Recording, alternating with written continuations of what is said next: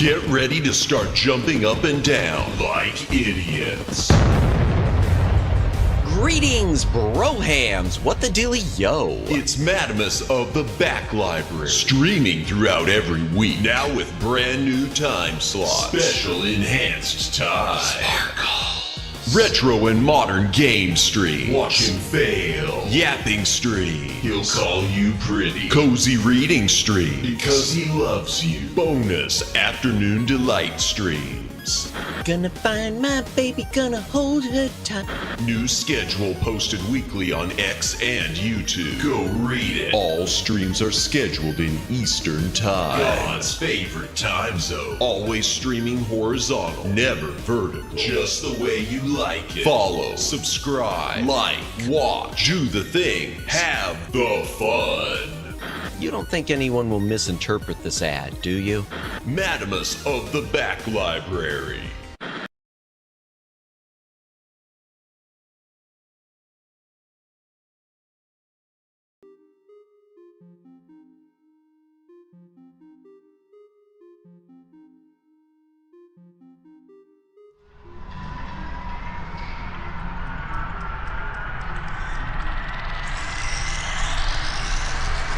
Greetings, brohams! What the dealio? Welcome to the Back Library. I am Madamus, former Cosmic Defender turned archive curator.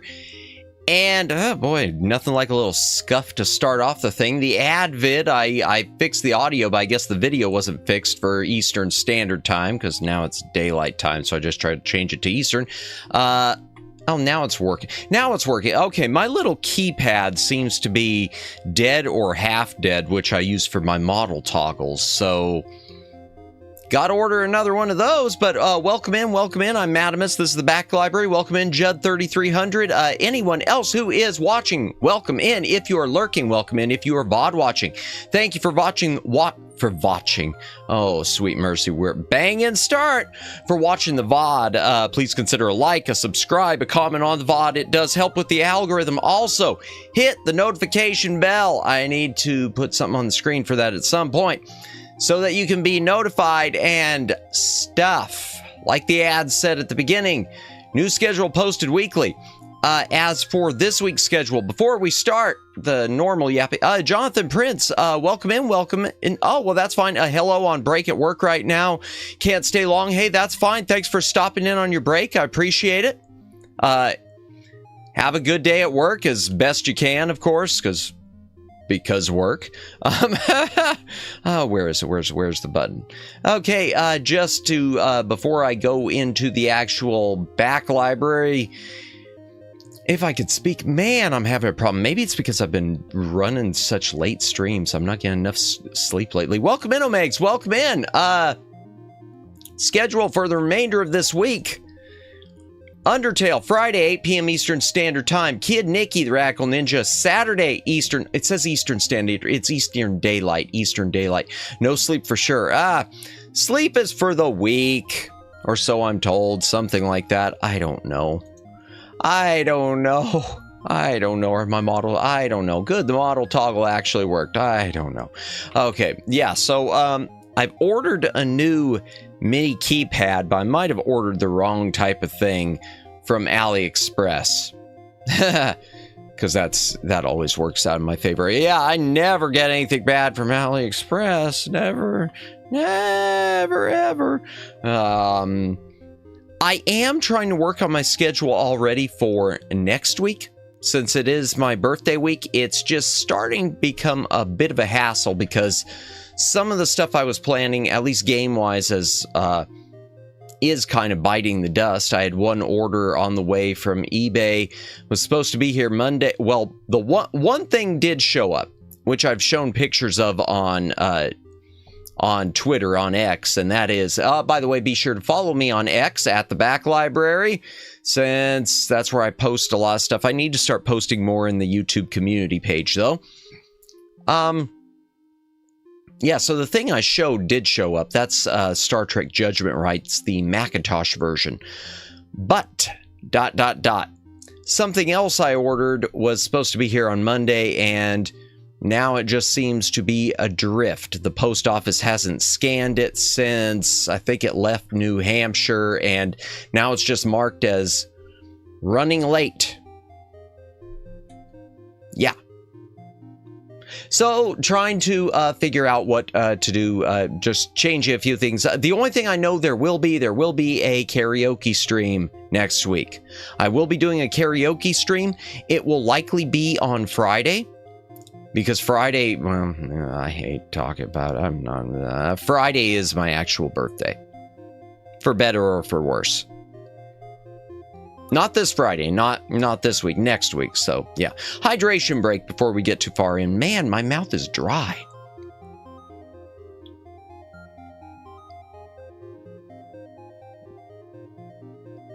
Also, I'm drinking a carbonated water. It's a mojito flavored. I don't know how I feel about it. But yeah, as far as next week, I do, even though it's a birthday week, I am still going to do Monkey Island. I am still going to do Undertale. I just might be changing the day of Undertale. I haven't decided yet with that. I keep thinking maybe do Undertale, since I've been doing it at 8 o'clock on Fridays, maybe do it at 8 p.m. and make sure I cut it off at 10 and then go into karaoke at 10 and yeah, and then do something on Thursday also, which would have been the special thing. Or maybe I'll just move Undertale earlier in the week. Since if I'm doing the karaoke, I probably won't do a big YAAAAP section next week. Excuse me, just because I don't want my throat to be any more ruined than it probably already is after doing the 7 hours of Monkey Island 2 on Monday and 5+ hours of Star Trek Armada last night. And yeah, anything else? I know there's some other housekeeping. Trying to fix the old ad without re-recording everything. Part of which aired tonight, but I screwed up the video. Because scuff. What else? I feel like I'm forgetting something really important, chat, and I don't know what it is. Chat, so let's go ahead and head into the browsing room, and maybe I'll think of it as the doors close and open.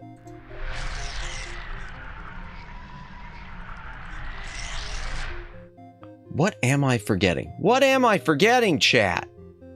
No, I don't know. I legit don't know. Okay. No, there's something. I know this is a really stupid part of the stream with me just repeating there's something and something I'm forgetting. But it's true. There's something that I feel like I'm forgetting. And it was something either really cool or really important. Or maybe it wasn't either. Yeah, we're just going to move on. Oh, switch my mouse over.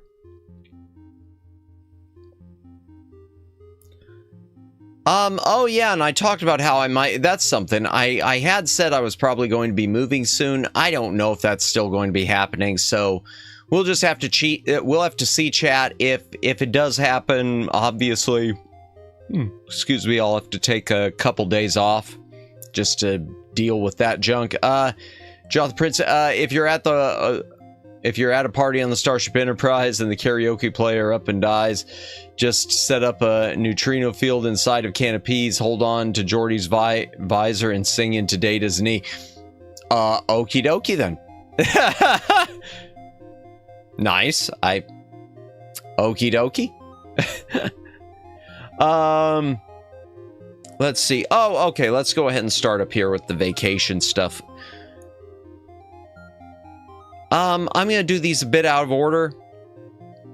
Just because they're out of order on here. The National Lampoon's stuff. National Lampoon's Vacation. This is not the original DVD edition. We're talking about DVDs. So these are the DVDs. This is where we left off last time. Last time we finished up the Mystery Science Theater stuff. So now we're on the next page. Trying to get through all the DVDs in the back library. National Lampoon's Vacation. So the first DVD edition, oh, excuse me, I remember was full screen only.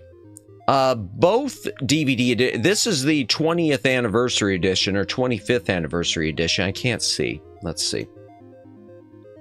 20th.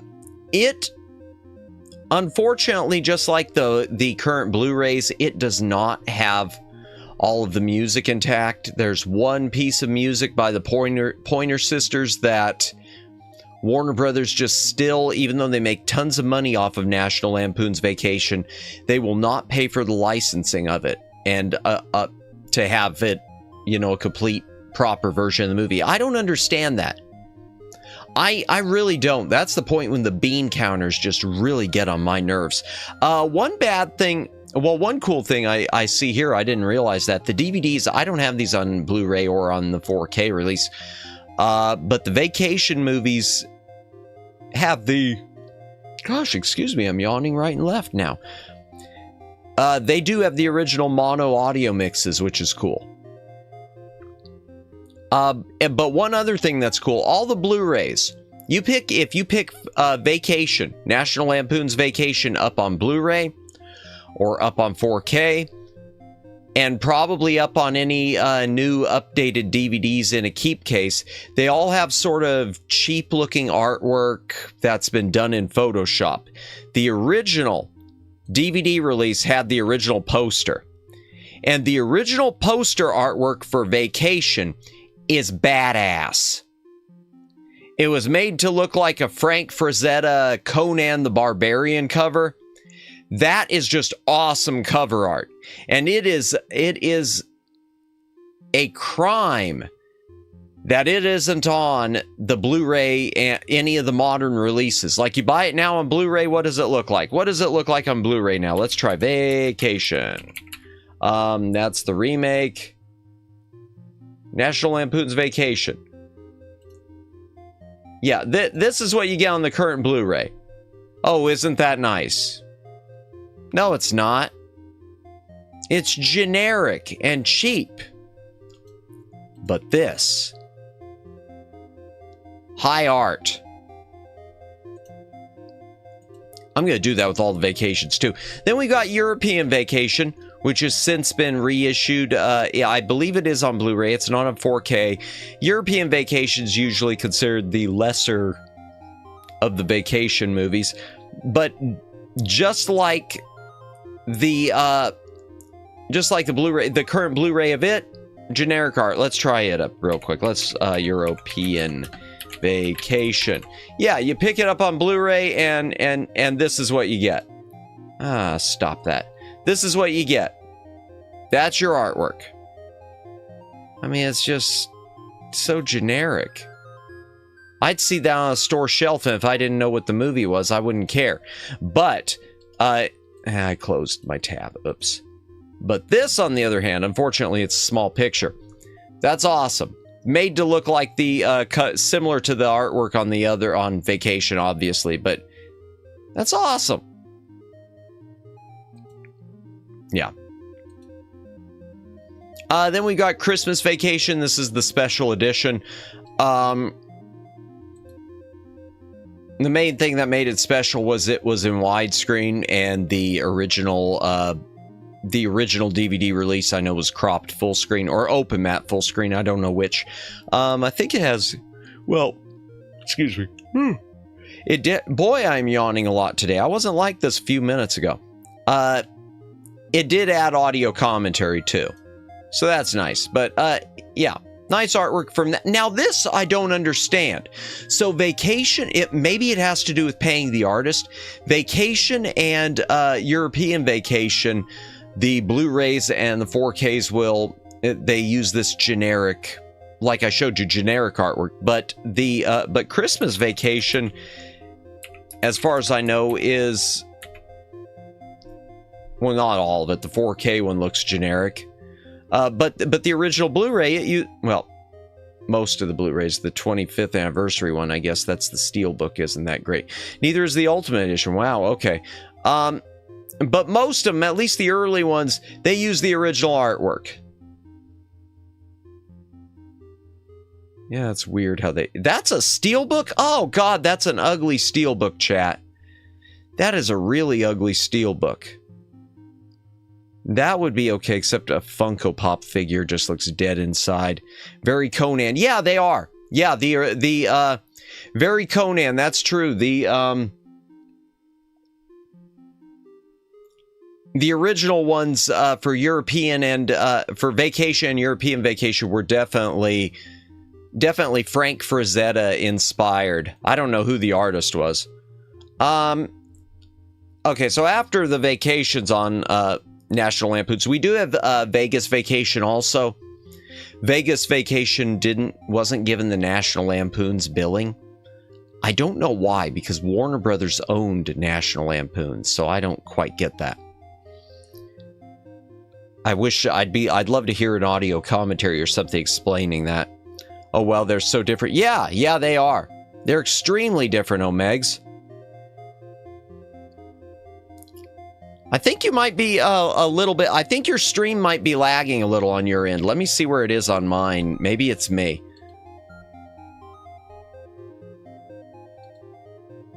No, it might be more on your end because I'm only about 5 seconds off here. Okay. Okay, National Lampoon's Loaded Weapon 1. I do want to mention this one real quick. I say that about everything, don't I? Okay, so National Lampoon's Loaded Weapon 1. This is Samuel L. Jackson. I have that DVD, the Batman one. Oh, the New Adventures of Batman. Yeah, that's the second filmation series. It's interesting, to say the least. Loaded Weapon 1. So, well, it was one of Samuel L. Jackson's first, like, top billing movies. This is sort of when he was first becoming a thing. But, two things I think are interesting about this. Number one, the television cut is longer, and the deleted scenes are not included on this. I know there's at least one, maybe two additional scenes that are in the TV cut, and they're both good. They don't slow it up at all. There's one where the police chief, when they're asking how much time they have to solve the case, it turns into a game show of that depends on how lucky you are, and they pull out a wheel to spin to tell them how long they'll have to solve the case. And I mean, it was the scene worked fine. But the other thing that's interesting about this, William Shatner is in this movie. And one of the special features it had was it had like cast credits, which sort of a useless feature, but it was a feature where a menu-based feature on a lot of DVDs where it would show the major cast. You click them and it'll list some of the other movies they're in or are doing or currently doing. And William Shatner, when you clicked it, it listed Star Trek Secret of Vulcan Fury. Or is it Secrets? I think it's Secret. So Secret of Vulcan Fury, if you're unfamiliar with it, Secret of Vulcan Fury was a Star Trek video game that was never released. It was played up, so this was around like 1997, 1998. Interplay, the company behind the Judgment rights that I keep mentioning, announced this game, Star Trek Secret of Vulcan Fury. They had trailers for it, which looked freaking amazing. 2 trailers for it. One had no dialogue, but a bunch of visuals and looked awesome. And the other one had a bunch of narration by Twin Opinion. Welcome in. So Secret of Vulcan Fury, it had this, this other trailer had narration by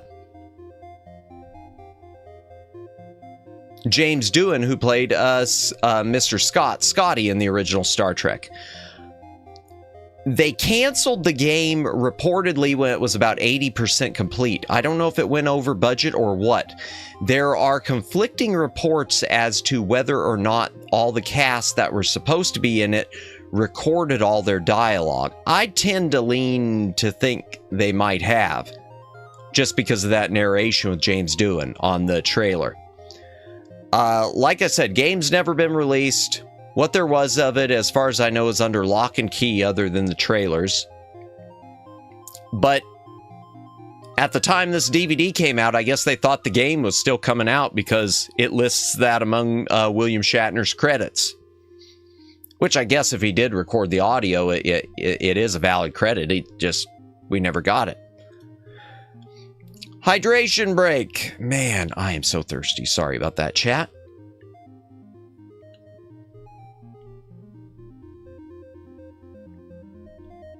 If you've got a drink, take a drink, hydrate or dihydrate. National Lampoon Senior Trip. I don't remember much about this one. I need to watch it again. I know I thought it was funny, but I don't remember much about Senior Trip. Network. This is pretty much TV. I mean, it's supposed to be a satire about TV news and ratings. Some of you already know this. I've talked about before. My original career was in TV news. Brief, and I'm happy it was brief. I can't even call Network a satire. To me, there's so much about it it's just too spot on, in my opinion. But this is where the phrase, I'm as mad as hell and I'm not going to take this anymore came from. The guy yelling that was in Network. If I remember correctly, it was a great movie. If I remember it correctly, he was being fired and he just went in there and blew up on the air. And everyone loved him. The New Adventures of Batman, which Judd already mentioned. So this is 1977. So this was Filmation's second Batman animated series that they did. And this was at the time when the rights were split because Hanna-Barbera had Super Friends and DC Comics rights, which included Batman mixed in with Super Friends, but Filmation had exclusive Batman series rights. Their first series, Batman was voiced by the same. I think his name was Olan Soul, who originally voiced Batman. He voiced for Super Friends also, and Casey Kasem as Robin. This one had Adam West and Burt Ward. No, you're fine. This one had Adam West and Burt Ward voicing Batman and Robin again.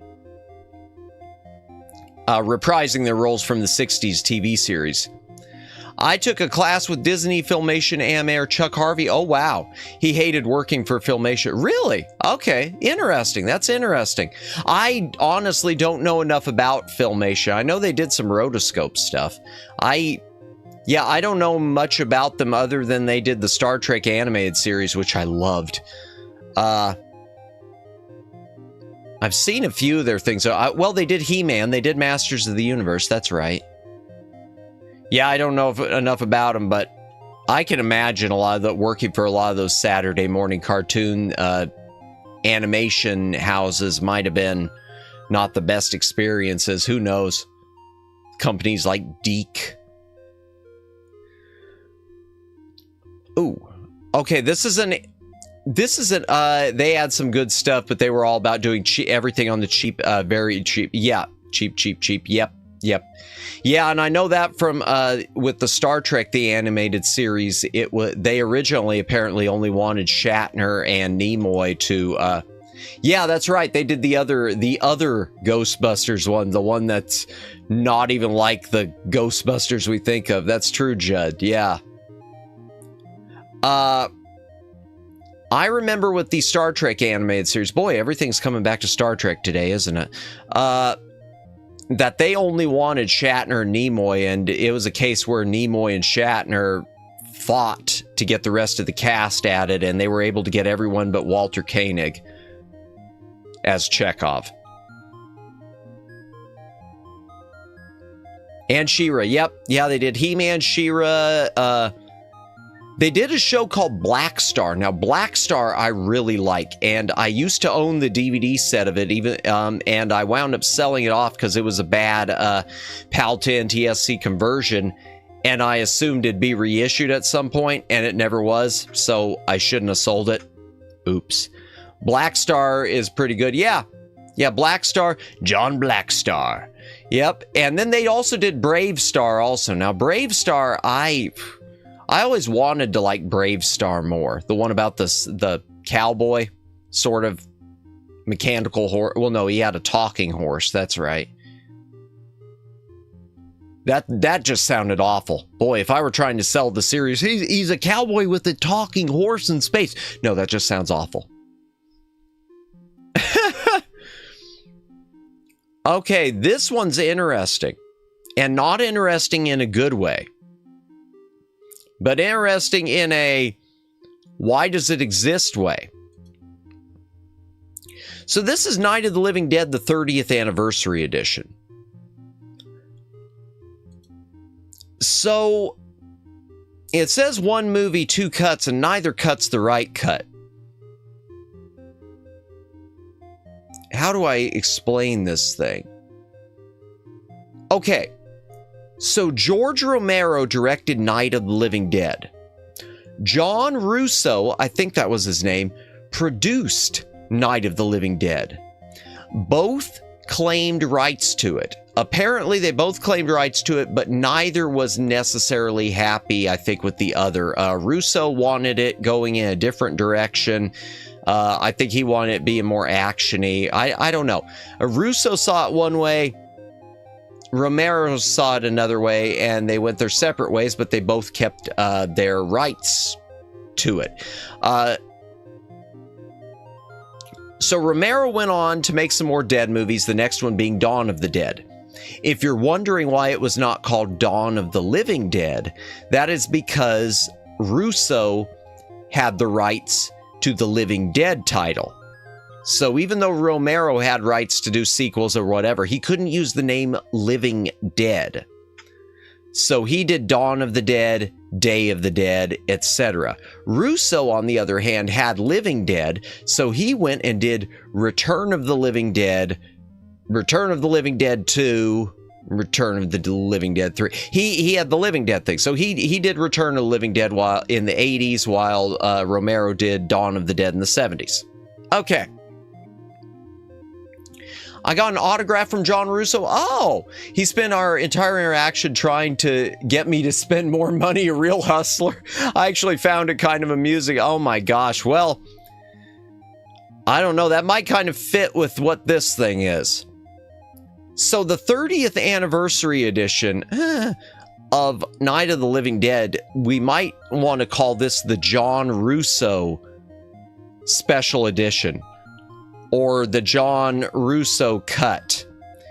For the 30th anniversary of Night of the Living Dead, John Russo got some, I hate to say low budget actors, but he got some young actors, young actresses to shoot some new footage.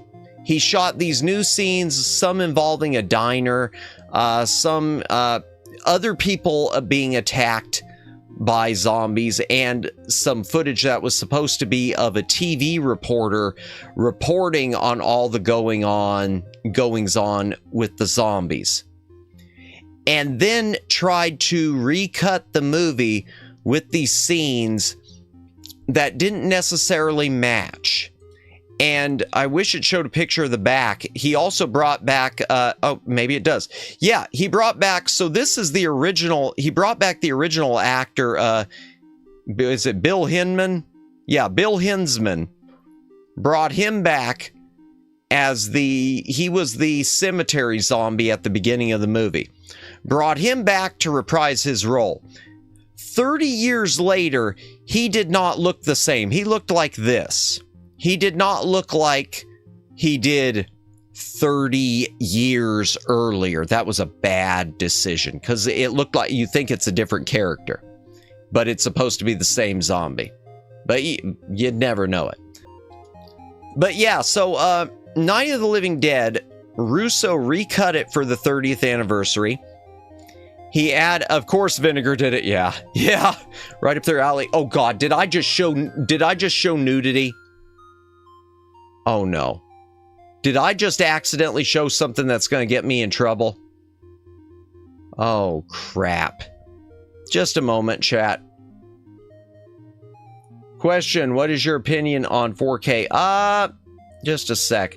Let me see how much. Oh God. Yep. I'm going to have to edit this right when we go off air because I accidentally showed a bit of something. Balls, I don't want to deal with this. Okay. Thank you, Vinegar Syndrome, for leaving, you know, some nudity on your cover. Thank you. Joe, what's my opinion of 4K? My opinion on 4K is I like it for restoration purposes. Me personally, as far as a home video format, I personally don't see the need. And the reason is, and I've said this on some other streams too, I like 4K as an option, but I do think some movies look worse in 4K. Yeah, free bloody boo, but no, Megs, don't let them know. Oh gosh. Yeah, that'll be getting edited right after we finish the stream tonight, I hope. In fact, let me write down 8:39. Yeah, all right. Let me write down the time.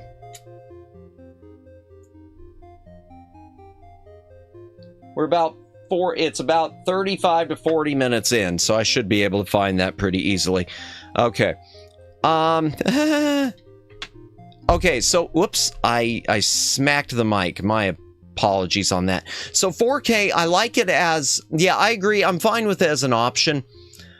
But I go back to something which I've said on previous streams. I was originally told when it came to catalog movies, 35 millimeter is much more comfortable at 2K. They're roughly the same resolution, and the color limetry of film is almost equal to that of high definition also. So the HDR goes beyond what it naturally is, and the 4K goes beyond what it naturally is in most cases, not all, but most cases of catalog films. So my opinion about 4K is, for movies that are new and just coming out, I'm more interested in it than I am for older films, unless there's something that was shot on a big format, like well, I'll use a musical example, like Oklahoma. One of the versions of that was shot on 70 millimeter or 65 millimeter Todd AO. So bigger film stock 4K makes sense to me.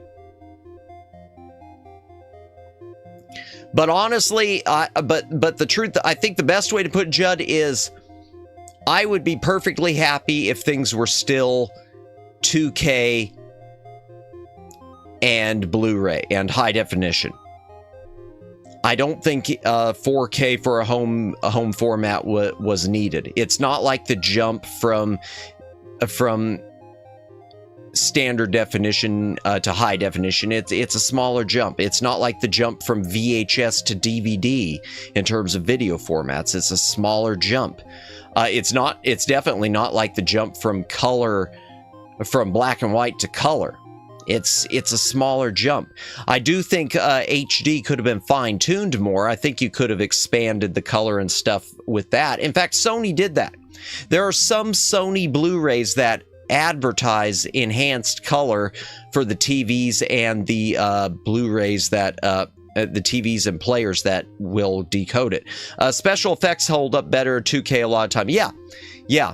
It shows a lot of the 4K can pull out a lot of the ugly stuff that might be hidden by being just a pinch softer. Oh, excuse me. My mouth is so dry today. I actually delivered 6K to someone once. It's what they wanted. Really? Wow. Well, I mean, I say the same thing I did before, which is for editing purposes and restoration purposes. I think, if you're for things like that, have all the K. I know there's some things out there that are being done 8K. There's probably might be beyond that now. For restoration purposes, I can see it because you have more larger canvas that you can clean and work out the detail on maybe, but yeah, for home consumption, I don't get it. I just don't get it. or for theatrical consumption. Because if we go by what I said before, assuming it's true that 35 millimeter and 2K are about the same resolution, that makes the idea of 4K in theaters even seem, I hate saying not necessary, but not necessary. Now, I do think, I am going to say, 4K to me makes good sense with 3D release titles. And one of the reasons for that is sometimes your 3D Blu-rays, the way, depending on the type of 3D TV you had, they'd have, what's next, 5K? Just kidding. Usually, now I didn't know there was 6K though, so twin opinion, you've sort of got me interested on that. I thought it always doubled. I thought we went from 2K to 4K, and then because I knew 8K was in the works and is being used for restoration, but that's the thing too. You think you get 8K at home. Whose human eyeball is going to be able to tell the difference from a normal viewing distance? If you get right up on it, maybe you'd be able to tell the difference. But I can't see a normal person being able to tell the difference between 4K and 8K.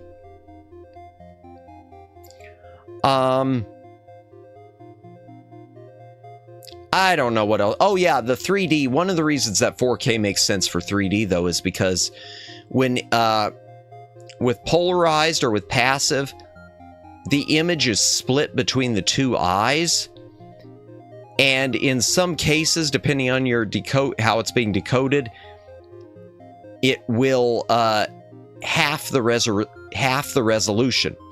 So in some cases, if you're watching a 3D Blu-ray, you probably don't notice it, but it's possible that it's half the resolution in Blu-ray. That it's we'll just call it 720p in each eye.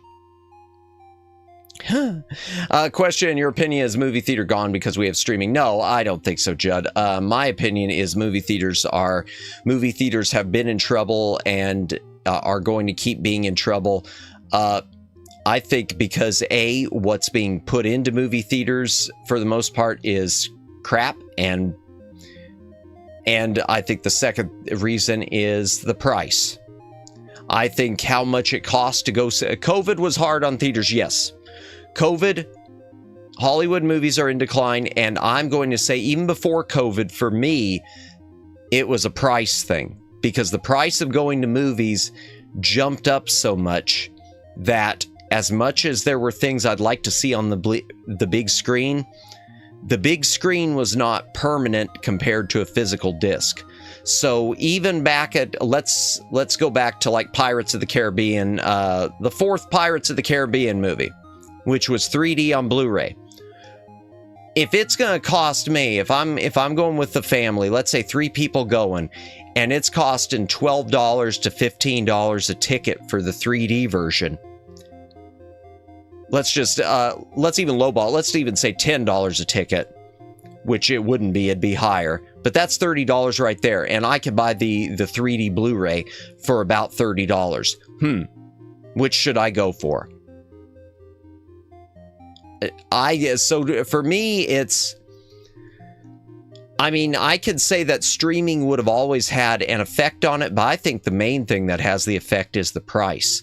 Because even if you look back, with there was the alternative of before there was streaming, when we had rental stores, there was also pay-per-view on cable. Pay-per-view on cable was more expensive than renting a copy on a videotape in most cases from your local Blockbuster. So why the heck wouldn't you just, I mean, yeah, the people who wanted to do it, yeah, it was the convenience of not having to leave your house. But for most people, the price, it wasn't ever worth it to do pay-per-view. Now with streaming, the price isn't like pay-per-view prices. With streaming, the price is equitable in most cases. And for a lot more than just watching the one movie one time. That's why I have a movie group. We have 4K projector, nice, and surround sound. Feed 8 people with like $40 worth of pizza, much better value. Yeah, or Hollywood. Yeah, I remember Hollywood Video. I bought a few. I think I bought some stuff from them when they were going out of business. I think I got a a couple. I don't know. I might have gotten an NES game from them. Hydration break. If you got a drink, take a drink. Hydrate or dihydrate.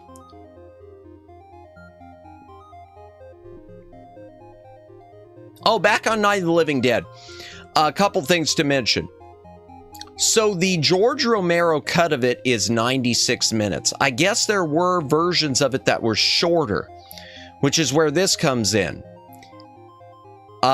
It is missing some of George Romero's footage and adds in the John Russo footage that I mentioned. So it's not like it's an extended version. It's not like it's the whole George Romero version plus these added scenes that didn't need to be there. It's just added scenes that need to be there plus a shorter version of George Romero's version.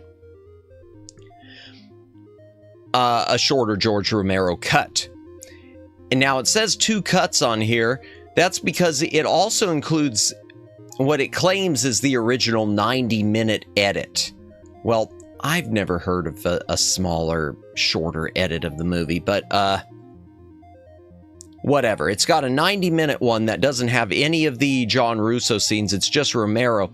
And for some reason, they replaced the soundtrack or parts of it and added in this, like, electronic music score that doesn't really fit that well. And there was even a limited edition of this DVD, which I don't have, and I'm fine not having it, that included an audio CD of the replacement soundtrack. You know, I say I'm fine not having it. Now that I'm thinking about it, I kind of wish I did have that edition with the soundtrack, just because I'd like to listen to it a little more and just be more judgmental. No offense to the guy who did it. No offense to the person who did it. This is the shots I'm taking aren't at the music. I mean, if he just happens to be watching by happenstance, oh, they're talking about that movie I did the replacement music from. I'm not bashing you. I'm bashing the replacement version. It shouldn't. No. Bad. Oh, one last thing. There is one last thing to mention. The opening titles of this one. It doesn't even open saying Night of the Living Dead. They actually put 30th Anniversary Edition in the title of the movie. So the movie starts and says 30th Anniversary Edition on the frickin' title card. That looks stupid. But at least they're not misleading anyone and making them think it's the real deal. Rare Scope Ninjas and Dragons. I don't know what to say about this. It's a Rare Scope used to. I've still never seen this version. You know, I would say it's worth seeing. It's worth seeing enough that I've never gotten rid of my copy. I mean, I keep it for completest sake. It's worth seeing. I'll say that. I don't want it to completely disappear. I want it to be, I want people to at least, I don't want it to, you know, wind up as lost media. It's worth seeing, but it's not worth watching, if that makes any sense. It's worth seeing just for comparison's sake, but I can't imagine anyone deciding that that's their favorite version of the movie. It's just it's a vanity project. It's in my opinion, it's a John Russo vanity project. I get it. I enjoy weird cuts and dubs of movie. Yeah, exactly. And some of those, you actually do want to revisit. I can tell you, I have never revisited this one. Scratch that. I started to revisit it at one point, and I want to say I shut it off 10 minutes in because I couldn't get into it again. The first time I watched it, it was, you know, more interesting. I don't even remember all the differences now, so it probably would be interesting again, but I don't know. It just felt weird. Rare Scope. I pointed a couple of these out before. BCI Eclipse used to release some martial arts movies where, I don't know if they're public domain or not, but they would release them with like the only surviving prints they could find. That's another case with this one. Ninjas and Dragons, it is 16:9 enhanced, which most of theirs weren't. That's one of the only reasons I had it.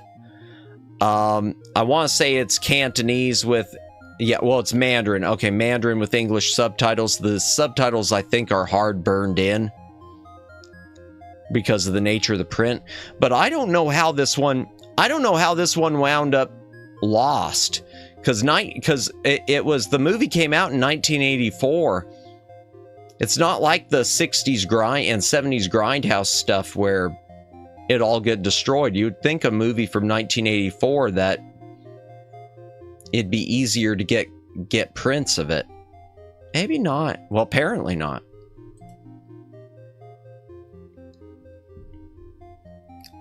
Not much to say there. John Wayne Norton, sad how many Chinese and Hong Kong movies are lost or in terrible shape. Yeah. It's sad with them, and it's sad with a lot of stuff with terrible shape. Yeah. It's sad with them, and it's sad with a few things of even Western films that are in the US and everything that are lost, or versions are lost. One which I mentioned when I went through my Blu-ray library, one of the movies I mentioned, and just, I know we're going off on a tangent, that's cool. One of the movies I mentioned on Blu-ray, which is, it's not lost, but the original negatives are lost, and it's something, it's like they won't admit they're lost, is Damnation Alley. 1977, Damnation Alley came out from Fox about the same time as Star Wars. It was the sci-fi movie that they expected to be the big one, bigger than Star Wars, and it wasn't. Damnation Alley, it's worth seeing, but there's some good stuff about it, and there's a lot of crap. But the thing about Damnation Alley is, as far as, nothing officially has been said, but I think the original negatives were destroyed. I think it was in one of the studio fires that they were lost. And the reason I say that is because I vaguely remember Anchor Bay Entertainment had announced this on DVD, and then they could not find a source for it. Yeah, not familiar with it. It's worth seeing. It's a post-apocalyptic movie. It's a good cast. It's Jan Michael Vincent, George Peppard, Paul Winfield, and it's got this really cool vehicle called the Landmaster, which, if you look up the Landmaster, I guess there's still like one of them surviving that they drive around to some conventions or something, but it had this really, really, really cool vehicle. Anchor Bay said that there wasn't a surviving, they couldn't locate any prints. Okay. When Shout Factory released it on Blu-ray, this Blu-ray, it doesn't look really damaged, but there are cigarette burns.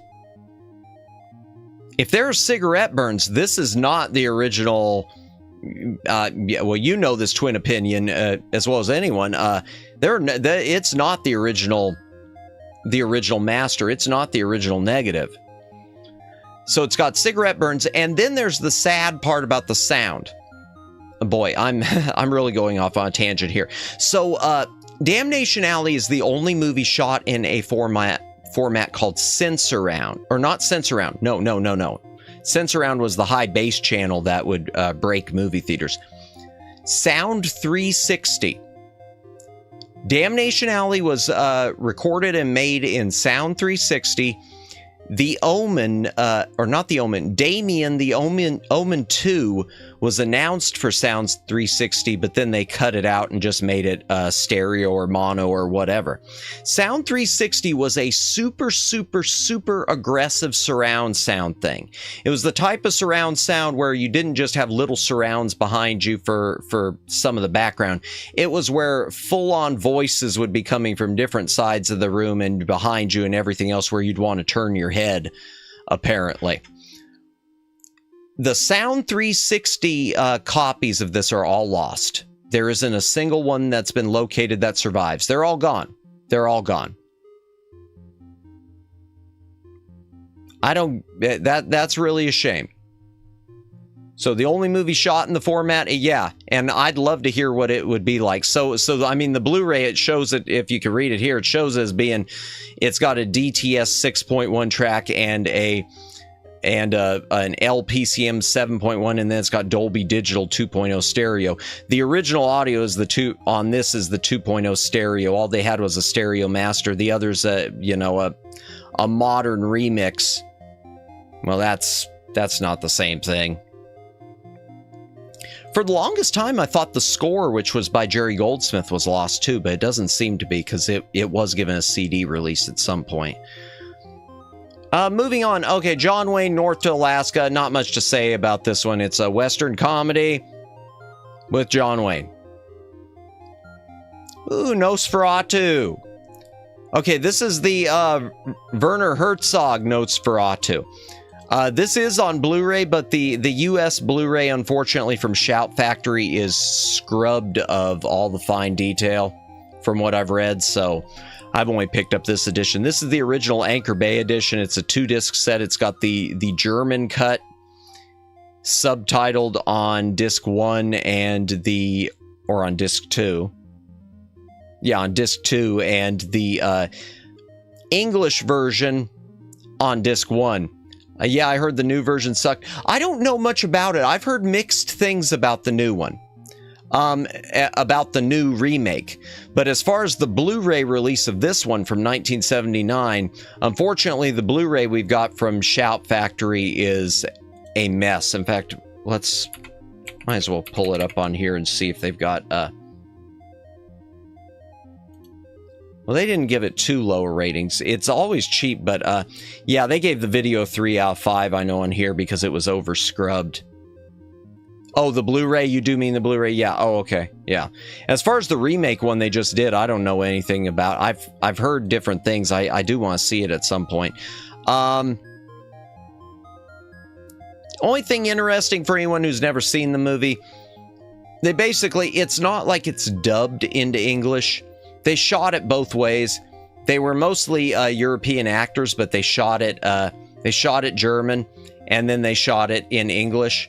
So that's kind of cool. I mean, that's better than, kudos to Werner Herzog for doing that, trying to make it accessible instead of just the straight up dub tracks. The Nude Bomb. This was a theatrical Get Smart movie from 1980. If you know the TV series Get Smart, it used to run all the time in syndication. It was a spy parody comedy thing. Mel Brooks cooked it up. Fun fact, did you know that the actor in Get Smart was the voice of Inspector Gadget? I did not, but now that I'm thinking about the voices, I buy that instantly. That sounds, now that because I can hear the voice in my head, Judd, that sounds, yeah, no, I didn't know that, but now that I'm thinking about it, thank you for pointing that out. Okay. As for the Nude Bomb, it's not very good. There was a Blu-ray that's out of print that was from Kino. It included a bunch of deleted scenes. I don't know what to say about this movie. I had high hopes for it. Not my thing. Octopussy, we've said it before. I've said it every stream in the DVDs. I'll say it again. The special edition 007 DVDs that were released of the first 20 Bond films. Check them out for the menus. Oh, what a name, the Nude Bomb. Yeah, in fact, what was it even about? I don't even remember. Okay, oh, yeah, there it is. Maxwell Smart is recalled to duty to help fight a villain who threatens to detonate a weapon that destroys clothing. So there, he's going to make... glad you hear you say that word. So yeah, it was a bomb that destroys clothing. The Blu-ray's out of print. It doesn't look like it's super expensive. No, you can get still for $20. Okay. It's out of print, but you can... So sad, Matt won't cuss, but he's happy to say bussy. Did I say... I was just about to say, did I say bussy in there? I just said bussy. All right, I said bussy. You happy, chat? Holy Hannah.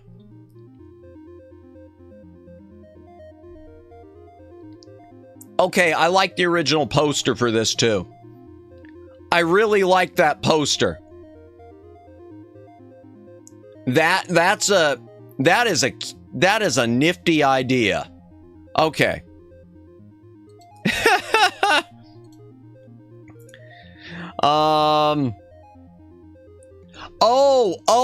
Because I get it. I'm glad. What a name. Oh, I thought you were talking about the nude bomb, Megs. I didn't know you were talking about, be right back. All right, Judd. Oh my gosh, Megs. I thought you were talking about the name, the nude bomb. I didn't know you were talking about Octopussy. Yeah, I tell you, that's the most uncomfortable Bond name there is. Yeah. In fact, well, and it leads to jokes in the movie if you've never seen it, because one of them there's an octopus tattoo, and he asks the girl, "What's that?" And she, "That's my little Octopussy." And it just, and the look that James Bond gives, like, wait, what? And then you got, and who was in this? Oh gosh, I can't think of his name because the way he used to say it. Louis Jourdan, I would also give that look. Yeah, no kidding. Louis Jourdan, who was in this. You probably don't know who he is, but the way he would say it always, it just, and they talked about it even on the documentary, he would, because he was French, it was Octopussy, when he was saying, because it's a person's name in the movie. Or it's their secret name or whatever, their criminal name, because nothing says I'm part of the criminal underground quite like that. Oh wow, it's their criminal name. Yeah, and well, not even just their criminal name, it's the name. They have a circus, so they have actually a Octopussy's Traveling Circus or something. Excuse me. It's a good movie though.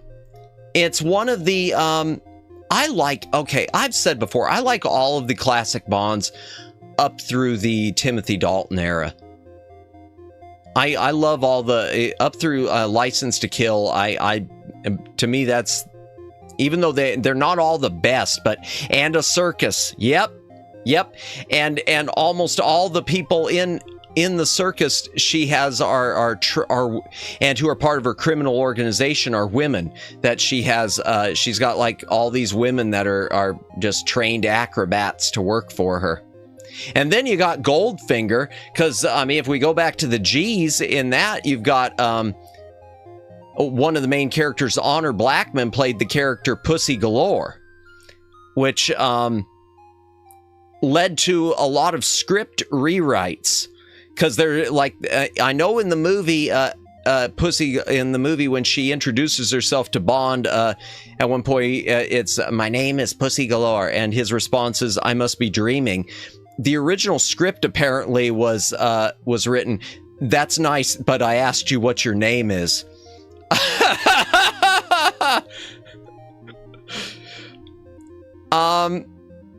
And they changed with that one, with Goldfinger.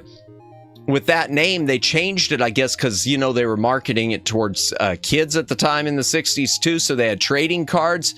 And the trading cards, they changed it where the trading cards, I guess, all said Kitty Galore. Kitty Galore's Flying Circus. And things like that. Because the circus with that, too. Because Pussy Galore, she didn't have a circus, but she had a flying circus. So she just had, you know, airplanes that would do stunts and things like that. Yeah, Peak Cinema is right. Man, I need to watch the classic Bonds again. I just want to start. If I could ever get through the rest of my backlog, I just want to start with Dr. No and go all the way up. Maybe even all the way through the Pierce Brosnan era. I don't dislike the Pierce Brosnan era, but I mean, they never did it for me quite as much. For me, the classic Bond ended after Timothy Dalton. Okay. Office Space. This is the DVD special edition. As far as I know, everything that's on this is on the Blu-ray, except the Blu-ray's high definition. You're welcome. For Office Space has never been one I've seen the need to upgrade. I like the movie, but I've never seen the need visually to upgrade it. Just because of the type of movie it is. Old Yeller, this is part of the Vault Disney collection. I mentioned that before. Disney tried putting out these 2-disc special editions that were jam freaking packed with special features. Jam packed. In fact, you can't, they don't even show everything that's on it, but it had it just tons of stuff, including they had the original theatrical animated short that ran in theaters before the movie, with the movie to run before it, so you could run it like in cinema mode. Disney only released 4 things under the Vault Disney banner. They released another 3, or they released 2 more 2-disc ones afterwards that were Vault Disney, but the covers were changed to not say it, because I don't know why, because Disney. And then they did another 3 single disc ones after that again weren't labeled Vault Disney, but they were Vault Disney. This is part of the original batch. And I mentioned loads of special features. There is a Blu-ray release. It was a Disney Club exclusive, yeah. And it does not include any of those special features because Disney. Oh, one other thing I should mention. A lot of people don't realize it, and I didn't realize it. There is a sequel to Old Yeller. It's called Savage Sam. Now, it was only released on DVD in this 2-pack, and it was cropped full screen only. For some reason, it hasn't ever been given a widescreen release. But yeah, there's a sequel to Old Yeller, and Disney doesn't give a crap about it, unfortunately.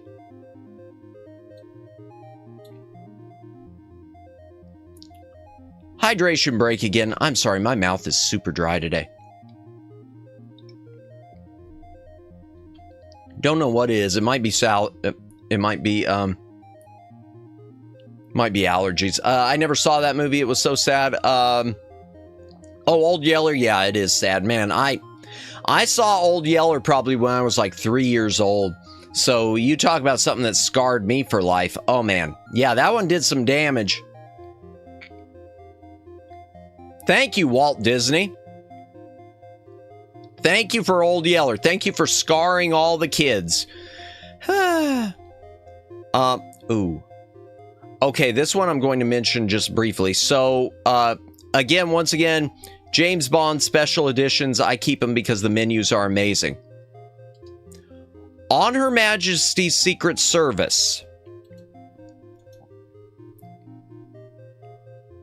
is the only James Bond movie to star George Lazenby. On Her Majesty's Secret Service,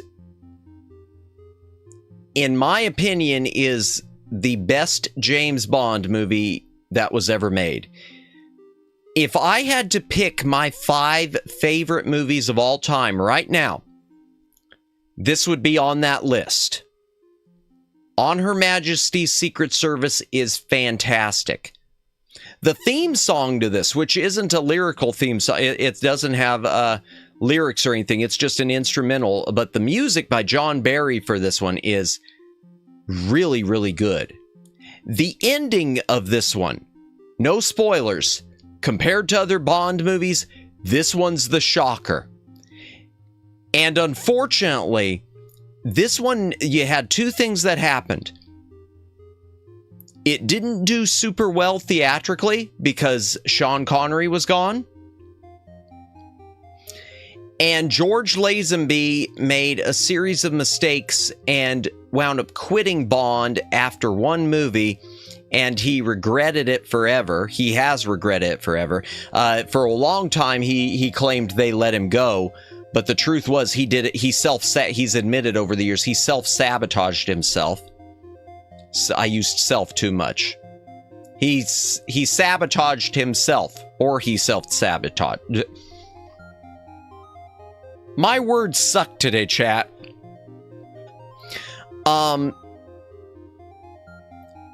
the Louis Armstrong song, "We Have All the Time in the World," was written for this movie, which I didn't realize until I saw it, and now I see it and I realize, oh, because you could tell John Barry. You could hear the John Barry in a Louis Armstrong song. John Barry. Seriously, if you've never seen a Bond movie,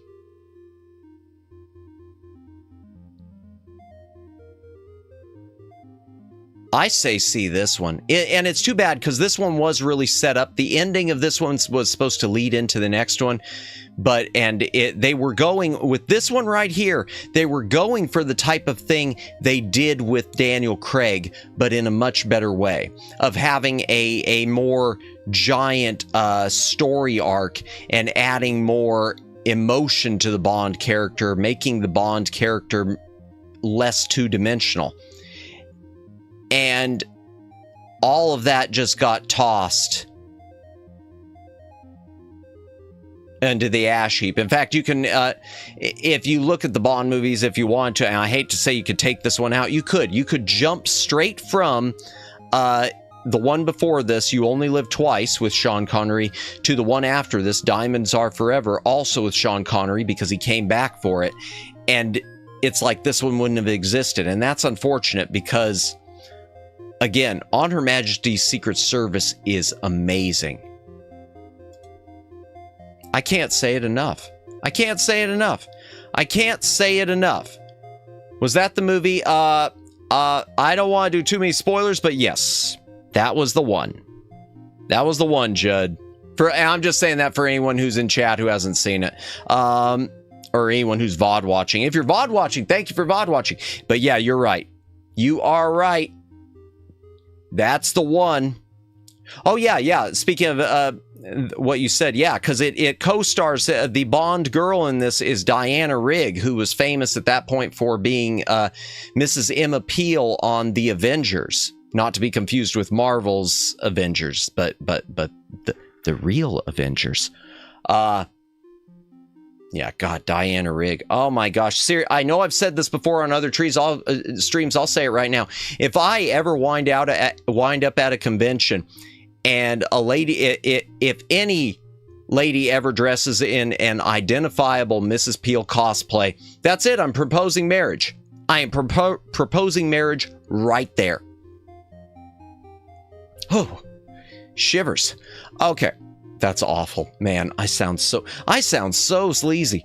Ooh, the Osterman weekend. Okay, I do want to mention this just real quick.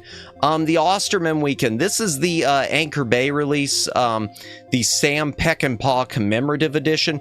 This was the last movie, as far as I know, that director Sam Peckinpah made. He did The Wild Bunch, amongst other things.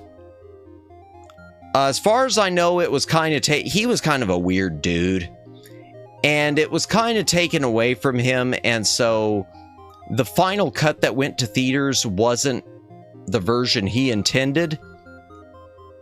This release on DVD has the one that went to theaters, and it's also got a VHS quality work print of his original cut.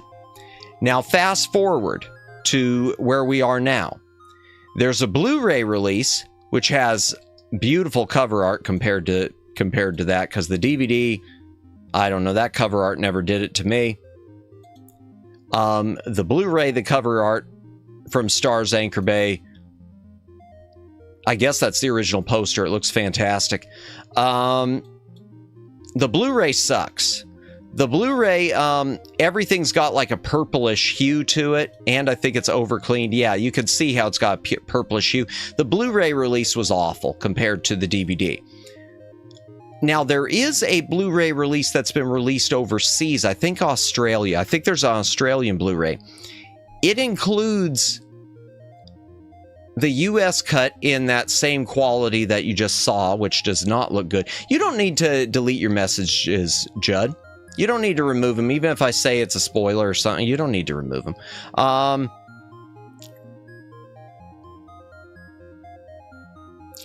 Unfortunately, the Australian release, the US cut, has that same quality where it looks purple it's screwed up. But it has, they located, I guess, the original Sam Peckinpah director's cut and fully restored it in high definition, or maybe it's even 4K. Point being, in Australia, you can get the actual director's cut of this in high definition, not a VHS work print. If you're interested. I'm interested, but what turned me off of buying it was having the theatrical cut in that purple quality. So, because I hate importing stuff as it is. Hydration break again. I'm sorry about this, chat.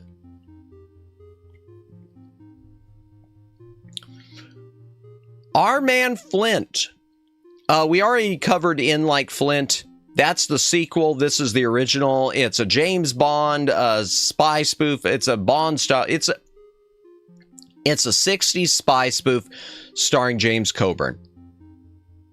I don't remember much about it or In Like Flint. The only thing I remember about In Like Flint is it's shown at the beginning of the second Austin Powers movie, where Austin says it's his favorite movie. Sean Connery in Outland. This is a sci-fi remake of The Western High Noon. So The Western High Noon, redone as a sci-fi movie at a mining a sci-fi on a mining colony. I think on well, yeah, there it says Io, Jupiter's innermost moon, with Sean Connery as the space sheriff or whatever. So it's a space western. Oh dear. And this is on Blu-ray. I don't know much about the Blu-ray release. I think it's pretty standard HD scan. It's just one of Warner's cheapies, not part of their archive collection or anything. Oh dear. We gotta talk over the top, chat.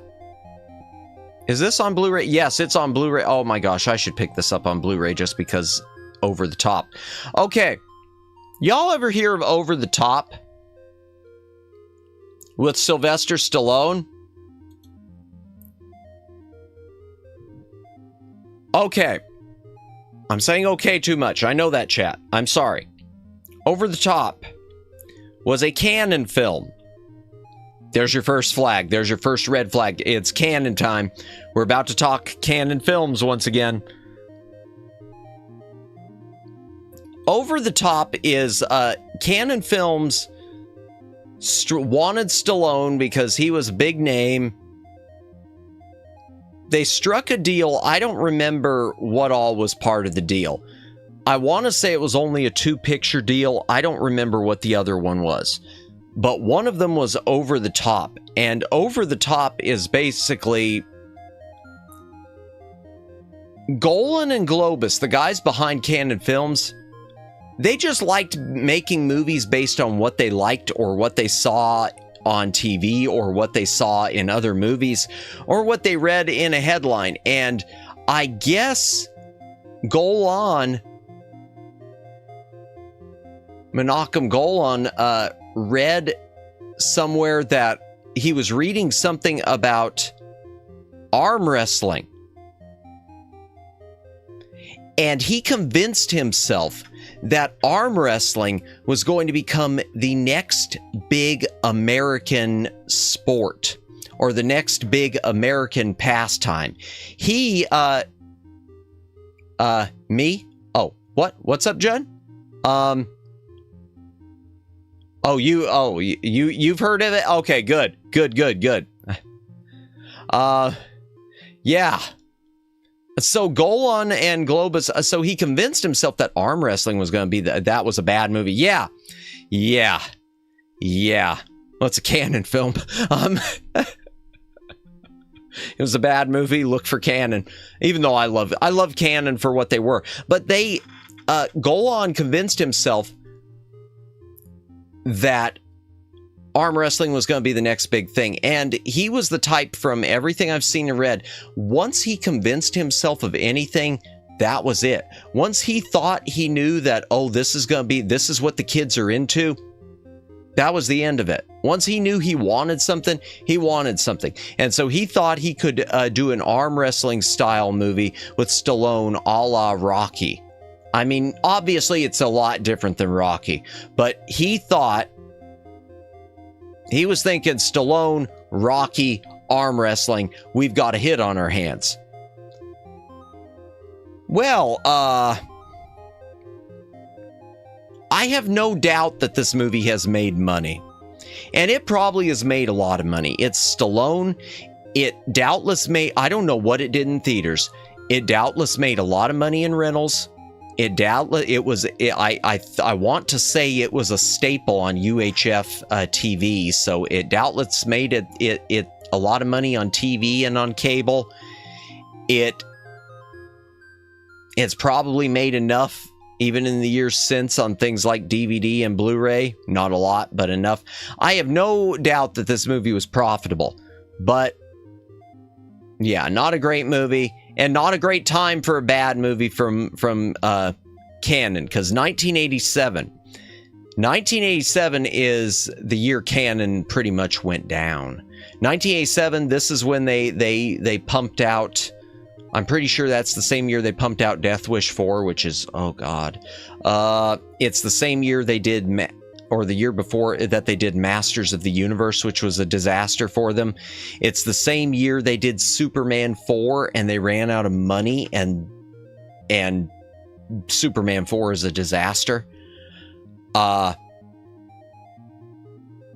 it's a year after they did Life Force, which Life Force is amazing. The director's cut, I've said that before, the director's cut of Life, incredible year for bad movies. I'm trying to think, I want to say, Twin Opinion, that there was some good stuff in 87, but I'd really have to check, but it was a bad year for Cannon Films. Life Force is one of my favorite guilty pleasures, especially the director's cut, or the international cut, whatever you want to call it. The US cut, which was the first one I saw, I wasn't that keen on. Yeah, I'd have to look up and see what came out in 87. All right, can I open up? Okay, continue without supporting. One of the Lethal Weapons, okay, it probably was Lethal Weapon 2 came out that year. That's okay. Dirty Dancing. So that was okay. Harry and the Hendersons, that's unfortunate. The Brave Little Toaster, no kidding. Garbage Pail Kids, oh my gosh. Overboard, okay, you had a few. Full Metal Jacket, really? Okay. I guess you had some good stuff. I mean, I'm not the biggest on Full Metal Jacket. I don't even remember it that well, but Adventures in Babysitting, okay. That's definitely that'll be my hit for 1987. Geez, Princess Bride was oh my gosh, the Chipmunk Adventure. Oh. RoboCop was RoboCop 87? Okay. RoboCop was 87? Oh wait, or was that RoboCop 2? Yeah, no, it was RoboCop. Okay. Oh wow. Yeah, you did have some decent stuff, just not from Cannon Films. Ooh, Cannon was up against some heavy hitters then. Darn, okay, there's something I regret. The Chipmunk Adventure, I used to have, this was the theatrical Chipmunks movie. I had the, Chuck Harvey worked on, did he? Okay. I had the Chipmunk Adventure on Blu-ray, and it went out of print, and it went over $100, and I sold my copy because I figured there's no way it's going to stay out of print. So far, it has stayed out of print. So I regret selling off that one because I'd like to watch that again. Empire of the Sun, I've never been that keen on. Ooh, G.I. Joe. Well, that's not a good movie. Yeah, RoboCop, I see that. Okay. Wowie, wow. Okay, yeah. Cherry 2000 was 87. I love Cherry 2000. How much is it now? How much did I lose? How much is it now? Oh, wait a second. Oh, that's the DVD. No wonder. I was going to say, how much is the Blu-ray now? Yeah, it's about the same price I sold mine for. Darn. At least if I bought it back, I wouldn't spend anymore. The Page Master, Macaulay Culkin, partially animated. I don't remember this movie at all. I don't remember the Page Master at all. I need to rewatch that. But I'll tell you, you can tell it's an early Blu-ray release because it's still got this family feature logo on it, which they 20th Century Fox used to use on their VHS releases. So this is when they were recycling their VHS covers for DVD releases.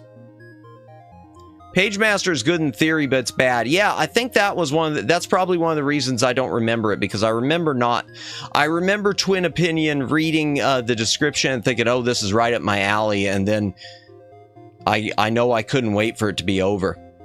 It was one of those things where it was, wow, I'd much rather be watching Little Nemo Adventures in Slumberland right now. Hydration break again, sorry. Like, it's a good cast, great concept, good screenshots, but yep, yeah. That's the way I remember it. So I'm glad you feel that same. At least I'm glad you're re-emphasizing what my own memories are telling me. I don't remember the movie itself, though. And I'm not in a rush to revisit it. Pale Rider, nothing to say about this. This is the old Snap case release. It is out on Blu-ray, and it's coming to 4K, I think, in a Steelbook release. Parent Trap. This goes back to what I said before. This is Parent Trap. This is a Vault Disney. 2 discs, full of special features. There is a Blu-ray release from the Disney Movie Club that's out of print, but it is bare bones completely. Yeah, it was bare bones completely, wasn't it? Used to be on TV all the time. Pagemaster or Parent Trap, because I think they both were. Yeah, it was bare bones, wasn't it? Yeah, I don't understand that. Completely bare bones. Still wish I would have picked it. Well, $20, man, that's gone down. I can't click it, though, because I'll get doxxed. That one's not holding its value at all for a Disney Movie Club. Maybe they just made too many of them. Wesley Snipes, Passenger 57, not much to say about that. It's a good actioner with Wesley Snipes. Passenger 57, which also used to be on TV all the time. Oh, and Pale Rider used to be on TV all the time, too. That's true. Yeah, Pale Rider was on TV all the time. Passenger 57 definitely was in an edited version. Patriot, Superbit Deluxe. You know, I've never watched this. Wish Wesley Snipes was a pleasant person to work with so he would be in more movies. Is he not? Okay, I haven't read much about... I haven't read many of the stories about whether he was easy or difficult to work with. So that's interesting to know. That explains something. I just know he didn't pay his taxes, and I was okay with this. I still have never watched The Patriot. I need to watch that someday. This is the Superbit Deluxe Edition, which means disc 1 is bare bones, but it is they had to CGI his eyes into a scene because he wouldn't open his eyes. Really? Really? That is insane. Oh my gosh. The Superbit Deluxe, second disc of special features. Main disc would be just bare bones. He's weird. Gotcha. Oh, I will take your word on that. Yeah, this is what I wanted to check. So the Patriot, there was an extended... Oh, good, and it is cheap. There was an extended version of it. I've never seen the movie, but, man, it's cheap. Okay. That's interesting. I just know that the Superbit is the theatrical cut. 175 minutes. Wow, that's long. What's the 4K? Let's take a look. The 4K, oh, it has both cuts. Really? I feel like Patriot was good, but I don't remember. I've never seen it, so I need to at some point. Oh. Is that what they did? Oh, that's sort of a... Huh. So it looks like what they did, yeah. So the 4K copy is in, on the 4K release of it, the 4K copy is the theatrical cut, and the Blu-ray is the extended cut. Huh. I always feel like, I mean, I'm glad they did that. I'm glad they put them both in one package, but I always feel gypped when a company does that.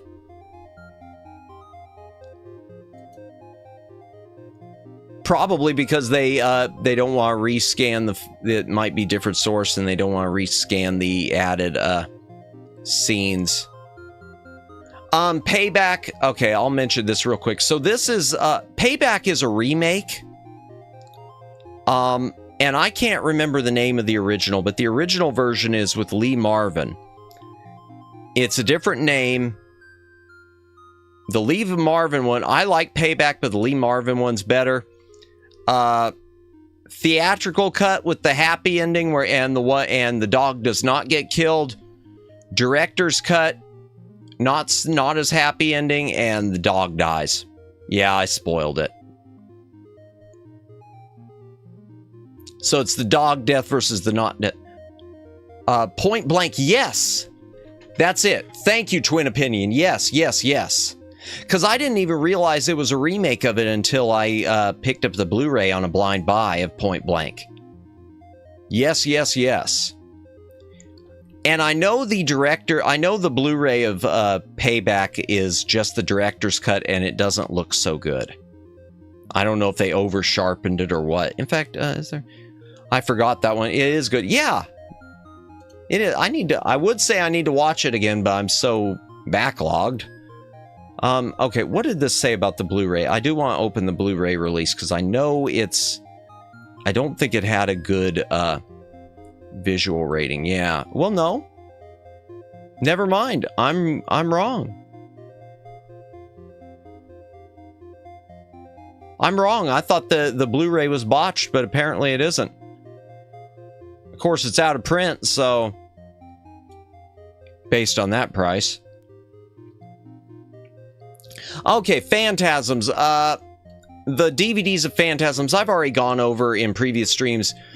The Blu-ray releases of the Phantasms and the box sets and all the problems that Wellgo USA, who owns them now, have introduced. How, especially with Phantasm 2, how they've really messed up the Blu-ray the current Blu-ray release in their box, not in their box set, but the Blu-ray release you get packaged with the first film, and the box sets out of the new box sets out of print, and then the old box set recycled the Shout Factory discs, which wasn't as good. Okay, a lot to cover. I don't want to go back over again. Phantasm on Blu-ray, Phantasm 2 seems to be struggling. I keep the DVDs just because Phantasm, especially when I was younger, it was my favorite horror movie series. I loved Phantasm. I loved it enough where I picked up the different editions when they came out on DVD before I had Blu-ray, and yeah, I've held on to them. This one, right, this is the Anchor Bay when they did an Anchor Bay collection version. First movie plus a bunch of special features. This is the original DVD special edition from MGM. It was not 16:9 enhanced, so it would be window boxed on a modern TV. And it doesn't list it, but it has a bunch of special features. Some are not on the newer editions, including a disco version of the Phantasm theme song. Phantasm 2 on Blu-ray, Universal release, horrible cover art. And it's just the movie. It was just a cheapie that they did. They finally got around to releasing after everyone kept begging for Phantasm 2 on DVD. Phantasm 3 from Anchor Bay, it was uncut. It's the uncut version. And I think it had a few special features. I know they did all transfer over to the Blu-ray, but the deleted scene, I'm sure, is there, yeah. And Phantasm Oblivion, this is the original MGM release. This is the Anchor Bay reissue. I want to say there are some framing differences with the original MGM release. Plus, the original MGM release uses the original poster art, or the original video art, whatever. Whereas Anchor Bay, I guess they didn't want it being mistaken for it, so they did just one of their Photoshop deals. I don't like that artwork. I just think that looks cheap. Whereas the original DVD, the original bare bones DVD, well, you can barely see it, but I always thought that one looked nice. Yeah, I always liked that one. Love the tagline to it too. The sequel with balls. Planet of the Apes, the original TV series. This was the 1970s TV series of Planet of the Apes that only lasted one season. Yeah. And Phantasm 2, I liked its too. It had a good one too with the whole, this summer, the ball is back.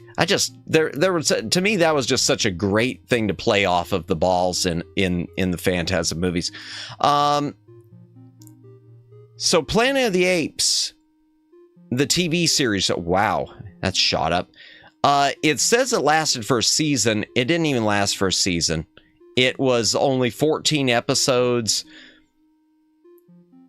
The last episode only aired in syndication because the show was canceled after episode 13. It's obviously not as good as the movies were, but it was good, and it did star Roddy McDowall. As for this Blu-ray, this DVD release, this is the first edition that I have. There was a reissue that added in, I guess it's this edition. There was a reissue that added in the, what did it? The episode trailers and the episode teasers. This is just the episodes and nothing else. Trying to pick my words here. I haven't watched this for years and years and years, so I can't say much about it except what I've already said. I thought it was good. I think it's a shame the show didn't last. And if you love the classic, the original 5 movies, it's worth seeing. It has more of a Beneath the Planet of the Apes vibe to it. Plunder in the Sun from John Wayne's Batjack Productions. It's a Glenn Ford.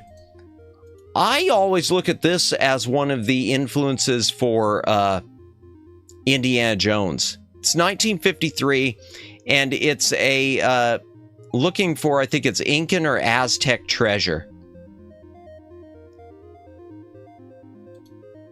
It's not on Blu-ray, I don't think. Oh, hell. It was on Blu-ray. It's okay. You say it looks cool, Twin Opinion. It's okay. It's a product of its time. And you know as well as I do, adventure movies of this type, it ain't gonna be like Raiders of the Lost Ark. But it falls in line with things like the original King Solomon's Mines from that era. It's fine. It's fine. It's not bad, but it's fine. I can't really jump up and down and call it amazing. Okay, this was an imprint release. Oh, it's not a US release. Okay, and not a US release. Never mind. But yeah, it's cheap on DVD. $3.99 new, man. I want to say I paid something like that. Okay, now I remember. I picked this one up, and probably just a few years ago.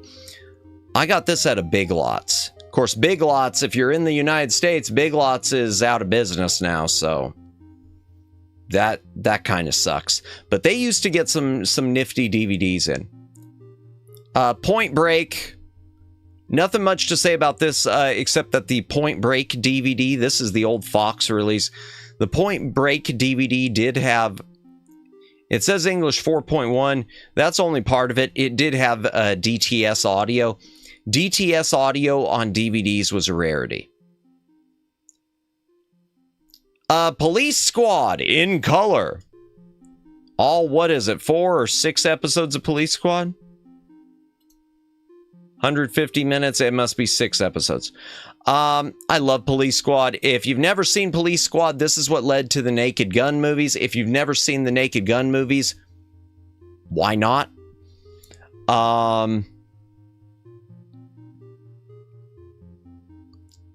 The one thing this has that the Blu-ray does, this is out on Blu-ray, and you can get it cheap on Blu-ray. The Blu-ray, as far as I know, unfortunately doesn't include the mono mix. This does, the DVD does include the original mono. Let me see. Yeah, and the Blu-ray's cheap. No, it does have the mono. Okay, it's just got it in lossy quality. I don't mind that. Now, the interesting thing about this, there's one interesting thing. So there was well, there's a lot of interesting things. But the interesting thing about this DVD is the special feature that's on it that doesn't really belong on it belongs on something that we didn't get. How do I explain this? Okay, so before the Naked Gun happened, there were plans to make a Police Squad movie.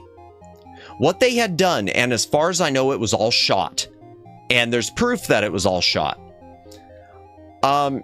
They were going to take the episodes of the TV series, cut them together into a movie. It was going to be just a low-budget B-movie cash grab thing. And it was going to be centered around Leslie Nielsen's character, Sergeant or Lieutenant, Frank Drebin, being on trial. Being on trial for all these police mishaps or whatever. And the ending of the movie was going to be a freeze frame of the courtroom burning down around them. It was, and when I say freeze frame, like the freeze frames in the TV series, if you've never seen the series, they will do, they would end the episodes, the few episodes they were, like a freeze frame you'd have where they'll all hold still, but everything's still going on around them. It's not actually frozen. So if one's pouring a cup of coffee, it's going to start it's running out over their hands and they're just still standing there smiling, or the place could be, like I said, with the courtroom burning down. So this DVD and the Blu-ray with their special features have, where is it?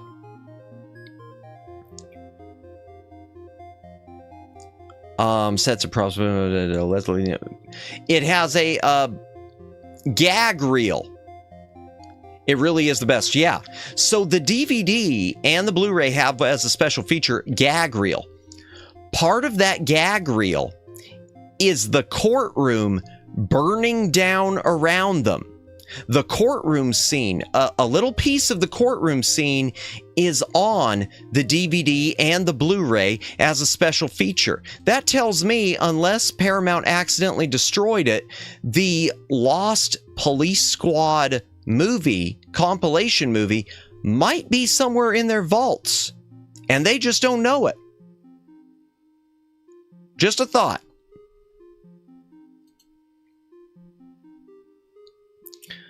Pollyanna, nothing much to say about this.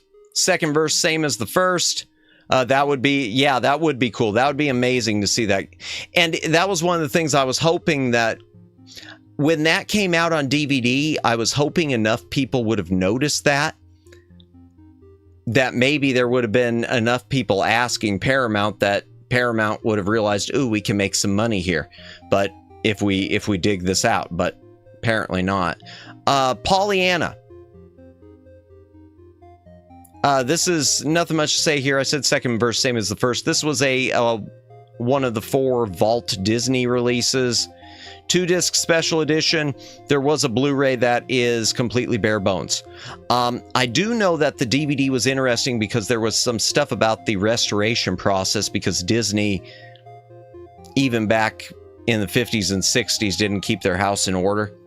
and they accidentally, the Technicolor Masters, I guess one of their duplicates, they like recorded the same color strip twice, and somehow they wound up fixing it. I'd have to watch the special feature again. Poltergeist, nothing much to say about this. This is the anniversary edition on DVD. It's on Blu-ray now, and so are the sequels. Speaking of which, I completely forgot, the Poltergeist sequels, they're on Blu-ray now, and I want to say Poltergeist 2 is even on 4K now. I always liked Poltergeist 2. Hydration break. Sad story about the little girl with that, though. The little girl who was in them during Poltergeist 3, she looks like she had put on weight, and what it was is, I think it was she had some condition, or she had some medication or something that was interacting incorrectly. She died before, I want to say it's before Poltergeist 3 even hit theaters, the little girl who was in them. And it was, I do want to say it was like a medication issue or something, which, oh, that's sad. Popeye with Robin Williams. This was, so Disney and Paramount did 2 co-productions in the 1980s. There was this and Dragon's Slayer, not to be confused with Dragon's Lair. This is out on Blu-ray. I have never watched this. I'll stick up for Popeye. A lot of people will. It's in, and a lot of people do, because I know, I mean, like I said, it's already on Blu-ray, and I hear people, I hear more people talk about it positively now than I think I used to when I was younger. It's not for everyone. Well, like I said, I've never watched my copy. I've got this DVD right here with this is the original cover art. I have never watched it. So there's another thing, I guess, put on my backlog. I've never gotten around to it. I guess it's one of those things my parents must have bought, since I've said in previous streams, and I'll say it again, a lot of this stuff was inherited in the DVD section. This wasn't, though. Power Rangers seasons 4 through 7. I already showed early when we were in M the Mighty Morphin Power Rangers complete series, which is the first 3 seasons of Power Rangers. This is the next 4 of them. It's Power Rangers Zeo, Power Rangers Turbo, Power Rangers in Space, and Power Rangers Lost Galaxy. For me, this is kind of where Power Rangers Classic ends. I don't really care about Lost Galaxy. But the original sort of, that first season changed television forever. It definitely did. And Power Rangers in Space is where the original story arc of, I guess you'd say Zordon, the Zordon arc, ends. It was after Power Rangers in Space that they stopped connecting with each other, and they all kind of became their own thing. But with all of these, they kept trying to keep the same thing going and just change it up. New villains, but still overall the same. But that being said, the finale to Power Rangers in Space, the way they finally wrapped it all up, was crap. I mean, it's just lame. It's just a lame, boring, doesn't feel... Yeah, I mean, it just felt like, oh, well, like a last minute, well, actually, we need to go ahead and end this type thing. So there you go. Wow, that price is shot up. $2.99 used, or new. Oy. But that, you shouldn't have to spend that much. I mean, that's for the box set. Okay, well, the box set came with a bonus disc that had 1 or 2 of the original pilot episodes that aren't in the, for Mighty Morphin Power Rangers, which aren't in the Mighty Morphin Power Rangers set. But as for the seasons themselves, I think you could still get them pretty cheap. Let me just see. How much is Zeo? Yeah, 10 bucks a season. So yeah, I don't think any of these are out of print. And if they are, there's plenty of them. So if you could live without the bonus disc, most of the Power Rangers stuff is still really cheap. If you don't mind DVD over Blu-ray, that is. Oh, okay. Predator. This is the 2-disc Ultimate Edition. I never bought if I could speak. I never bought Predator on Blu-ray because I know the Blu-rays had issues. The first Blu-ray was over-compressed, and the second Blu-ray was over-cleaned where it looked like Carl Weathers' mustache was painted on with an airbrush. And I think they did that because they also did a 3D conversion, which wasn't that great of Predator. Is there a 4K version? But that's why I've never upgraded beyond my DVDs of Predator. Yeah, there... Is that the original? Yeah. Okay, there is a 4K one. I wonder how it's rated compared to the Blu-ray. Well, it looks like it's okay. Yeah. The Blu-ray, well, you could see the difference there.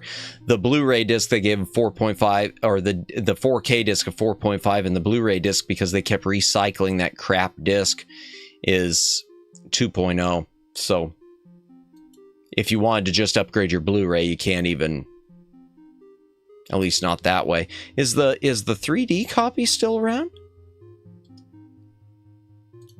Can you still get the 3D copy anywhere? Because I might consider picking that up. There it is.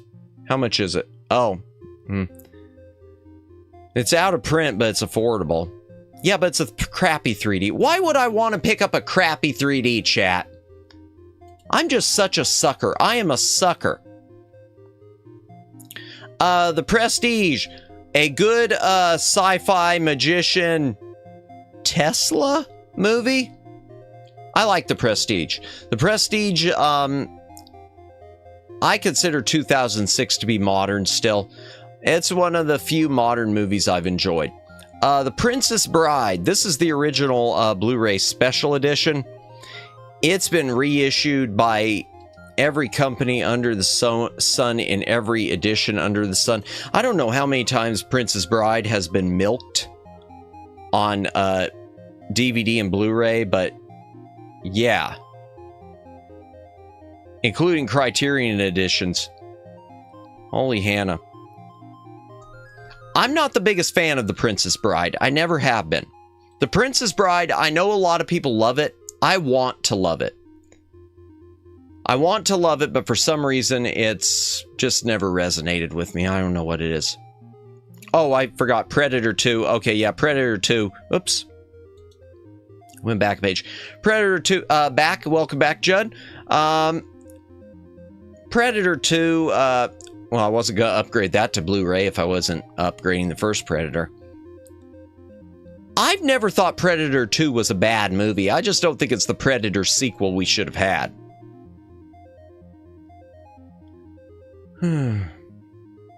Oh, The Professionals. Professionals, I don't remember much about it. It's a good Western movie. I remember it's a good Western movie, but I don't remember much about it. Who all was in it? Burt Lancaster, Lee Marvin, okay. Robert Ryan, okay. Woody Strode, who apparently didn't get top billing. Jack Palance, okay. I don't remember that one. I know it was a Western I enjoyed, though. The Proud Ones. I don't remember this one either. This is another one I must have inherited. 4.0 audio, that's interesting, okay. Robert Ryan, Virginia Mail. Jeffrey Hunter, okay. Captain Christopher Pike, the original. Oh, God. Okay, so Arnold Schwarzenegger pumping iron.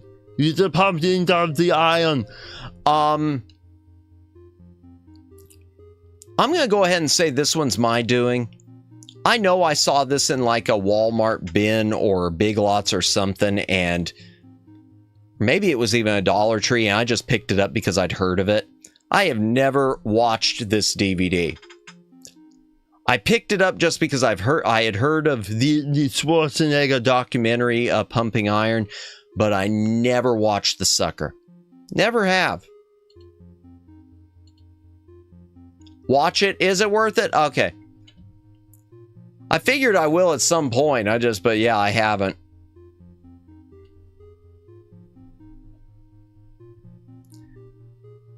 Okay. What next? Oh, the Punisher stuff. Ooh, okay. Okay, The Punisher. We got the original movie with Dolph Lundgren, the one that I wish was on Blu-ray. I don't care if this is not accurate to the comics. I just think, first of all, I think this is one case where Lundgren wasn't a bad casting choice.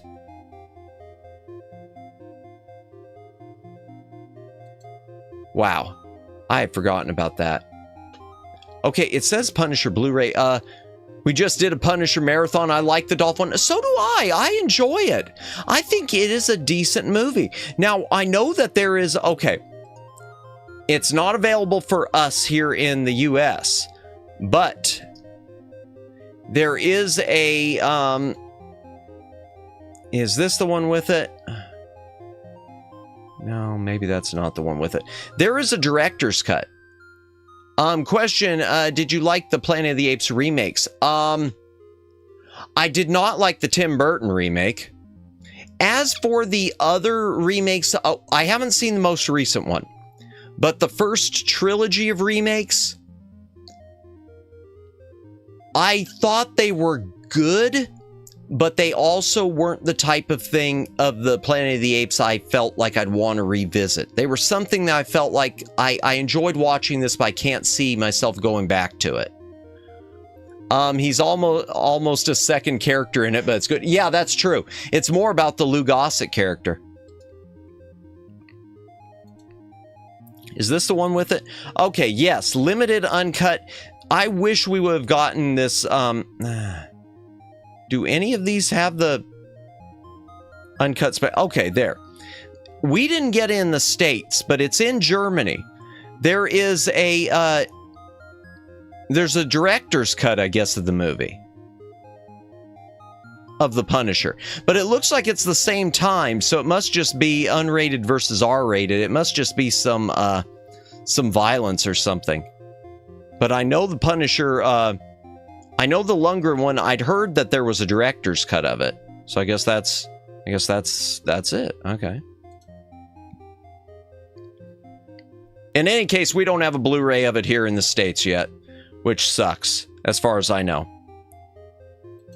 Unless this is. Nope. That's too bad. Yeah, I do like it. I wish there was a Blu-ray of that. Okay, the other Punisher, the Thomas Jane one. I need to revisit this. I don't remember the Tom. Yo, welcome in, Luciano. Welcome in. We are just slowly whittling our way through more DVDs. We just finished talking about Dolph Lundgren as the Punisher. That's a great movie. I need to rewatch it. I don't remember it at all. The 2004. Did I open another window? No. Yeah, I need to rewatch it. And I know that this version, this is the theatrical cut. I know that it is on Blu-ray. The one that isn't on Blu-ray, which I've never watched, is this one. So there's an extended version. It's about, well, the other one was 124 minutes, and this is 140. So there's a version of The Punisher, the 2004 one, that is 16 minutes longer. And I know what I know about it, and I own it, and I've never watched it again. I know that it's got, yeah, okay, over 17 minutes. It's got an opening scene that has been animated because they never shot it. The Kuwait scene.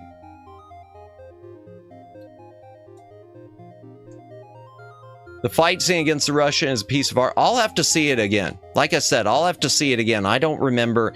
I never watched the extended cut, and I need to. And I don't remember it at all. And then, of course, we got the other one, the 2008 one, which I don't remember much about either. The Punisher Warzone, starring someone. Starring Ray Stevenson. I don't even know who Ray Stevenson is. Sorry. Okay, there is a 4K. Man, there's a 4K release of it, though. A lot of fans didn't like 2004, but I really liked it. Like I said, I don't remember enough about it to like or dislike, so it's something I do need to revisit. I know that this one, the Punisher Warzone, What do people rated it? 6.3. I guess some people really like. I don't remember this one either. I really don't. I need to revisit both of those. Great, more backlog for the back library. More things I need to revisit. That's just what I need. Yay! And this too. Okay, Q, the Winged Serpent. Was this the Coen brothers? Or it was directed by Larry Cohen. Okay. Different Coen. Cult monster movie about giant serpent living on a New York rooftop. Chat, I know that this has been reissued several times. I know it started with Anchor Bay. I know it's out on Blu-ray. Yeah. And I think that's a Shout Factory release. Let me check. Oh, stop doing that. Shout Factory, yeah. For the life of me, I do not remember Q, the Winged Serpent. But I really want to see it again, seeing those screenshots.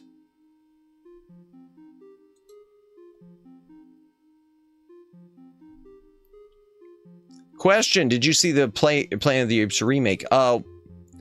Which one? Yeah, I thought I answered about the Planet of the Apes. Yeah, the remakes, the Tim Burton one I wasn't a big fan of. I haven't seen the most recent one, but the other three, the Rise of Planet of the Apes, War of the Planet, the other ones in between, the prequel sort of trilogy thing I did see. I liked it, but not enough to want to revisit it ever. It's one of those things I saw, but I couldn't see myself buying.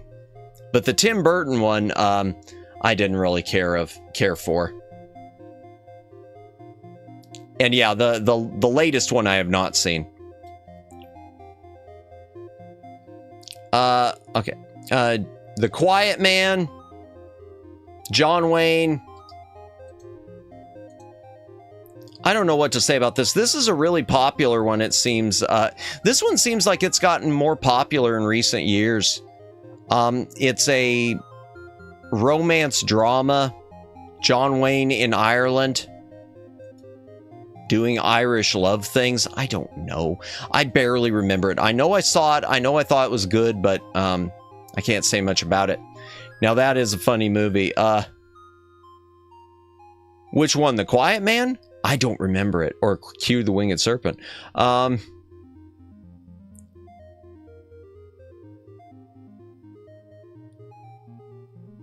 Raw Deal. Schwarzenegger Raw Deal. This is interesting. It says it's 20th Century Fox, but I can tell you my copy says it's from Trinity, and the cover is identical, and I think the barcode's identical, but 1986. This is a lower budget Schwarzenegger actioner. It's not bad, chat. I'm not gonna say it's my favorite Schwarzenegger movie, but if you're looking for a mindless action movie where Arnold Schwarzenegger takes on the mob, it's pretty decent. 4K? Wait, there's a 4K? Oh, there's a bunch of... Wow. Okay, so it's gotten all sorts of Blu-ray releases, but not here in the US. Yeah, these are all overseas. Holy Hannah. Didn't think there was a Schwarzenegger movie I hadn't watched. You haven't seen this one? It's worth seeing. It's not horrible, but it's not high art, but it's worth seeing. There were a couple DVDs. Maybe is this the Trinity one? I can't tell. In any case, there's one DVD edition in the States that's awful. It's the old Anchor Bay edition. And then there was the reissue, which is 16.9. But yeah, it's available in other countries on Blu-ray, and I'm sure you could stream it. I'm sure it can be streamed.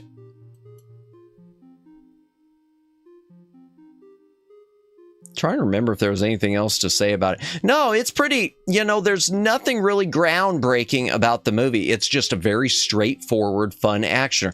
It's the type of movie that if Canon Films had made it, I would say this was part of Cannon Films' top tier library.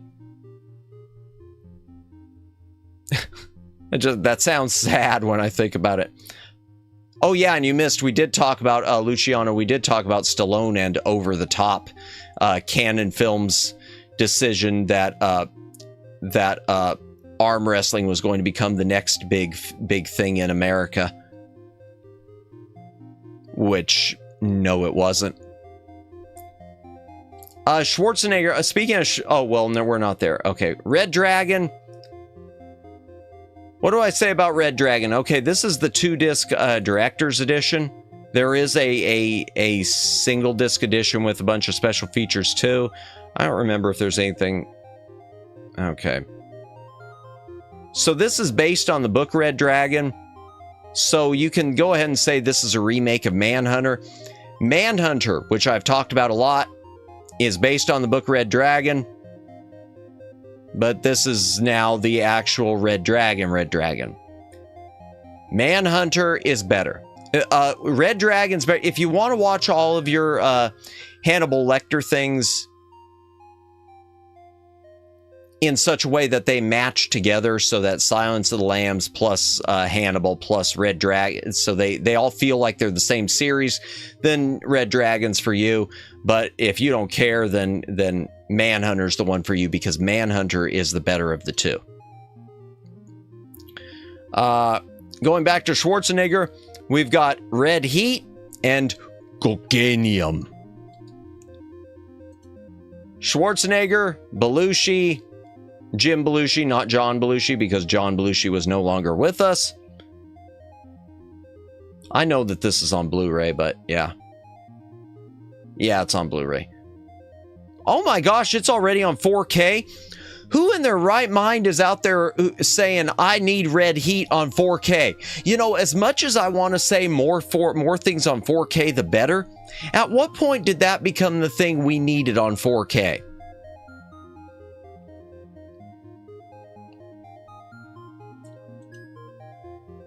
Okay, then. Red Sonja. I love Red Sonja. Red Sonja, Arnold Schwarzenegger, who really shouldn't have top billing and in it because he's just a side character, and Brigitte Nielsen. Rest in peace, Robin Williams. Yeah. Yeah, which one were we going on with Robin Williams a few minutes ago? Which one was Robin Williams in? Unless that was a little, oh, with the Popeye, yeah. Yep. Well, and also Shelley Duvall, because Shelley Duvall, who played Olive Oil, she just passed away. Yeah, both of them. The Conan movies are so good. I love the Conan movies, Luciano. And I really like Red Sonja. Red Sonja, though, for some reason hasn't been served well on home video here in the States, where we've been stuck with the DVD. I guess, yeah, okay, there's a Blu-ray overseas, but you could see from these or there's a 4K overseas, but you could see from these screenshots that it looks yellow. We were supposed to be getting a Blu-ray release here in the US from Shout Factory, but it's never materialized. I don't know what's going on with it. If anything, I thought it would have been a Warner Archive release. And, you know, I want to say, I could be wrong. I want to say that the original plan was to have Schwarzenegger as Conan in Red Sonja. I thought it was supposed to be, they were going to have him in it, his character in it being Conan, but then they wound up changing the name of the character. I don't know if it was a rights thing or what. But that's too bad, because I'll tell you, I think Red Sonja would have done much better business at the box office if it would have been, and featuring Arnold Schwarzenegger as Conan. But what can you do? Reefer Madness! I love this edition. Okay, so this was an edition that was put out by Fox of Reefer Madness. Reefer Madness being the old public... Reefer Madness is the old public domain anti-marijuana propaganda film. And I have to call it propaganda because I mean, I don't support drugs or marijuana at all, but the idea that it is going to cause you to go completely crazy and throw yourself off of buildings, I maybe modern marijuana, but not, 1936 marijuana. In my opinion, that show's gone downhill. Which one?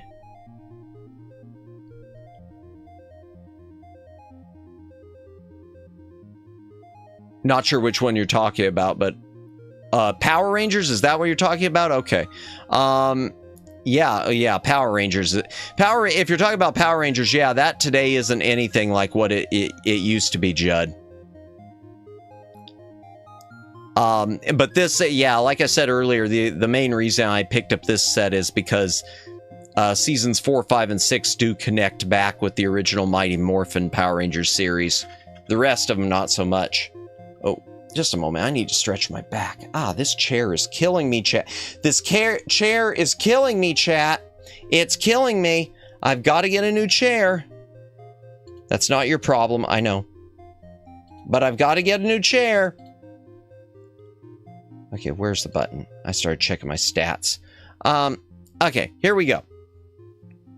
So, Reefer Madness, it's the old propaganda, whatever, thing. I'm not, it's become a cult film just because it's so frickin' bizarre. And 20th Century Fox released the special edition version.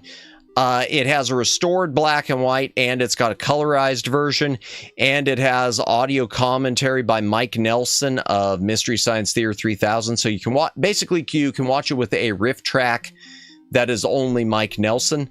Special edition. Yeah, I love it. I love that. That alone made me want to pick it up. I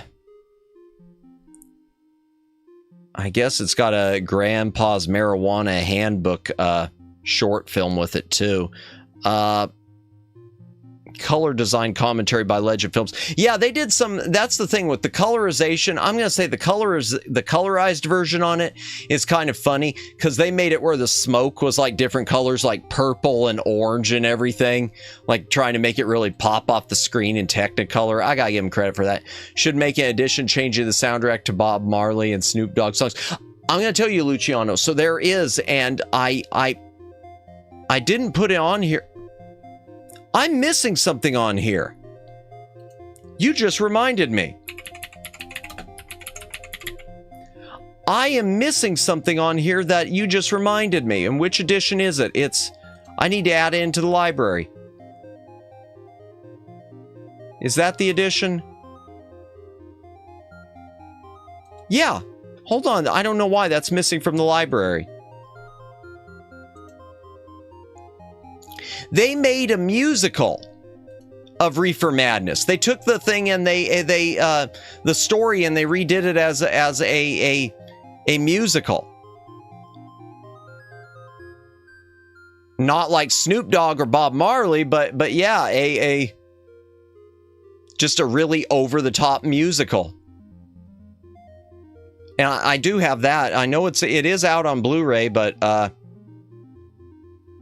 I don't remember much about it. Huh. Yeah, I guess the cheap version's out of print. Oh well, I'm not gonna repurchase it, but yeah.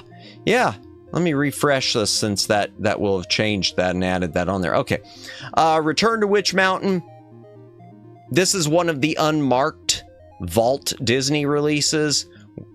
Which were the really cool Disney special editions. It says it's just special edition. It's single disc, but it is one of their Vault Disneys. Loaded with special features. Sequel to Escape from Witch Mountain. Christopher Lee and Betty Davis. I don't know what else to say about it.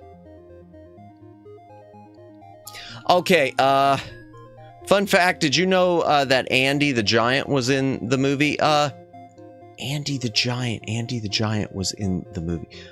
Which movie are we talking? I gotta look this up. Real quick. Because I don't know who Andy the Giant is. Google.com. Let's see. Google is my... I don't like using Google, but Andy the Giant. Oh, Andre the Giant. Okay. Okay. Okay. Oh, you're talking about Princess Bride. Okay. Yes. Yeah, I know Andre the Giant was in there. Judd, you seem to be... your stream, Judd, might be lagging a bit. You seem to be a few minutes behind where we are, because we're down at Return of the Giant Monsters we were about to talk about. But yes, yeah, I knew Andre the Giant was in that.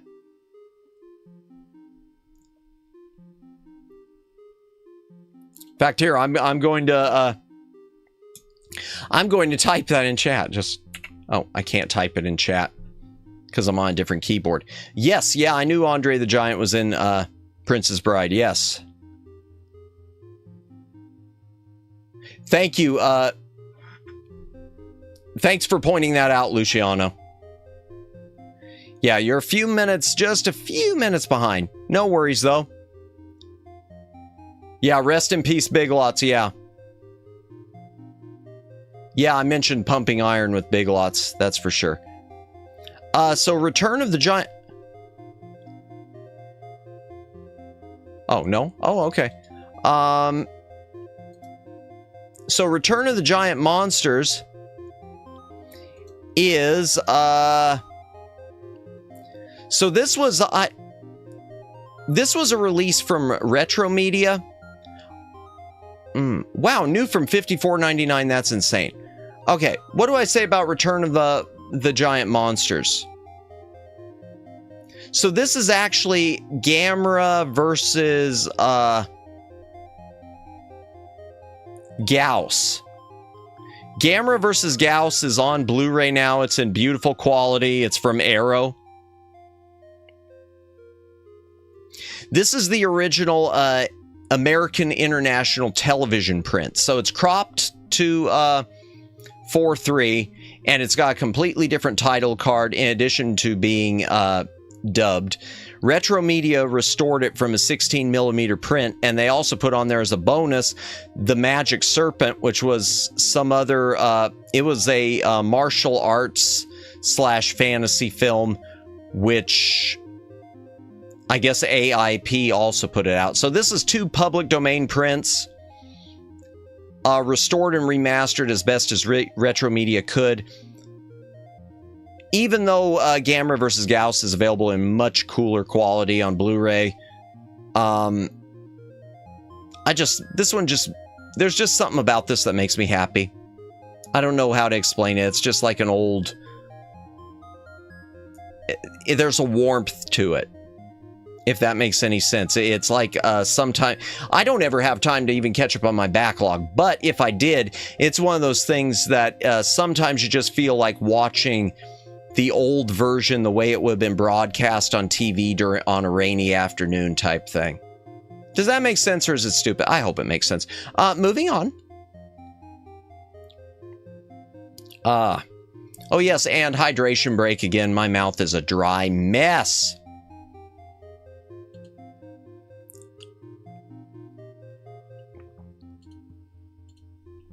I'm just checking my numbers too real quick. There we go. Yeah, I don't know what's wrong with my throat and mouth today. Return of the Killer Tomatoes. I've already gone over this. I have this on Blu-ray, and the Blu-ray is widescreen. The DVD is open matte full screen, like all the Killer Tomato movies are on DVD. This is if you've never seen Return of the... I hold on to this one. I don't know why I hold on to... Maybe because it's open matte. I don't know. I hold on to it also because of the original poster art. I don't know why I hold on to the DVD of this one. There's nothing on it. There's no special features. For some reason, I hold on to my DVDs of the Killer Tomatoes movies. That are... Even though the ones that are on Blu-ray. Because Attack of the Killer Tomatoes and Return of are on Blu-ray. The other 2, Strike Back and Eat France, are only on DVD.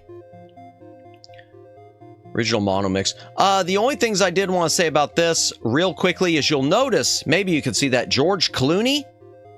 So George Clooney did not have top billing in this. This came out in 1988. George Clooney is in it, and George Clooney has said that it's one of the 2 movies he regrets making. I don't know why George Clooney would regret making Return of the Killer Tomatoes. Return of the Killer Tomatoes is awesome. If you've never seen Return of the Killer Tomatoes, it is worth your time. And the way the movie starts off, too, where they're playing the wrong movie, it starts off with the opening titles to The Big-Breasted Girls Go to the Beach and Take Their Tops Off. Which is, of course, not this movie. I am a say-so streamer, by the way. Completely and totally. In my opinion. Return of the King. This is the Rankin Bass Return of the King. So Rankin Bass had the rights to The Hobbit and to Return of the King. The first 1.5 books of Lord of the Rings were made animated by Ralph Bakshi. So then Rankin Bass came along and they wanted to do Return of the King. Well, how do you do Return of the King when you don't have the rights to the whole Lord of the Rings trilogy, or where you don't want to make all of them because they've already been done in an animated form, even if it's nothing like yours? Well, they tried to frame Return of the King as a sequel to The Hobbit. So the opening titles say, like, Return of the King, a story of the Hobbits.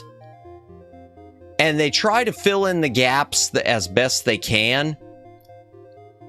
The king himself, Aragorn, doesn't really have much to do with it. It's almost entirely focused on Sam and Frodo. I really like this one. I mean, I love the Peter Jackson's Lord of the Rings movies, but I really like this one. Something special there. Ooh! Ooh, ooh, ooh. Here's an interesting one for you. So we showed the Planet of the Apes TV series a while back. Here is Return to the Planet of the Apes. So in 1975, wow. I am not a boomer. I did not see this on... I want to tell y'all, I saw like one rerun of this one time on Sci-Fi Channel at one point as a little kid. I never was around for that. I am not a boomer. That ain't from my era. I mean it. I'm not a boomer. That said, so I think it might have been Filmation. I don't know if it was Filmation. Let's see. Who was it? Does it say? No, it was Fritz Frayling. I don't know who the animated... yeah, it says from the Pink Panther creators. So no, it couldn't be them. I don't know if it was Filmation or not. But in the 70s, they did obviously a Planet of the Apes animated series. This animated series of Planet of the Apes is interesting because it ignores all of the... as far as I know, it ignores... It's a reboot. As far as I know, it ignores all of the other movies. It ignores the Charlton Heston and everything else. And instead has a couple astronauts and eventually finding their third crewmate arriving on future Earth. And it's designed differently too. It shows some stuff that I want to say I read somewhere were in the original short story. So you've got apes the apes are more advanced in this. They're still behind, but they've got things like tanks. Yeah, tanks. I don't know if I watched the whole series. I don't know if I've ever watched the whole thing or just parts of it, but it was interesting. I need to revisit that one. It is out of print, by the way. I need to revisit that.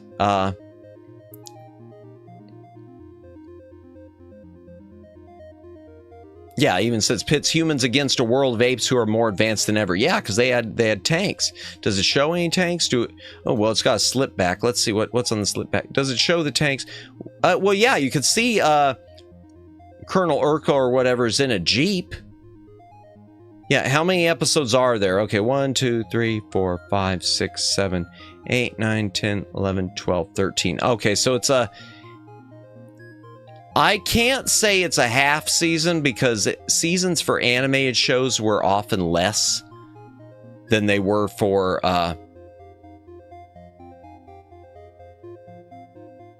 than they are for regular TV shows.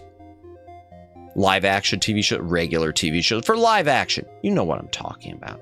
You know what I mean, chat, don't you? Oh gosh, chat, I want to like just speed through some of these, but I can't. Okay, Revenge of the Nerds complete collection. I think only the first movie is on Blu-ray. Yeah, the only one you can get on Blu-ray is the original Revenge of the Nerds, and I think, yeah, it doesn't show it on this, but yeah, I'm pretty sure you can only get the first one. So Revenge of the Nerds at one point was kind of a thing. This box set of them, it's the special edition, the Atomic Wedgie edition. I think it's of the first movie, then Revenge of the Nerds 2, Nerds in Paradise. The last two are interesting. So Revenge of the Nerds 3, The Next Generation, was made for TV. It was a made for TV, and not like cable. It was a made for syndicate. It was made for Fox in, I guess, the early or mid 90s. Oh, it must have been early 90s. Okay, because this is only 84 to 94. And from what I remember, it's not really that funny.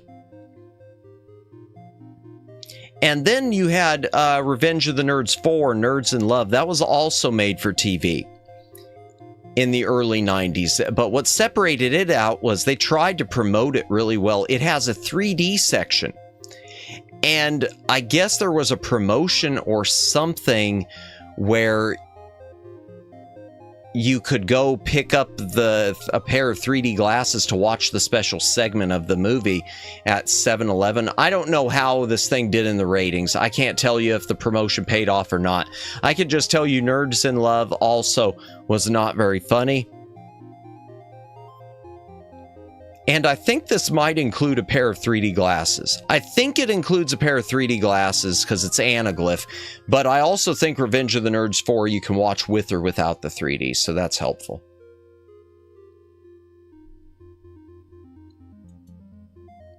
By the way, if you are anyone who's currently lurking, thank you for lurking. If you're VOD watching, thank you for VOD watching. Please consider like, subscribe. Click all the things, do all the things, click the notification bell, get told when I am live. I am not live tomorrow, but Friday, I will be continuing my first ever playthrough of Undertale. So, hooray Undertale. Let's keep going. Robert Ludlum, The Rhineman Exchange. It must have been a made-for-TV miniseries. Yeah, made-for-TV miniseries. Oh, shit. Oh dear. Okay, so it's a made-for-TV miniseries about the Yahtzees and some, like, Yahtzee treasure, I think, or something. I don't remember what the whole thing was. But it's long. Okay, it's 4 hours, 8 minutes, so it must have been a 3-part... On TV, it must have been a 3-part miniseries. Because 4 hours, you pad in commercials, make it 6 hours. The one thing to say about this, the one thing interesting to say about this, well, other thing interesting is that is actor Stephen Collins.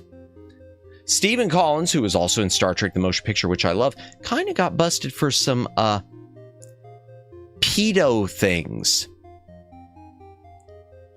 Involving unwanted touching, I think, of kids. Or unwanted advances on kids. And I don't know if he's gone to... I don't know if he's still fighting the legal battle on that or what. But yeah, yeah. Oh yeah, he was, by the way, he was the dad on Seventh Heaven. So the dad on Seventh...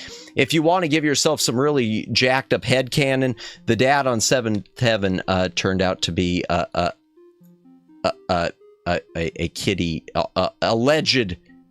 allegedly... kitty groper. Yeah. I'm stuttering with that on purpose, chat. It's for the bit. That sounded even weirder when I said that. Rio Grande Collector's Edition, John Wayne. I don't know what to say about this. It is on Blu-ray. Rio Lobo, reportedly, this was another... From what I understand, this is the third remake of Rio Bravo because John Ford kept remaking the same movie.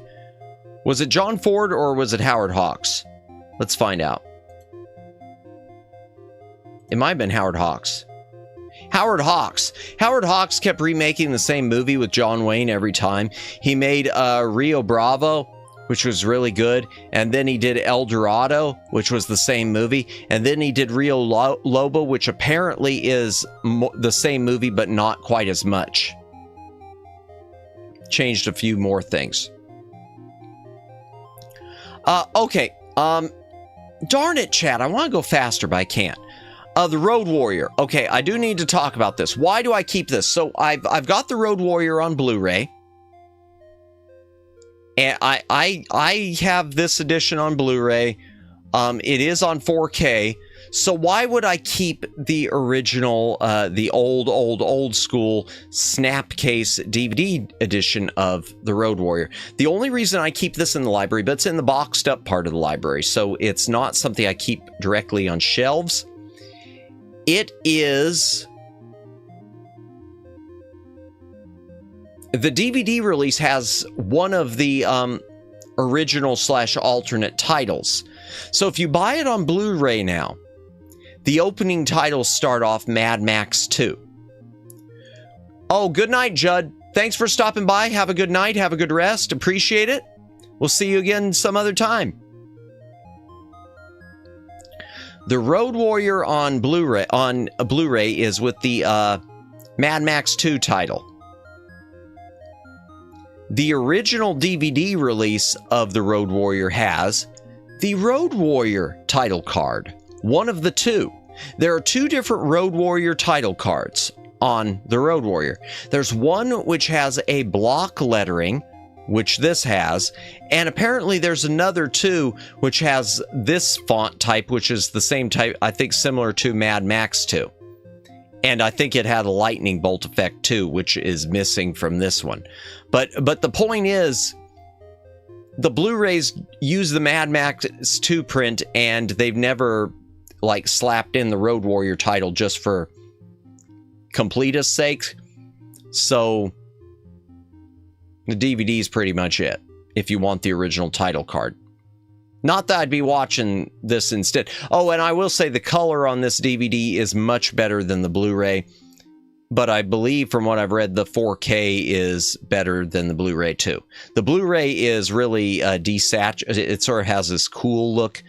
And the 4K and the Blu-ray have the theatrical look, which was more sandy looking, more warmer. I think I'm using those terms. Yeah, I am using that term right. Why am I saying that? Robot Chicken DC Comics Special 2. DC Comics Special 1 is on Blu-ray. DC Comics Special 2 is only on DVD. What can you do? Robot Chicken Star Wars. This is the original Robot Chicken Star Wars special. It is on DVD. Part 3 is on, or episode 3 is on Blu-ray, but the first one's only on DVD. Likewise, Robot Chicken Star Wars Episode 2 is only on DVD. Never made it to Blu-ray, which is quite unfortunate. Rodan and War of the Gargantuas. Okay, do have to talk about this one briefly. Briefly. 2 movies, 4 cuts, 2 cuts of each movie. We'll put it that way. So Rodan and War of the Gargantuas, 2 Toho classics. This is a classic media release. It's like their other digipacks they did for their Godzilla movies with their Toho Master Collection. It's 2 discs. 1 disc for Rodan and 1 disc for War of the Gargantuas. Rodan includes both the US theatrical edit and the original Japanese version, uncut with subtitles. War of the Gargantuas, similar situation. War of the Gargantuas is which is a sequel, but a distant sequel to Frankenstein Conquers the World, has the U.S. theatrical cut and the Toho, the original Japanese Toho version. Now that's where things get kind of interesting, because there are 2 English dub tracks for War of the Gargantuas. War of the Gargantuas featured American actor, oh my gosh, it's not even on here, Russ Tamblyn. Okay, Russ Tamblyn was in War of the Gargantuas. And there are 2 English dub tracks. The AIP dub, which is here, uses Russ Tamblyn's actual voice. The Toho International dub, which is not here, but if you stream it and you find an English copy, it's only the Toho International dub, which is the one Toho wants, does not have that original actor's voice. Don't ask me to make sense of it. Hello again. Welcome back, Jonathan Prince. Welcome back. Just trying to make our way through some of these. We're on Rodan and War of the Gargantuas right now. So this has the better English dub. It's got the AIP dub. If you try to stream it now, it's got the Toho International dub for War of the Gargantuas, which unfortunately doesn't have the voice of Russ Tamblyn. But that's what Toho wants, so whatever, Toho. The rundown, only thing to say about this is back when The Rock was not being credited as Dwayne Johnson. He was still just being credited as The Rock. I don't remember the rundown at all. That's one I inherited. I don't remember it at all. I just remember, I know it was a decent enough actioner, but I don't remember it. Schwarzenegger, The Running Man Special Edition. This is out on 4K and Blu-ray now, but I've never upgraded. If you've never seen The Running Man, it's worth your time. It's a fun movie. It's a good movie. It's a good not post-apocalyptic, but a good police state, tongue-in-cheek actioner. Put it along the same lines as Escape from New York, but with Schwarzenegger. Hydration break again. And I gotta crack open a water, chat. Because my seltzer's gone. If you got a drink, take a drink, hydrate, or dehydrate. The Sabata trilogy. These are all on Blu-ray now. I don't know much about the Blu-rays. It's a spaghetti western trilogy, and it's a weird, it kind of is uneven. The first and the third, it's almost like the way that Django was made. With the original Django, there are like a ton of unauthorized sequels. Well, in this case, they're authorized, but they still feel out of place. Or at least one of them does. How do I explain? Okay, let's back it up a little. The original Django stars actor Lee Van Cleef. Seen there. And his weapon is, he has a little teeny tiny Derringer pistol. But the butt of the gun flips open, which only has like, I think 2 or 4 barrels. But the butt of the gun flips open to reveal 2 more secret barrels. So he's got this super nifty gun with extra bullets and barrels. The second Sabata movie, Return of Sabata, starred Yul Brynner, who you might recognize from the 10 Commandments, or plenty of other things too. I just mentioned the 10 Commandments. He was in Magnificent Seven. He's supposed to be the same character, but he dresses completely different, and he no longer has the little Derringer. Instead, he's just got, I want to say, just a little sawed-off shotgun. Excuse me. And then Adios Sabata goes back to Lee Van Cleef with his little special Derringer. But it feels more, Adios Sabata felt more like a Western comedy. So they're very uneven movies. But if you like spaghetti westerns, they are worth your time. And they are on Blu-ray. Or they were. They're out of print now in the States. I don't know about other countries. Did you know that Richard Dawson was in The Running Man? Yeah, yes, from Family Feud, right? Yeah, Richard Dawson was the TV host in The Running Man. Yes. Thank you for reminding me of that, Judd. I should have said something about that. Yes, Richard Dawson from The Running Man, who everyone's favorite host from Family Feud, was the villainous TV host in The Running Man. Which, heck of a turn. Ooh, Santa Sleigh. Okay. Let's talk Blu-ray? Blu-ray. Oh, it's not available on Blu-ray. It's just wishful thinking. Okay, Santa Sleigh. Let's talk about something different. Let's talk about a Christmas movie that, yeah. So Bill Goldberg, pro wrestler Bill Goldberg, former football player and former pro wrestler Bill Goldberg as Santa in Santa's Sleigh. The horror comedy from, I guess it's not directed by Brett Ratner, but it was produced by him. Directed by David Steinman. I don't know him. Okay. Also featuring Robert Culp, who I'm a fan of. Yeah. And who else was in it? James Caan has a...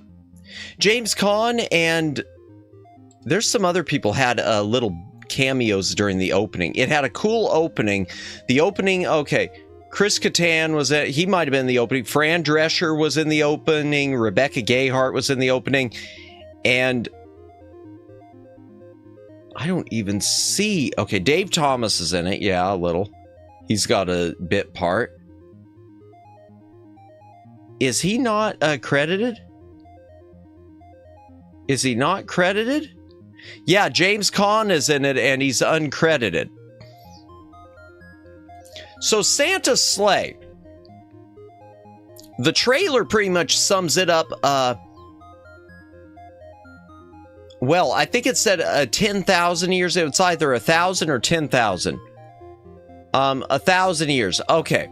1,000 years ago, Santa, Satan's son, lost a bet with an angel and was forced to spread Christmas cheer for the next 1,000 years. But this Christmas, all bets are off. So yeah, it's basically the agreement Santa, the demonic Santa made with an angel as part of a bet is over. So now Santa is offing everyone, naughty and nice. Yep. There you go. It's a fun movie. It is a fun movie. It's not high art, but it's a fun movie.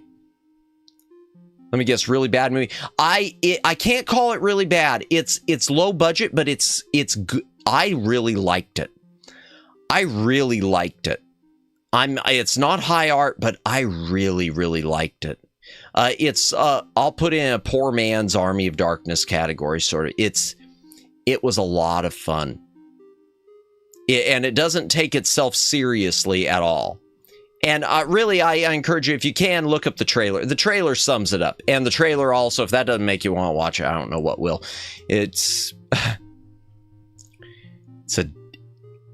I'm really happy to have it. I'll just leave it at that. Ooh, oh, okay. Sapphire and Steel. First, let me point out, Sapphire and Steel, this DVD set sucks. There is also a DVD set not seen here from, what the deuce was that? There's also a DVD set of it from Shout Factory. It also sucks. Is that where they got the idea of Futurama Santa? Did they do that in Futurama? That's possible, Luciano. Because that came out, when did it come out? Let me go back.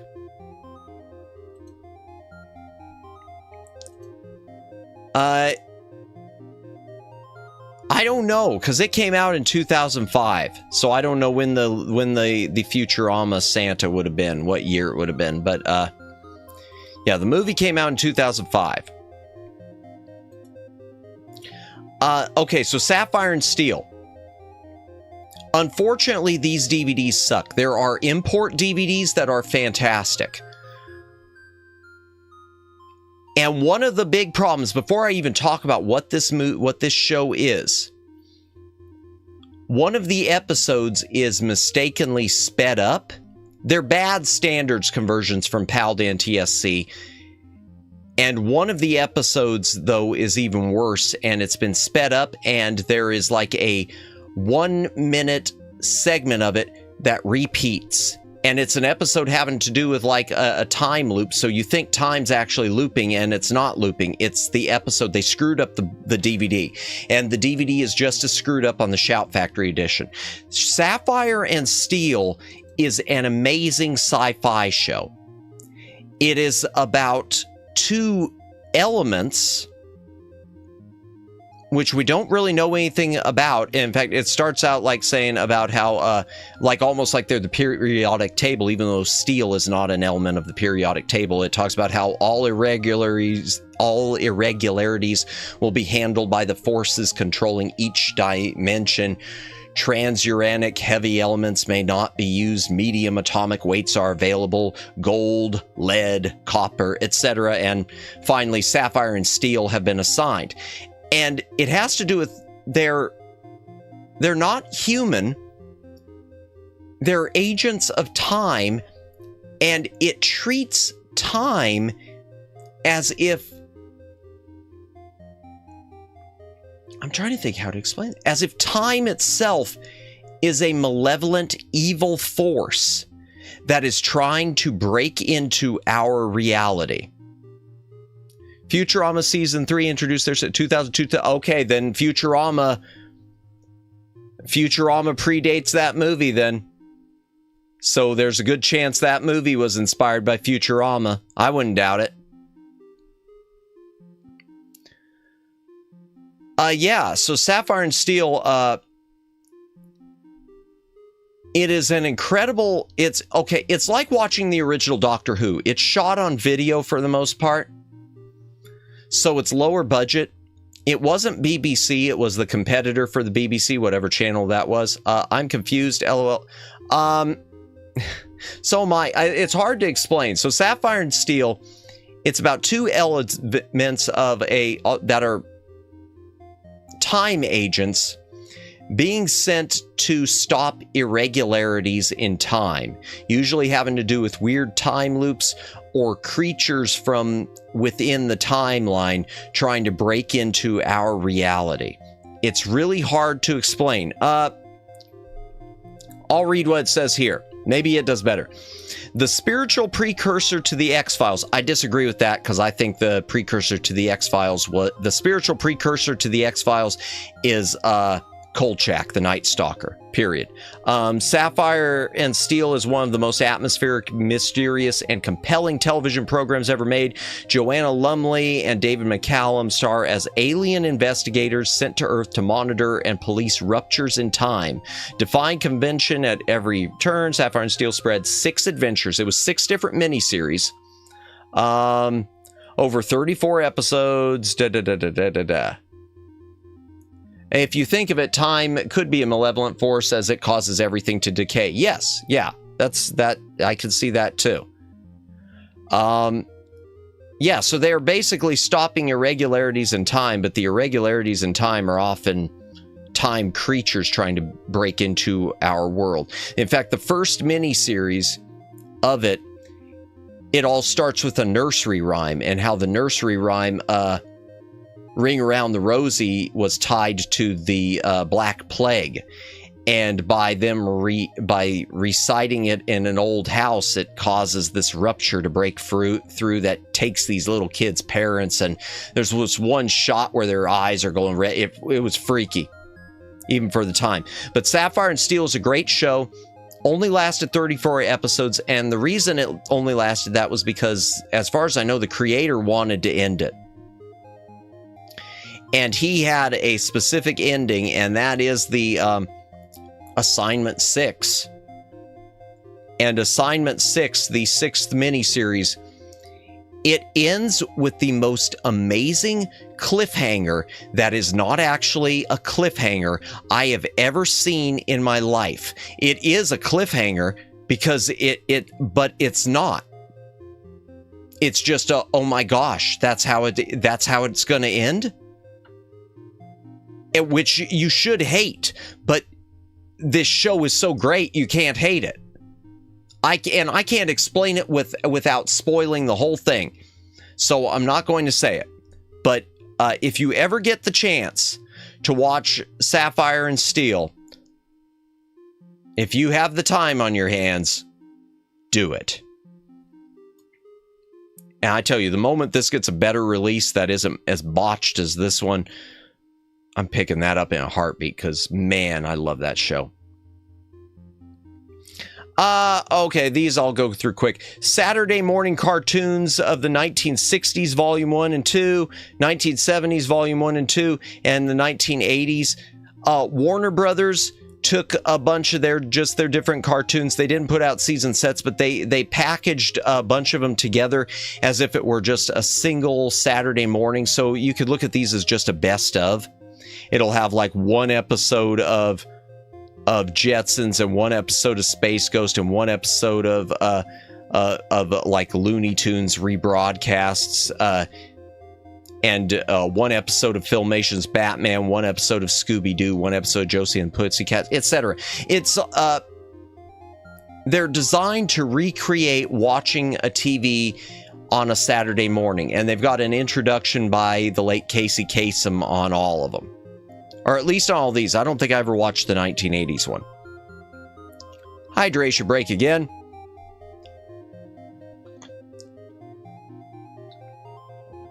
Nah, the best cliffhanger was waiting for part 2 of Mel Brooks' History of the World. Oh my gosh, yes. I used to remember there were so many people who actually thought that was who didn't I knew people who didn't realize that was a joke. That was great.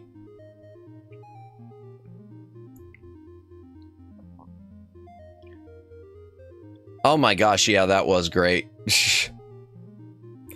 Yeah, so that's all to say about these 2 discs a piece. You can still get these 2 if you really want them. I hold on to them. I think they're neat, but the truth is I'd rather have just the whole series of the stuff instead of a little best of. Sayonara Jupiter, 1984.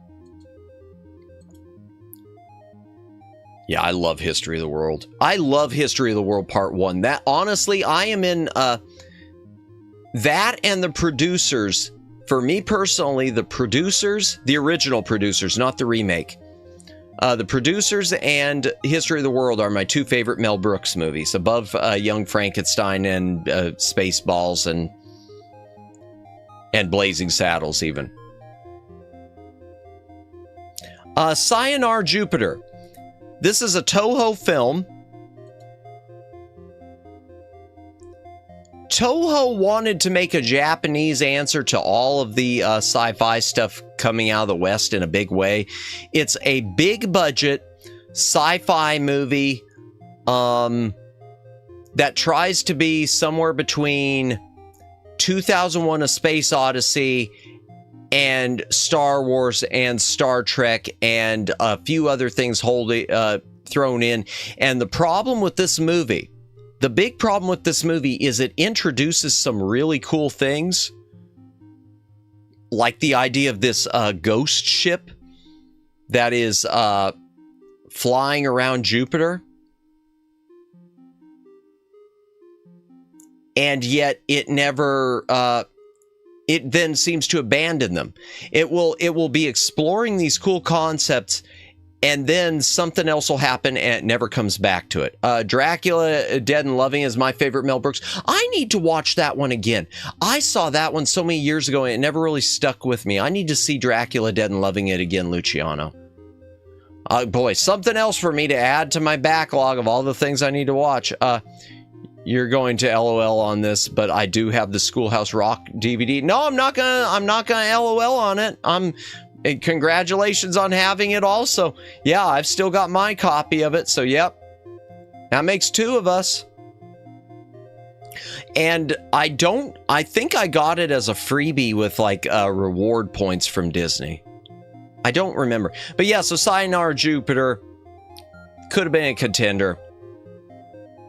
Not my favorite Toho. Yeah, so there we go. There's the next one we're on. Schoolhouse Rock, the 30th anniversary edition that Disney put out. Boy, it's not that expensive. They made a lot of copies of these, and I don't think they sold as many as they thought they would. That's one of the things that made Disney, I think, a lot of times think people weren't buying physical media, is Disney overkilled on some pressings. Let's see. Yeah, boy, this is a lot. Yeah, I guess it's the whole thing. It's the original 46 songs. The new one, I'm going to Send Your Vote to College. Then disc 2 has a bunch of special features, including the long lost. Wow. You know, I've never watched this DVD, and it has a lot of stuff on it. I gotta be honest. I just can't. I can't bring myself to just sit down and watch this. It's one of those things that I picked up, and I feel like it's one of those things that, oh, if I have kids someday, this could be worthwhile. I've never actually sat down. I mean, I know most of the shorts, but I've never sat down and watched the DVD. But yeah, I think I got it as one of the Disney reward points things. Okay, Scooby. These are ones that aren't on Blu-ray. I'm just going to highlight the important ones. Okay, Abracadabra Doo was okay. Shaggy's Showdown, I guess it was okay. We're going to come back to Scooby-Doo Adventures. Scooby-Doo Arabian Nights. This is an interesting one. It's from '94. It is more like a pup. The animation style is of a pup named Scooby-Doo, from what I remember. So it doesn't look like, I mean, it shows on the cover like normal Scooby-Doo, but as far as I know, it's actually more of a pup named Scooby-Doo type vehicle. I could be wrong on that. I need to rewatch. Oh yeah, save it for future kids, because they sure aren't going to learn anything in public school. Yeah, no comment. I try to keep political stuff out. That's sort of veering into politics a bit, which I try to avoid, Jonathan Prince. But yeah, I'm not gonna say I disagree with that statement. I'm not gonna disagree with it. And I'm not going to remove it either, but yeah, yeah, yeah, I'm just, yeah. Scooby-Doo Arabian Nights,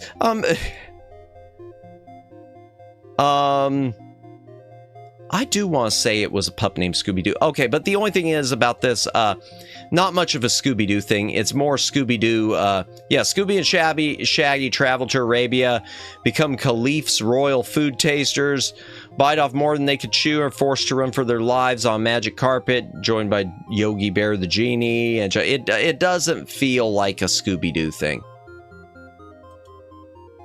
It's one of those things that just happens to have Scooby-Doo. I'm going to come back to that also. Scooby-Doo, Where's My Mummy? Yeah, it's a Scooby-Doo, Where's My Money? Scooby-Doo and Batman in The Brave and the Bold. This is terrible. This is one of those ones that I kind of wish I didn't have in the back library. The Scooby-Doo Batman team up in the... It's not like the team up in the new Scooby-Doo movies. This is a team up of Scooby-Doo and Batman that just feels awkward and... Yeah, I'm just... No. Okay. Curse of the... Scooby-Doo Curse of the 13th Ghost. This is meant to be a follow-up to the TV series The 13 Ghosts of Scooby-Doo.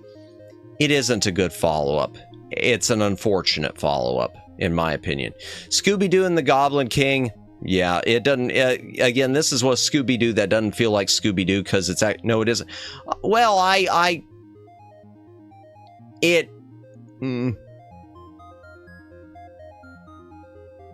Yeah. Scooby-Doo and the Goblin King doesn't feel like it's much of a Scooby-Doo thing.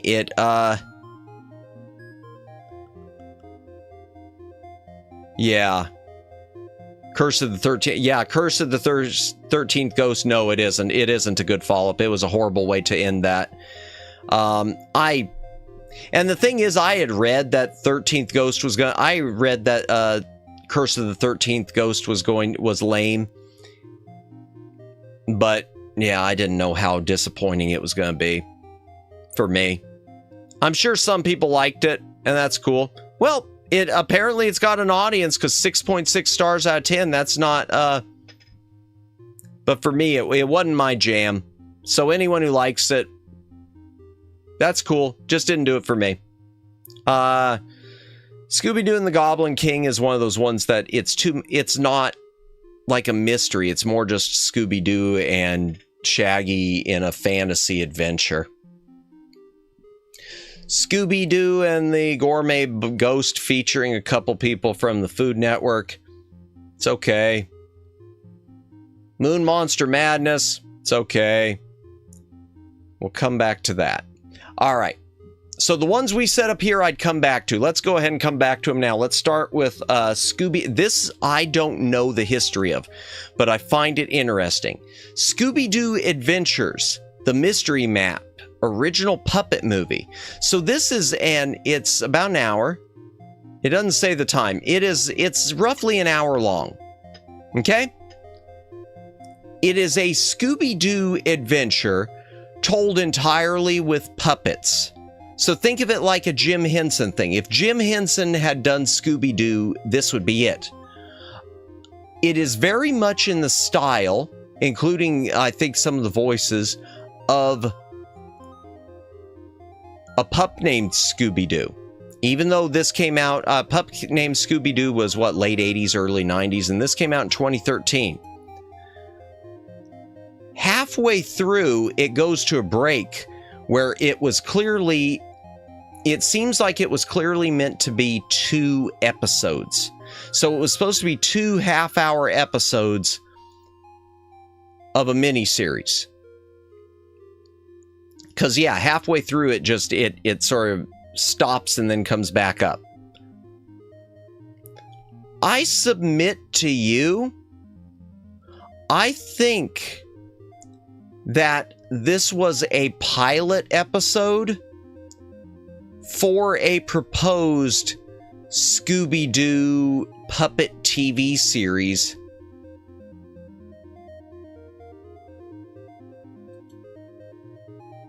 that wasn't picked up, and they tried to pass off on DVD as if it was its own thing. Because it feels to me like it's an episode. It doesn't feel like it's a movie at all. It feels like it is just an episode of of a Scooby-Doo series, but with puppets.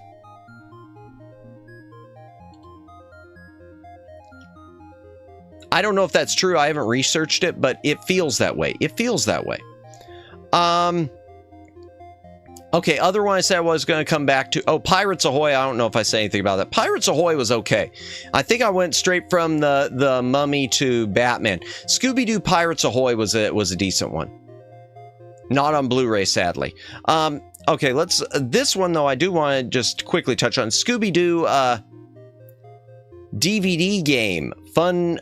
I wish it showed the back cover. Funland of Freaky Frights. So this is one of those set-top DVD games like the Harry Potter one we talked about. I think it was just last week when I did the last Chat Fest. There's not much to say about it. They made on DVD, there are a number of DVD games. Some of them are based on old Laserdisc games like Dragon's Lair, and some of them were just their own things where companies like Warner Brothers and a few other companies tried to make the DVD player into not a game console, but something where it could be used for like family gaming. And this is an example of that. And I don't remember much about it. I know I've tried it out. I know I played through it because it was pretty easy, but from what I remember, but because I think it is just made for little kids. But yeah, I'm saying but a lot. Sorry for all the buts. It's interesting. So that's one of the reasons I've got it. It's interesting. Scooby-Doo Dynamite Hour. The complete series. This is actually 2 complete series, and one of them isn't complete. It's weird what Hanna-Barbera would do, because they did this with a few different things. But especially, this one's the one that always stands out to me. Scooby-Doo and Dynamite this isn't a series really of both of them. They are 2 drastically different things. Hanna-Barbera, I guess when they marketed this, they sold it to TV stations as a package deal, as the Super Scooby-Doo Dynamite Hour. But there's nothing to indicate that about it. The first 30 minutes is the show Dynamite. The second 30 minutes is the Scooby-Doo show. The Scooby-Doo show was the next Scooby-Doo after you had Scooby-Doo Where Are You? Then you had the new Scooby-Doo movies. Then you had the Scooby-Doo show, which I think it was on a different channel. I want to say maybe ABC. I don't know this. I just remember from reading it. And it picks up, it's basically more of Scooby-Doo Where Are You? So it's all pre Scrappy-Doo. So this is still more classic Scooby-Doo stuff. There are 3 seasons, but Scooby-Doo show of it in itself, there are 3 seasons of it, and we don't have all those on DVD or Blu-ray. Season 1 is right here. Season 2 is missing in action. There are a few episodes, I think, on some best of Scooby-Doo DVDs out there. Season 3 is available on DVD and Blu-ray, but it is under the incorrect title of Scooby-Doo Where Are You? Season 3. And that's because it was animated, and I guess it didn't get broadcast, and so they took some of them, and when they put them in syndication, they slapped the Scooby-Doo Where Are You title sequence onto them. But then later in syndication, they put it back to being the Scooby-Doo show. And if you, on the current Blu-ray and DVD releases, even though it says Scooby-Doo Where Are You? The complete 3rd season, it says the Scooby-Doo show. Or the new Scooby-Doo show, it might be. I might have that incorrect. Sorry. So yeah, there's not too much else to say beyond that. Now, there are a few in the Dynamite series. There are like 3 episodes that are crossover episodes of the Scooby-Doo Mystery Inc. crew with Dynamite and Blue Falcon. Yeah, it says plus 3 episodes of the Scooby-Doo Dynamite show. That must be the only 3 episodes, I guess, because I don't know any. I don't know of an actual show that ran with that type. I don't know. I'd have to research this one a bit more, probably. But it's not its own thing. It's 2 separate shows. The Scorpion King. Okay, this is on Blu-ray, and I've got the Blu-ray. Why do I keep the DVD? Why does the DVD of this stay in the back library if I've got the Blu-ray? Well, I am so glad you asked, chat. The reason is the Blu-ray has no special features. The DVD is loaded with special features. This is a really packed special edition. It's single disc, but it is a really, really packed special edition. Now, as for the movie itself, The Scorpion King, it's a poor man's Conan movie. And there's a movie as well. And there are a movie as well. Are you talking about the Scooby-Doo? The Scooby-Doo Dynamite? Yeah. Yes, and that is on Blu-ray. Yes, Judd. Let me see. Dynamite. Or Dynamite. Oh, come on. Blu-ray. No, it's Blue Falcon. Yeah, poor man's Conan. Yeah, it is. It's a poor man's Conan. Yeah, Blue Falcon. Okay, that's what it is. Blue Falcon. Yeah, Scooby-Doo Mask of the Blue Falcon. Yeah, that was the movie that was of... That was the movie of it, which is on Blu-ray, and it's on DVD. Because in it, apparently Scooby-Doo really loves dynamite. That makes one of us. I wasn't a big fan of dynamite. Yeah, Scorpion King, poor man's Conan, definitely. Scrooged, nothing much to say about it, except that is the original theatrical poster art, for better or for worse. Seven Brides for Seven Brothers. This is out on Blu-ray from Warner Archive, and it's a very good Blu-ray. I should pick it up sometime. Seven Brides for Seven Brothers isn't my favorite my favorite musical. One of the things that makes this DVD and the Blu-ray interesting, though, both of them have two cuts, because the movie was shot CinemaScope, but then they were also worried about showing it in theaters that didn't support wide screens yet. So they, I think parts of it were cropped to 4:3, or no, they were cropped to 185:1, wasn't it? Let's see. Yeah, they're both widescreen, but it wasn't as wide. Yeah, it was a flat 177. And they had to refilm some of the musical numbers in order to get them to fit into the frame. Oh, good night. Good night, Judd. Have a good night. Thanks for stopping by. Appreciate it. We'll see you again some other time, etc. So forth. So yeah, Seven Brides for Seven Brothers, not my favorite musical. But I have a thing for ones where, ooh, we shot it one way and we had to go back and reshoot it another way. So it's a nifty DVD set to have, and the Blu-ray is probably even niftier. Seven Samurai is also on Blu-ray now. This is the original Criterion DVD. Akira Kurosawa's Seven Samurai was later remade into the Magnificent Seven. Was later remade also into Battle Beyond the Stars. Let's be honest, Seven Samurai has been remade and retooled a lot. Oh, excuse me. A lot over the years. This is the Criterion DVD. There is a Blu-ray out. That's one of those things that I picked up just because I picked that one up.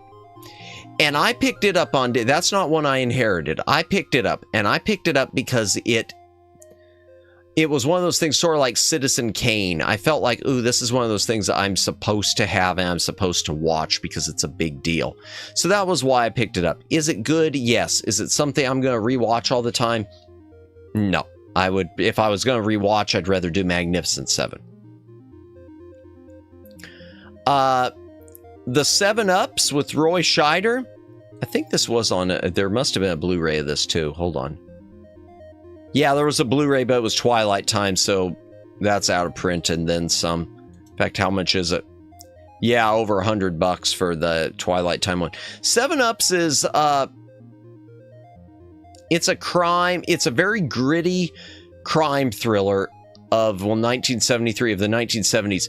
It is very similar to things like The French Connection, which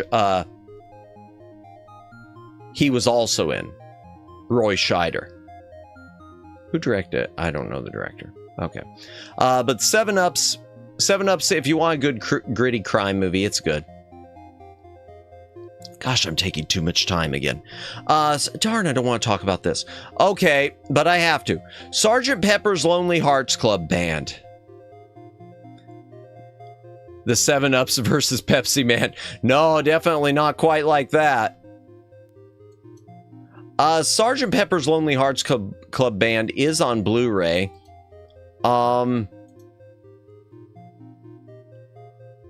It's a Beatles-themed musical that doesn't have the Beatles in it at all. It was made in 78. Okay, so the height... it's doesn't have the Beatles. Instead, it stars Peter Frampton and the Bee Gees singing Beatles songs.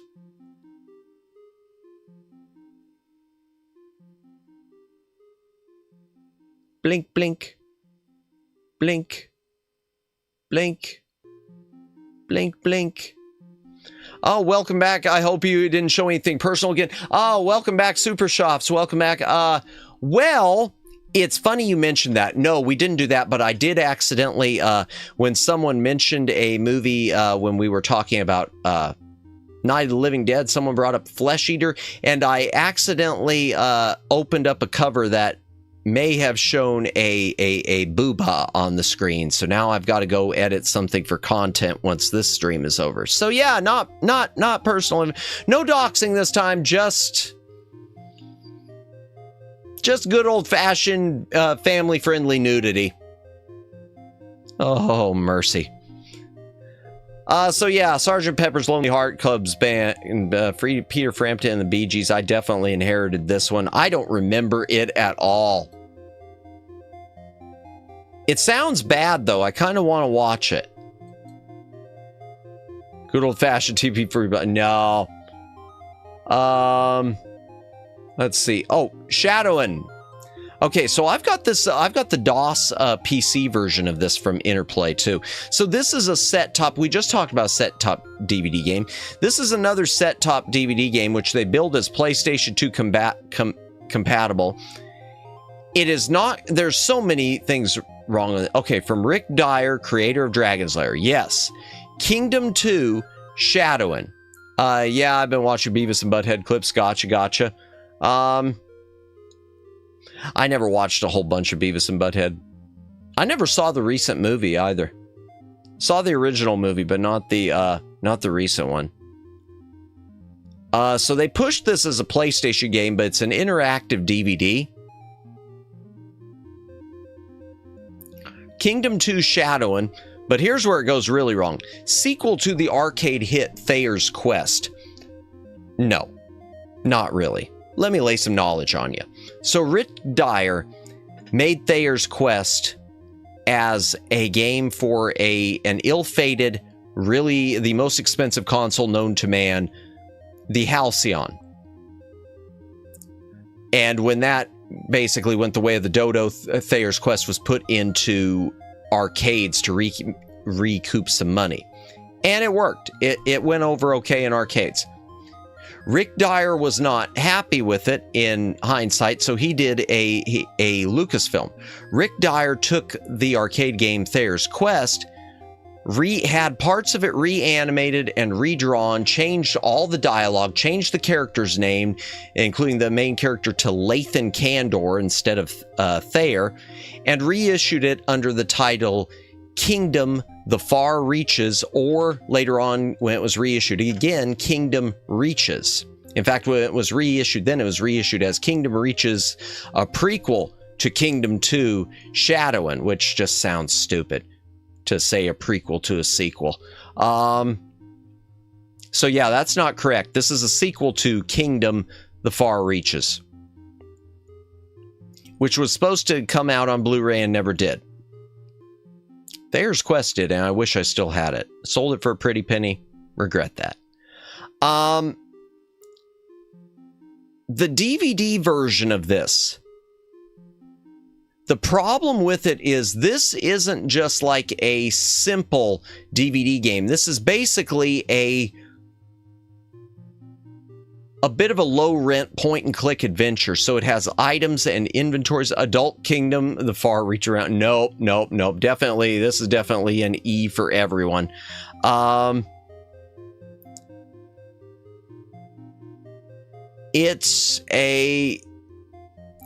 The interface of this has inventory and everything else, and the problem is, I don't know how it dealt with on PlayStation 2, but playing it through a home DVD player, after a while your DVD player gets confused. So this is one of those games I was never able to play all the way through on there. That said, I do have the original DOS, MS-DOS / Windows 95, they advertise, but it's actually just DOS, CD-ROM version of Shadowing. So someday we might do a stream with Shadowing, but not with this version because I'd like it to be playable. Ooh, DTS sound. Now I could tell you when I picked it up it was cheaper than that. I must have picked this thing up for like $2. In fact, I bought 2 of them. I've got a second one that I was holding on to. Because I just thought, ooh, at that price, I might as well get a second one maybe as a gift or, you know, resell, whatever. Hydration break. If you got a drink, take a drink.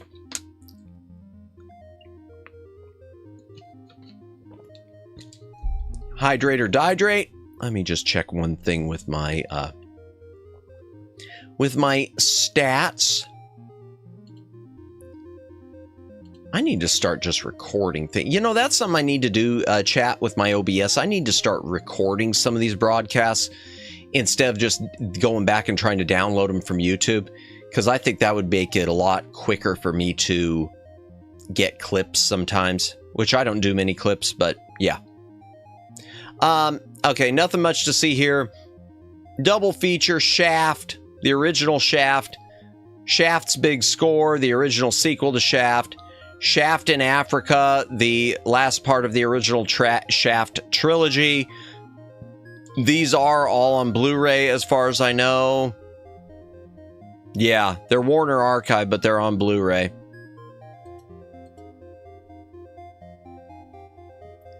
The Shaggy, okay, we'll do both the Shaggies and the original one's the one that's interesting to me. Okay, so Disney put out a special, as special as they do, special editions of the original 2 Shaggy Dog movies. You had, I had a big score in with my name pronounced differently. Okay. Oh, gotcha. Okay. Gotcha. Shop. Gotcha. Shap. Yeah. So the Shaggy Door. Oh, God, chat. I'm losing my mind. Probably because I keep doing these long streams. The Shaggy Dog. So the Disney special edition of this on DVD, this has not been given a Blu-ray release, not even with the Disney Movie Club, which is kind of weird. It's kind of an interesting disc because it says 1 movie, 2 cuts. And it's just weird. So it's got the original theatrical version, it says with 10 extra minutes, and the color version. When it went to theaters, it was shown in black and white. But I guess on TV and on television, at some point, Disney colorized it. But in addition to colorizing it, they cut it down. So it's from instead of 102 minutes, it's 92 minutes. And 92 minutes, my guess is that it's if I had to guess, chat, and yeah, the colorized version also is open matte full screen, whereas the widescreen is matted widescreen. So you're not actually losing anything with the colorized, except for time. I think the colorized version, because of that time, 92 minutes, I think it's a TV broadcast. I don't know, but I think it's a TV broadcast. But I'm going to give it to Disney. I am going to give them thumbs up because this is one of those few times Disney went that extra mile and included both versions on a DVD, because Disney usually doesn't do good things like that. Then you got the Shaggy DA. Not much to say about it. This is it was made in the 1970s. This is from Disney's, 76. This is Disney's lean years, for lack of a better way to put it. It's the Shaggy DA. Shane, Western Classic, 1953. This is one of those ones I inherited, but a lot of people, it's on a lot of your top 10 Western lists.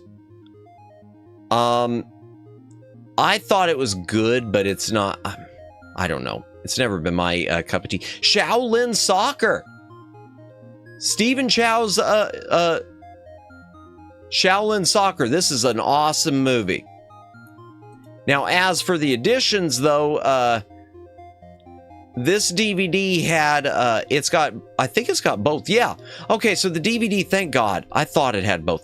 It's got the English dubbed US version, which is 89 minutes. They chopped the crap out of it. And it's got the uncut Hong Kong version. It says Chinese version, but I think I'd say it's probably Hong Kong. It's got both versions. That's nice. Thank you, Disney, for doing something good.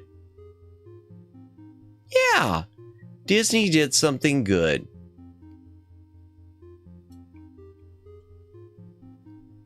What about Blu-ray? Do we have a Blu-ray? Nope, there's no Blu-ray for it. That's interesting. This cover is interesting. Who released? Oh, the Lionsgate reissued it. Okay. Oh, Lionsgate. Yeah, this was Miramax. Well, okay, so this wasn't entirely Disney's doing. It was a Disney owned Miramax at the time, but it was Miramax. I think they still operated as a separate entity. H.G. Wells, The Shape of Things to Come. Oh dear. Not much to say about this. This is a low-budget sci-fi movie. Lower budget. It was released in '79 when everyone was trying to capitalize on Star Wars. They tried to make a Star Wars thing with it. It's not good. I mean, they don't show it. It is in color. It's not good. I mean, you got a few people in it. Carol Lindley, Jack Palance, John Ireland, Barry Morse. It's just not. I never finished it.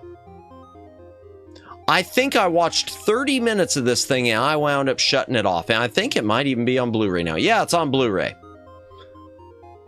I'm not picking up on Blu-ray because I'd never finish it there either. She Wore a Yellow Ribbon, classic John Wayne, John Ford, I think. Yeah, directed by John Ford. Yeah, John Ford. Okay. The Best of She-Ra, Princess of Power. So this it's only really 5 episodes plus the movie. Okay, so this little set, which you used to be able to get from BCI. First of all, it's a botched conversion. It's a bad PAL to NTSC conversion. I don't know why these companies can't figure out how to handle it, but so many of them, they just don't get it right. And BCI was no exception. And BCI had a lot of compression problems too. Included quite a few special features, though, and a few art cards, so they tried to make it fancy. But it's got 5 episodes of She-Ra, and it's got the theatrical movie He-Man and She-Ra, The Secret of the Sword, which was they took the pilot and they put it in theaters. So that's something Filmation used to do that. Excuse me. My apologies for yawning there. Kisker. They did this with Brave Star also. They would take their pilot miniseries or their pilot and they would cut it into, they would put it in theaters as a movie, and then they'd put it on TV later or whatever as like a 5-part miniseries, 4 or 5-part. No difference here. The only unfortunate thing I remember is The Secret of the Sword. The opening titles are sourced from a lower quality source. Everything seems to be from higher quality except for the opening titles. So I don't know what happened there.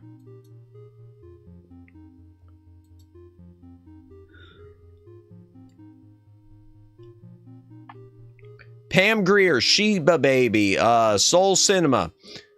I don't even remember this one. For the life of me, I don't remember this one. Is it 16:9 enhanced? Yeah, it is. Okay. Pam Grier is better than ever. I don't remember Sheba Baby at all. 44 Magnum. 44. Okay.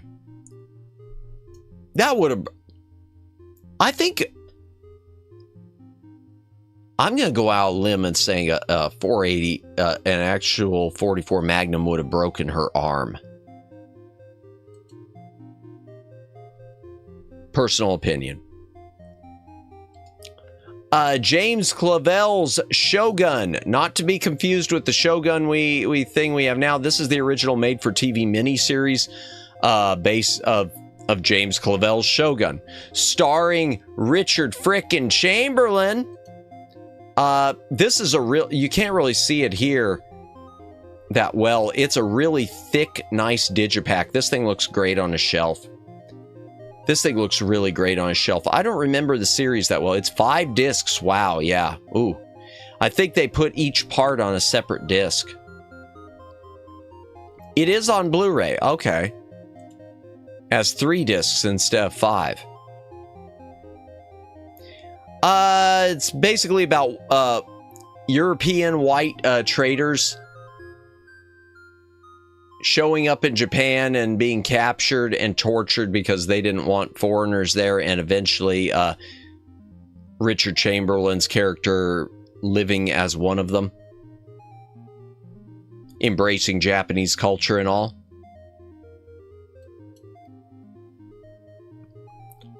The Shogun Assassin.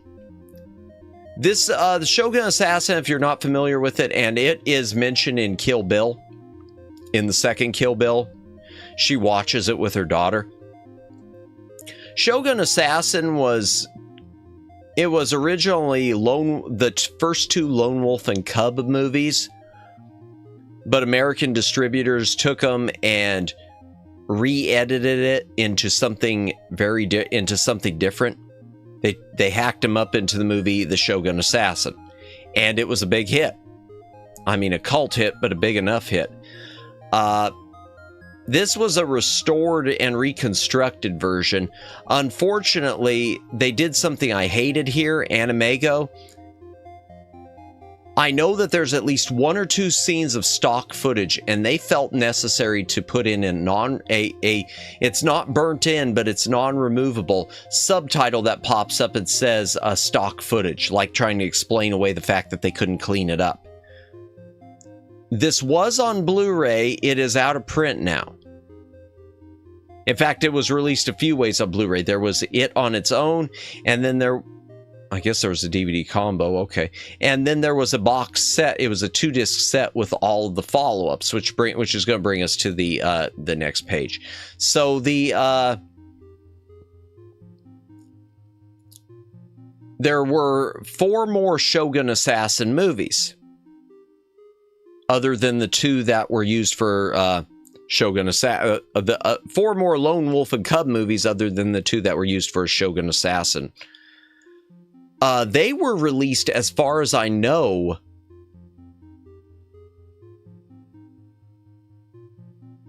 I don't know for sure. I don't know if any of these have fresh dubs or not. I don't think so. They were released in some cases as Lone Wolf and Cub or as different titles altogether. Animago released them on video just as Shogun Assassin. They left their original title screens intact, so they are what they say they are, but that's how they released them. They also put out a box, like I said, that Blu-ray set I showed just a moment ago at the bottom of the screen, which I wish I owned, that had all of them on 2 discs. I think it might have been overcompressed, though. They also had put out a set of Lone Wolf and Cub. Now, those are the Lone Wolf and Cub on their own. I think those are in Criterion's hands now. But I want to say Animago originally put out a set of them too, but it was over-cleaned. I don't know for sure. Short Circuit. Oh, this makes me sad. Short Circuit. There is not a good copy of this available on Blu-ray. It's out of print now. But Short Circuit, if you've never seen Short Circuit, please see Short Circuit. Short Circuit holds up remarkably well. Short Circuit was on Blu-ray, but the Blu-rays are not good. They are 1080. Short Circuit, love that movie. Yeah, and it's amazing to me, it's never had a good Blu-ray. The 2 Blu-rays you got were 1080i. They weren't even a full 1080p. So they don't look so hot. Well, I know the first one isn't, and I think the second one, the combo, yeah, it's 1080i also. They were 1080i, and they're out of print now. And I don't know what the problem is with it. Because you can get the second one easily, but the first one, I don't know what the deal is with it. Short Circuit 2, yeah, there's the DVD of it. It is easily available on DVD, and it keeps getting reissued too, even on Blu-ray. But for some reason, Short Circuit, no. Okay, Shrek. This is the one I hold on to. Not the DVD, but I mean, not the Blu-ray, but the original DVD release of Shrek,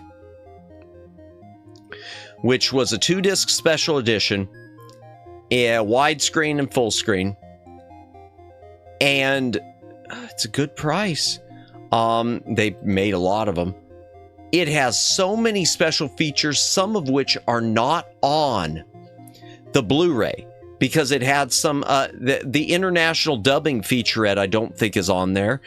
And there was a, where is it? Oh, it's got interactive games for kids, which are on there, including, Shrek Pinball. I'm gonna have to check that out sometime.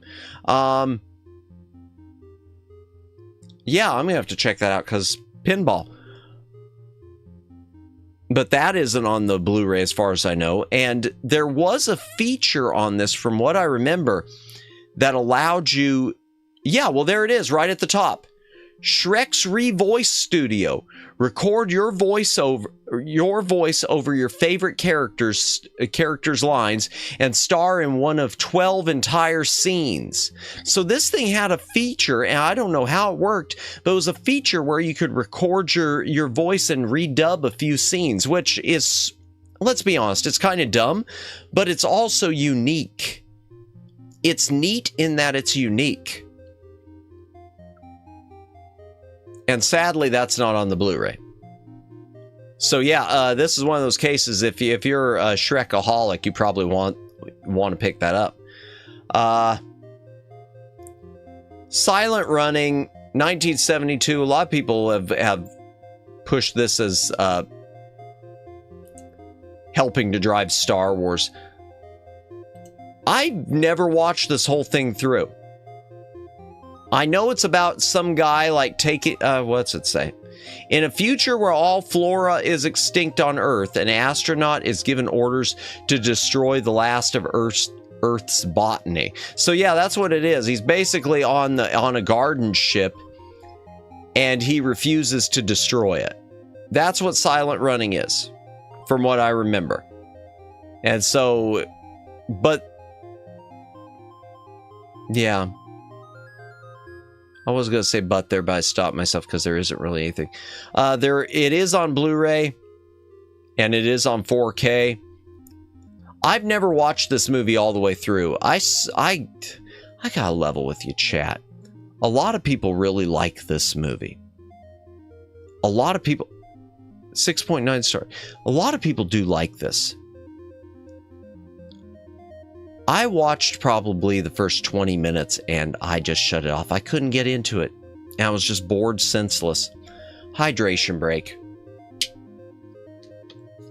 If you've got a drink, take a drink. Hydrate or dihydrate.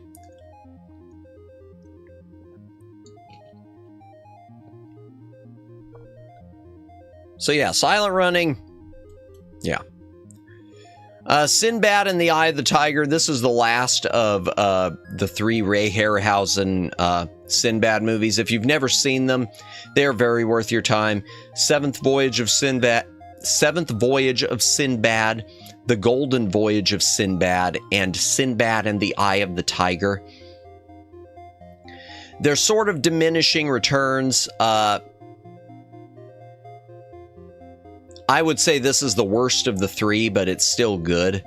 It's the one that stars Patrick Wayne. That is John Wayne's son, Patrick Wayne.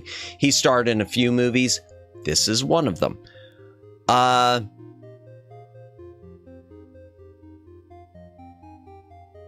They are on Blu-ray, but not in the States anymore. They were released on Blu-ray limited edition. Well, the second and third one, this one and The Golden Voyage of Sinbad, were released on Blu-ray limited edition through Twilight Time. That's very out of print now. They've been released in other countries. I don't know what the licensing problem is here. It's too bad. I would have thought Kino or Shout or Arrow would have bowed these for us in the US. Hopefully someday, because they are a lot of fun. The Seventh Voyage of Sinbad did get a widespread Blu-ray release from Sony, but it is out of print now. My apologies too, chat, if my speech is starting to sound like bubblegummy or drunk. I don't know what's wrong with me. I'm just having blah, blah, blah, blah, blah. I'm having trouble speaking. My mouth has been dry. I'm just having trouble speaking. But moving on, Singing in the Rain. If you were here for the Blu-ray days, I've already been through this. I have Singing in the Rain on Blu-ray. I hold on to the DVD because the DVD has a crap ton of special features that aren't on the standard Blu-ray. There is a big, expensive gift set version on Blu-ray. Yeah, they're right there. That has all the features. But, yeah. I wasn't going to rebuy it. Sky Captain and the World of Tomorrow. This is coming out in 4K soon. Sky Captain and the World of Tomorrow. I don't know how y'all feel about it. I have watched this a couple times. I have tried to get into it. I just can't get into it. To me, Sky Captain and the World of Tomorrow is style over substance, and I'm not a big fan of the style. It's very CG. It wants to look like a Flash Gordon type thing, but it just doesn't come off well to me. If you're a fan of Sky Captain and the World of Tomorrow, I'm happy for you. Sky High. Oh, God, I don't want to keep talking about everything. I guess this is based on a manga, I think. A woman who's dead. Yeah, detective hunts a killer who is removing girls' hearts. When his own fiancée falls victim to the killer, detective discovers the otherworldly intentions of the killer and is helped from beyond the grave by his fiancée. Singing in the Rain, there's a cute animation of a little ghost girl tap dancing to Moses Supposes His Toes Are Roses. Oh, I'll have to look that up sometime. That sounds neat. I like Singing in the Rain. Sky High. This is an old Tokyo shot. Wow. Okay, apparently it's easy to find. I think this is a case where Tokyo Shock made too many of them. Because it came out in 2005. As far as I know, it's been out of print for a long time, and yet you could still get it new for 15 bucks.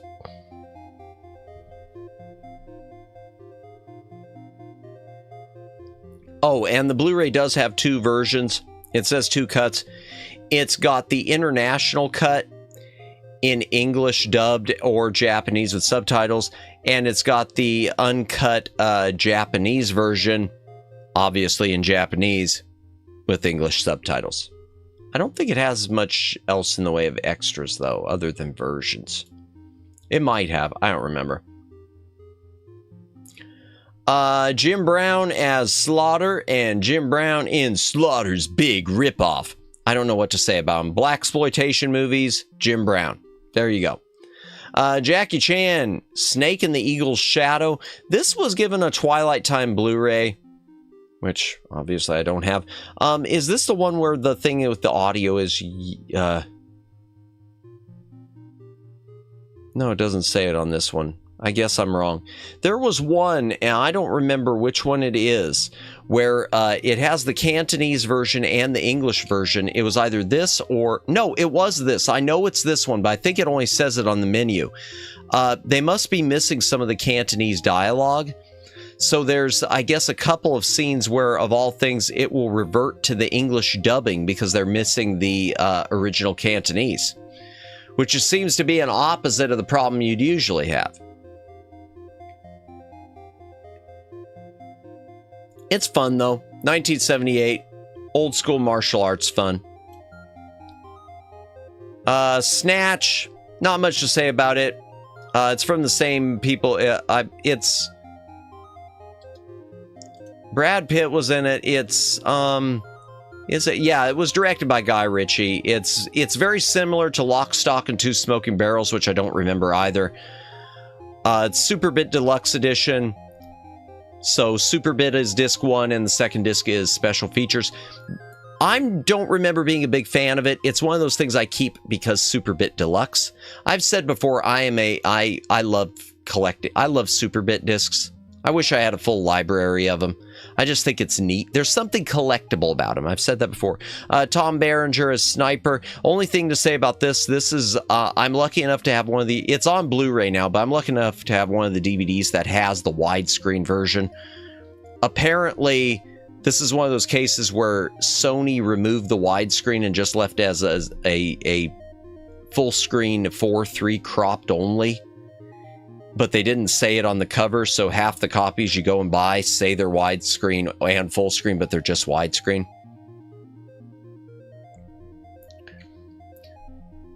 Snow White and the Three Stooges, which is undoubtedly going to be better than the Snow White movie that Disney is currently preparing to bow for theaters. It's out of print, I could tell you, but they must have made a lot of them and no one wants it. There's no Blu-ray edition. Okay. I don't remember much about this except, chat, that it's a musical. It's very much later with the Stooges, because that's Curly Joe. That's Curly Joe Dorita. I know that it was in full color, which was a rarity in itself with the Stooges. And it was a musical. And I remember, as far as the Stooges part is concerned, that it wasn't funny. Which sucks, because I like the Three Stooges, but there's something about the Stooges movies that they made later on. They're full feature-length movies, not shorts, that they miss the mark. And this is one of them.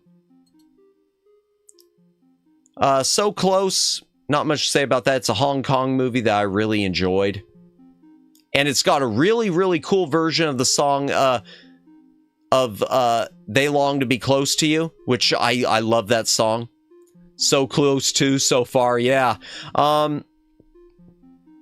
Yeah. It's a good heist movie. It had some good stunts.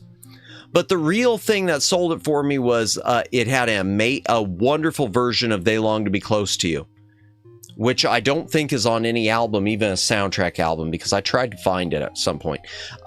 Okay, So Dear to My Heart. This is a weird one with Disney. So I don't know what the whole... This was a Disney Club exclusive. It was in theaters. It's one of their movies that's got some animation along with live action, but the live action is completely separate from the animation. It's pretty much... Now, see, this isn't right. This isn't right, chat. So Close 3, Restraining Order. Yeah, Madamus longs to be close to you. Lisa Megs isn't here to read this. I'll probably sing that on one of these upcoming karaoke's. I love that song. Okay. This can't be right. This can't be right. This can't be right. No, this can't be. It says The Best Night in TV is back. Because it's The Wonderful World of Disney, which was like something Disney, I guess, used to do on Sunday nights. This movie was in theaters. I know that. I know it was in theaters. I also know that the animation stuff is like separate from the movie. It was a case where it's not like integrated like it is in the pictures on the cover. I want to say it was a case where there are just some animated segments stuck in the middle of it. I don't remember much about it. This heartwarming classic tells the tale of a country boy who adopts a mischievous black lamb and learns valuable lessons about love and dedication. I don't remember this, chat. I know the name. I don't remember the movie at all, chat. In fact, I don't know if I've ever... No, I know I've seen it, but I don't know if I've ever watched this DVD. I need to... dang, another something to put on the backlog. I need to revisit that. Okay, Solaris. This is one of my hot take. I hate saying hot take, but I'm going to put this one as a hot take. So, Solaris with George Clooney. This is a remake of a sci-fi movie from Russia. There's a Russian movie called Solaris. This one was done by Steven Soderbergh, and James Cameron, I guess, produced it. And they did all the posters. Clearly, they're trying to make you think of 2001 with that artwork, with that picture they chose. From what I remember, because I've seen both, because I used to have the Russian one, and I sold my DVD of it years ago. From what I remember, they aren't very similar. You could tell the theme is similar. There are similar things about them, but they are very different. I remembered liking this, the American remake, much, much, much better than the Russian original. I mean, the Russian original is held in a high standard. It's in the Criterion Collection, etc., and so forth. I thought, not only did I think that it was much better, I thought it was really good. And 2003, I am shocked that we don't have a U.S. Blu-ray release. There are Blu-ray, if I could speak, Blu-ray releases overseas, but not in the United States. I find that very odd because, yeah, I just find that odd. But it's a good movie. I think it's a really good movie. I think it's a good, smart science fiction movie. Kurt Russell in Soldier. It's a sci-fi movie about genetically engineered soldiers. Galactic Wars. I don't remember, and I don't remember much about it. It was good. Soldier. I'm not going to beleaguer this one too much. I know that this is an older DVD. I think this is, yeah, I've got the Snapcase edition. So the DVD is from 1999. Holy crap! That's a 26-year-old DVD, chat.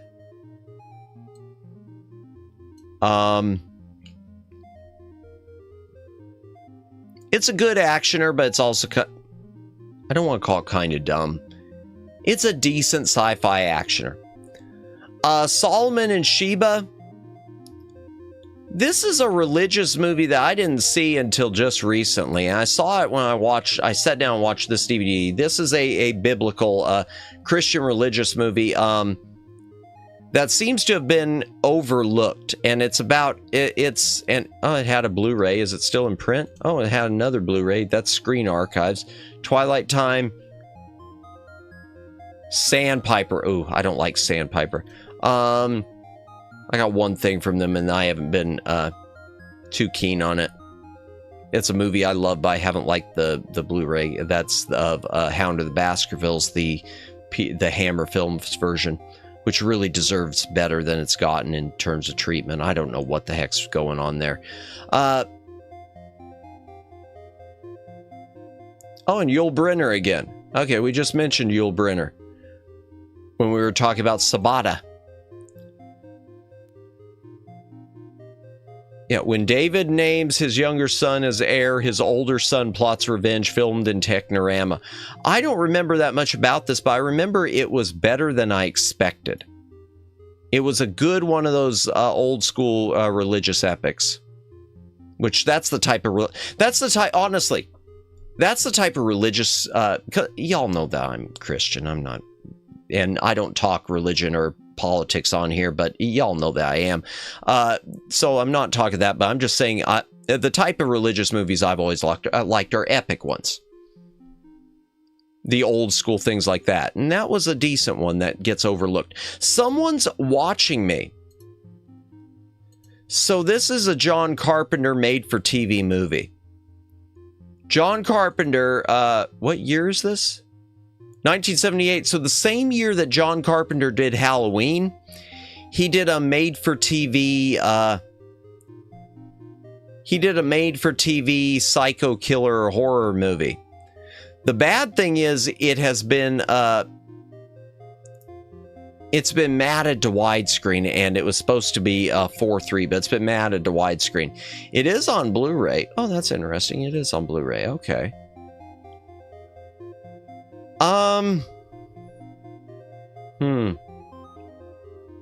Two cuts. Okay. The Blu-ray has it both matted to widescreen and the open matte original full screen. I don't remember much about this one. I know I don't think it's Carpenter's best. The old school epics when God wasn't afraid to slap into a pillar of salt. Yeah, I guess that's one way to put it, Jonathan. But I just like, there's just something about them, things like the Ten Commandments. There's a different feel to them. Things that are made, it's just like, I think it's the same with most movies that are made today. I look at a lot of old school sci-fi movies, like stuff that was made in the 70s and stuff like that, and the 80s.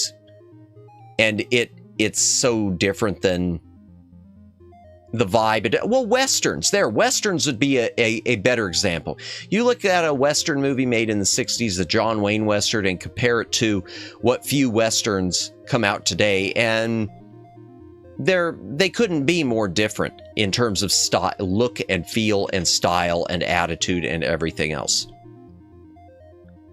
So yeah, but Something's Watching Me, it's not my favorite Carpenter. I think I only watched it once on this DVD, which I picked up at the aforementioned, now deceased Big Lots, RIP.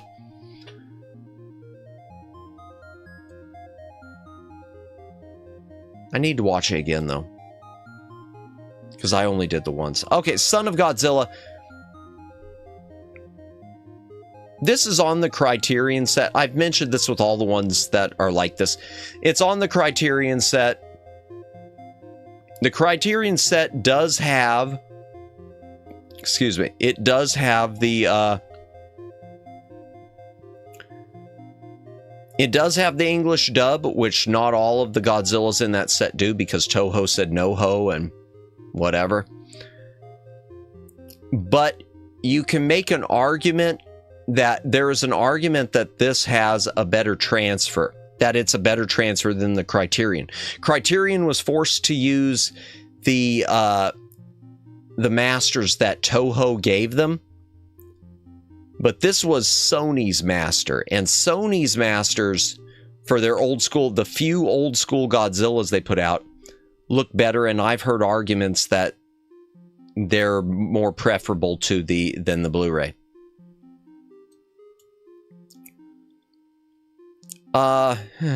Hydration break again. If you got a drink, take a drink. I'm sorry about that. I've just got really dry mouth.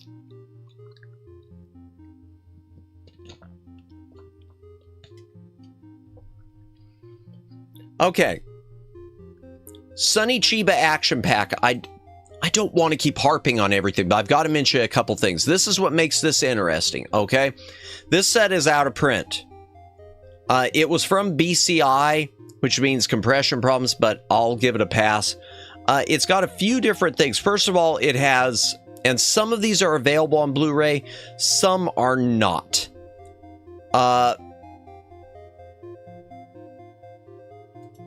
Back. Bullet Train, which is sort of like Speed, but it's on Bullet. It's Runaway Train movie starring Sonny Chiba. This is the English dubbed international version. It does not have the original Japanese version. There is a Blu-ray out from Discotheque, which also is English dubbed, but I want to say it's the uncut version. This is just the English dub. Golgo 13 Operation or Assignment, what is it? Assignment Calhoun? Assignment Kowloon is the second live-action Golgo 13 movie. The first one, I'd love to see a movie where Jesus comes back as a giant, Tom Brady, son of Godzilla. Well, I'm gonna take a pass on that one. For me personally, just because of my faith, but I'll take a pass on that one. I don't want to get hit by a bolt of lightning.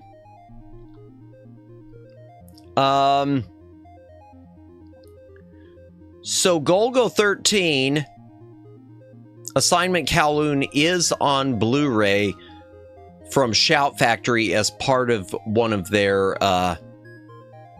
Sonny Chiba collections. However, it is only the original Japanese with English subtitles. This version includes both the Japanese with subs and the English dubbed version. So if you want the English dubbed version, you have to get it here.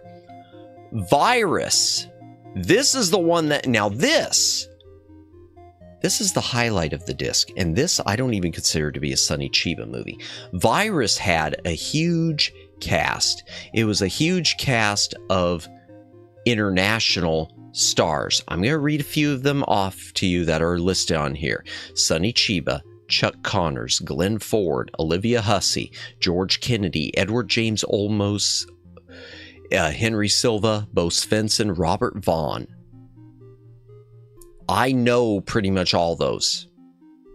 Yeah, no, I know all those, one way or another. It was a really big, like, post-apocalyptic virus wiping out the world movie. When it was released to U.S. theaters, it was gutted. It was gutted. This is the original uncut international version. Now, what makes it interesting also is this is a movie that it is partially in English, it is partially in Japanese with English subtitles, and that works perfectly for what it is. The Japanese actors, all the scenes taking place in Japan with Japanese actors and whatnot are in Japanese. The scenes, any of them taking place on the international stage in America, etc., are English. That's the way that it works. It's right. It didn't need to be. And meanwhile, the gutted English version, I'm sure, was dubbed across the board wherever anything wasn't in English.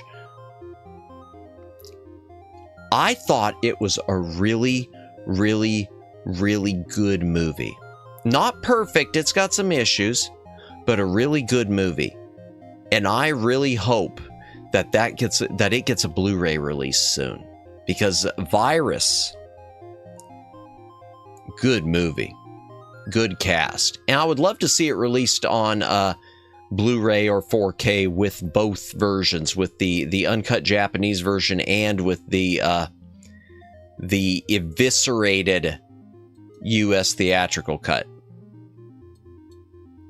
Eviscerated. Gutted. Just check one thing. Okay. All right, let's see. What's next?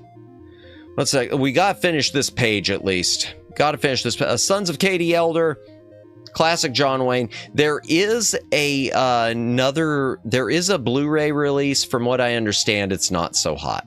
I want to say it's one of these overcleaned Paramount jobs. So thanks Paramount. Soup to Nuts, really early Three Stooges movie. In fact, it's one which where Moe wasn't even called Moe Howard, he was called Harry Howard, and it's Moe Larry, or it's Moe Larry and Shemp, and it might even have Curly in it somewhere. I'm not sure, but in 1930, it's before your run of Three Stooges, even with Curly.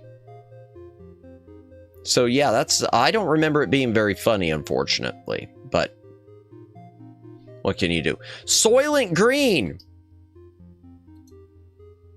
Soylent Green. If you don't know Soylent Green, Larry, Harry, and shit, yeah, it does. It doesn't have the same ring to it at all.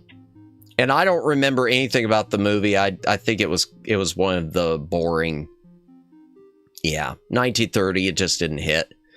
Soylent Green, love Soylent Green. This is on Blu-ray. I keep telling myself I'm going to pick up the Blu-ray, but the DVD, I will say the DVD sure got better cover art with the snap case. This is the current Blu-ray. Oh, stop doing that to me. The current Blu-ray's cover is just, it uses some of the poster art, but then photoshops the rest. Soylent Green is people, yes. Yes, it is. And the original just uses the original cover art. I like Soylent Green. That's a good movie. And the one I've got is the original snap pack. It says Digipack, but it's not. It's a snap case. Space 1999. Okay, I hold on to I've got this on Blu-ray, and it's delicious. I'll pass on eating the people. Thanks, Jonathan. Okay, so Space 1999, this is the original mega set. It's 16 discs plus a 17 disc and a bonus disc in an envelope. This is such... Okay, I love Space 1999. This is... I was really young when I got this. This is one of those things I think I begged my parents for because I'd seen a couple episodes and they picked it up for me. And I hold on to it in part because of that. I hold on to... It's a huge box. I mean, the Blu-ray takes up no space. The DVD set was huge. Mega set's right. Video quality isn't that great. The bonus disc even has 3 episodes with additional remastering because they couldn't be bothered to re-author the discs. The one thing that it's got on it that it's got a few things on it, special feature. It doesn't have much feature-wise, but it's got a few things that are missing from the Shout Factory thing. I think it's missing, that's missing a couple audio commentaries, and there is a short in it called A Message from Moonbase Alpha, which was produced with one of the cast members for a sci-fi convention for in the year 1999. And it's basically a finale for the show, saying, "Hey, this is what happened to us," type thing. This is our final message to Earth if you receive it. Have you seen the price of beef jerky? I'd eat it. Man, beef jerky is... The price of beef jerky's always been kind of bad, but it is insane. You're right. Because I would love to snack on beef jerky, and I just can't afford to do it. I mean, I could afford to do it, but I'm just not going to spend the money to do it. But yeah, Space 1999, that's the old mega set. If you've never seen Space 1999, Season 1 is very worth your time. Season 2 kind of sucks. Season 1 is really generally, not all of it, but generally, smart sci-fi. Space Amoeba. This is Toho film. We talked about this when I played the NES Godzilla game. This is the movie that Gezora, which is the giant squid-looking thing there, is from. It had a... What were the monsters? It had 3 different ones. Okay, well, yeah. A space probe is infiltrated by alien beings and then crashes on a remote Pacific atoll. A group planning to build a resort hotel land on the island and discover it to be inhabited by giant mutant monsters created by the aliens in an attempt to conquer the world. I don't even remember that part of the plot. I need to watch this one again. But yeah, classic Toho monster movie. Out of print, but not horribly expensive there, as you probably saw. Space Ghost Coast to Coast. Oh, R.I.P. George Lowe, who voiced Space Ghost in Space Ghost Coast to Coast, just passed away a few weeks ago. Space Ghost Coast to Coast Volume 1. Cool digipack. Space Ghost Coast to Coast Volume 2. Cool digipack with some of my favorite artwork because it's bad. It's like pixelated and everything. It just looks like a really bad digital picture. I just... I don't know what to say about that. And I love this, the quotes that it's got from everyone. Sadly unsatisfying, Hollywood Reporter. Dumb, Detroit Free Press. Only amuses itself, USA Today. Needs some work, Phoenix Gazette. Jarring, Inside Media. Incomprehensible, Cable World. Tasteless, offensive, and a pain to watch. If this is the most creative show Cartoon Network has to offer, the future looks very bleak. California. That's just awesome. I loved this show. And Space Ghost Coast to Coast Volume 3. This is not a complete set. Now, there was a Volume 4, and I can't see him, therefore I hate him. Oh, gotcha, sorry. I love the show. It's really, really... Space Ghost Coast to Coast was a lot of fun. Volume 3 was, I think the packaging... Yeah, Volume 3, I like the packaging on it, too. This is 1997. Yeah... There were other... I'm joking. Space Ghost was good. Oh, gotcha. Okay. Oh, I get it now. Ghost. You can't see him because he's a ghost. Remember, Super Shops. Small, smooth brain. I may not get the jokes immediately, but hopefully eventually. The other Space Ghosts were, you couldn't really get them. The 1990, the season 4 pack was only available, I think it was direct from William Street's website. Same with volume 5. The host with the most, enjoy him for while having a slice of toast. Didn't they recently reboot him in comics? They might have, Jonathan. I'm not sure. They've rebooted a couple of the regular Space Ghost action shows before.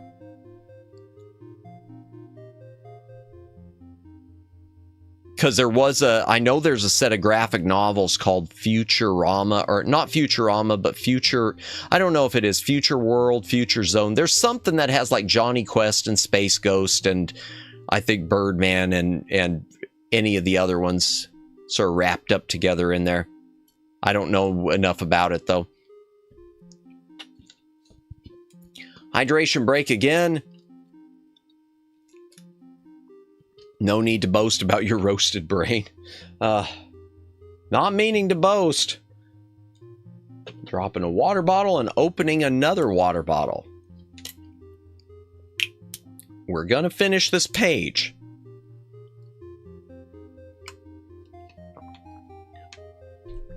Whoops, I bumped the desk. Sorry about that. Let me just check one thing, chat. Okay. Spawn. The director's cut, 1994. I know it's the director's cut. It's based on the Todd McFarlane comics. I don't remember this. This might have been something I inherited or something. I don't know if I ever watched this DVD. I know I've seen the movie, but I don't remember anything about the movie. So I'm just going to have to pass over this one. Except, let me just see. Is it on Blu-ray, just out of curiosity?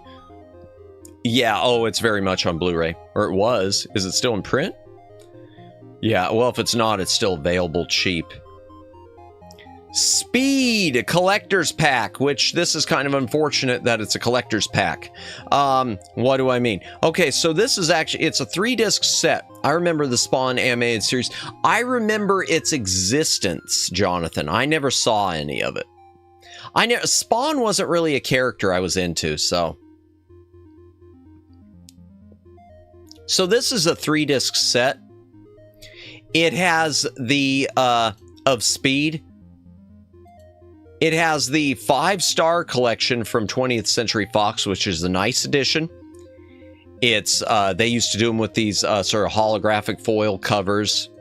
It's a double disc Amaray case, which if you've never seen, they're really thick. I really always like those. And tons of special features. DTS audio.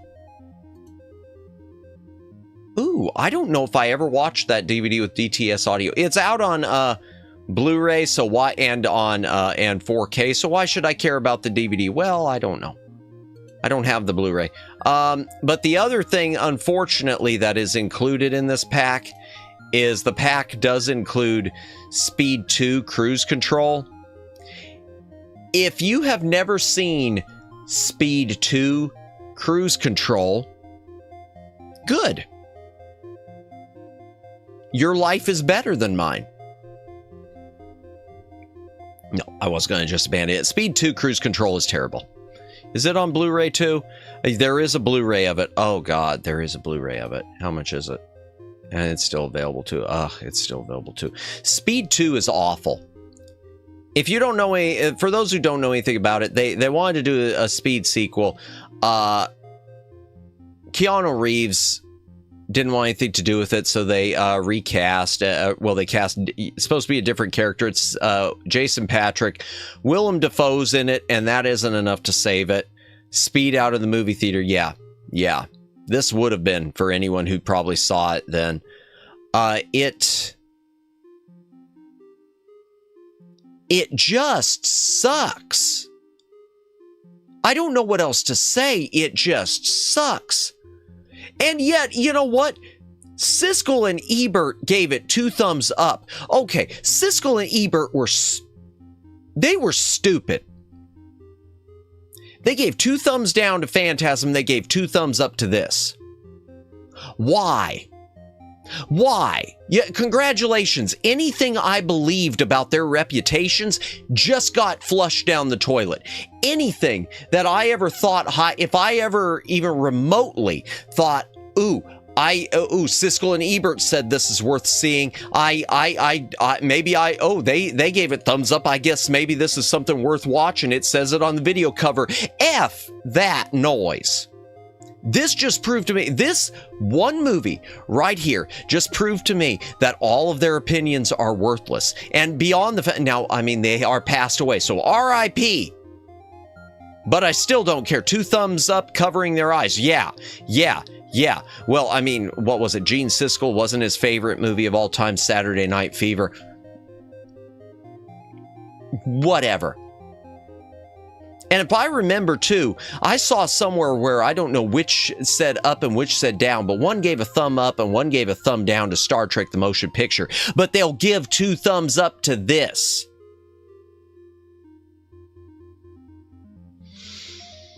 Oh, I did not need to get my blood pressure up tonight. I did not need that.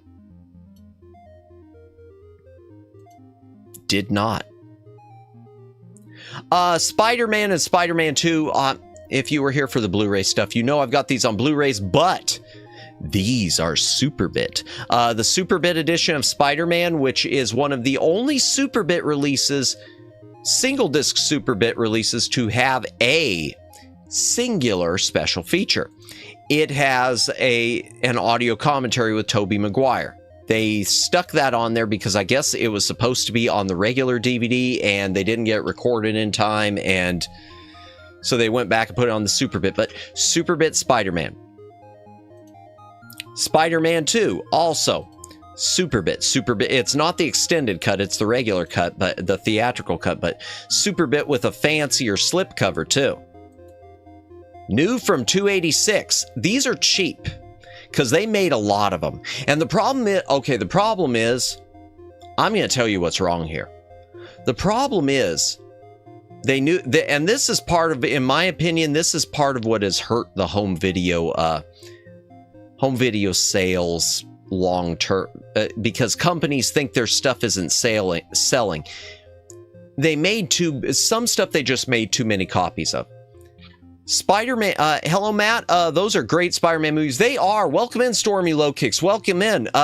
Great Spider-Man movies, and we're talking about these being on the Superbit edition, which are, I can't say rare because they're super cheap, but I've always found Superbit to be interesting. It was a DVD thing that Sony did where they had a maxed out bit rate because they were trying to make them look as close to high definition as possible before Blu-ray. But I think the reason I could tell you that this thing didn't sell well because everyone was going out and buying the 2-disc special edition of Spider-Man for probably at that time, I don't know, $15. Why would you, if you could buy a 2-disc feature-loaded copy of Spider-Man 2 for $15, why would you go spend $30 on a Superbit copy of Spider-Man 2? Obviously, you're going to go with the cheaper one, especially when it seems like it's got more. It's a 2-disc special edition. So Sony really shot themselves in the foot with Superbit because they overpriced these things. Because I remember at the end of the DVD era, I'm not a boomer, but I remember at the end of the DVD era seeing Superbit copies of stuff still in places like Best Buy with a $30 price tag. And they weren't moving. It wasn't until they started clearing them out and then people like me jumped on them and wished I would have picked up more than I did just because Superbit is kind of cool. Not $30 cool, but cool. What do we got? The Spy Who Came In From the Cold. I don't know what to say about this. It's an espionage movie with Richard Burton. I don't remember much about this one. I'd have to watch it again. Spy Who Loved Me. Okay, I've talked about this.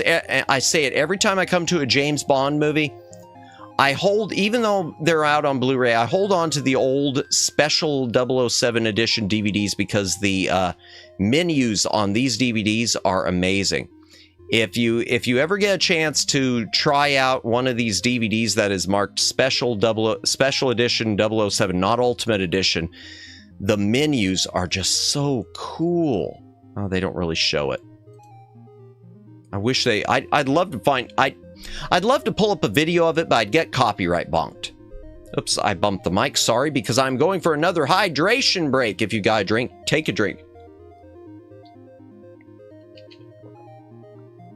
But yeah, welcome in, Stormy. We are just doing a YAAAAP session. I am just going through the Blu-ray. I've already done the Blu-rays before, so I'm just going through the DVDs that are still part of my physical library. Just using this as a chat stream to do something other than playing games. Or questionable karaoke. Okay, Stakeout. I mentioned this before when we were in the Blu-rays. I'll mention it again. Stakeout is a buddy cop movie with Richard Dreyfuss and Emilio Estevez. It's a good movie. It is not on Blu-ray, at least not in the States. Is it on Blu-ray? No, it's not on Blu-ray anywhere. And yet the sequel, another Stakeout, is on Blu-ray. And I don't know what the hang-up is, because they're both Touchstone Pictures, which fall into Disney's sphere of influence. As far as I know, Disney licensed out another Stakeout, but they won't license out Stakeout, but they also won't do anything with Stakeout. So, Disney. Oh boy, the Star Treks. Okay, I've already said before, I hold on to my, greetings, Kimmy, welcome in, welcome in. We're still, I don't know how many pages we've been through tonight. How many you just reminded me, Kimmy, I need to see where I'm doing the YAAAAP session. How many pages have I been through? Oh, wow, I'm making good time. Oh, wow, I am making good time. Yes, okay, we've been through so far 1, 2, 3, 4 pages. We're about to start page number 5. I've actually gotten through more than just 2 pages in a single stream. But welcome in, Kimmy. Okay, before I start talking about the Star Trek movies I've got these on Blu-ray. Why do I still have them on DVD? Well, I'll come to that. And some of it makes sense and some of it doesn't. But before I do the movies of Star Trek, let me start right here with the animated series. I love Star Trek, the animated series. Were those pages your favorites? No, I don't think so. It just happened. Those were the ones I made it through tonight. I just was able to boom, boom, boom, blow past them. Now I'm stuck on the ones that are going to take me too long. So the animated series of Star Trek is on Blu-ray, and it looks better, and it would sound better, but the audio is out of sync. I don't know if it's on all the episodes or half of them or what, but the audio is out of sync. Paramount knows the audio is out of sync, and as such, unless you can find a way to look past it, the DVD is the only option. When there's only one candidate, there's only one choice. Now, it came in this giant, you can't tell this, but this is a plastic case. It is a thick, hard plastic I shouldn't have phrased it that way. It's a hard plastic case, and it is quite thick. And then the discs themselves are just in this little teeny tiny, I'm sorry. And then the discs themselves are just in this little teeny tiny digipack inside. But it's something that sounds good on paper, but then it's terrible. Because opening this case up and getting discs out is a nightmare. Which is another reason I'd love to have the Blu-ray, but audio out of sync. But the animated series of Star Trek, it was after the original series ended. They brought it back as a Saturday morning cartoon series. They say it ran for 2 seasons, but the full episode count is only 22 episodes because season 1 is like 18 episodes and season 2 is 4.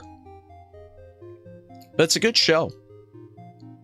Okay. Oh, before I get to the movies. Okay, and this is a stupid one. I don't know why I keep it. This is the note around 4 hours, 30 minutes of Matt being sussy. I haven't been being sussy. I haven't. I don't think. What did I do though? So,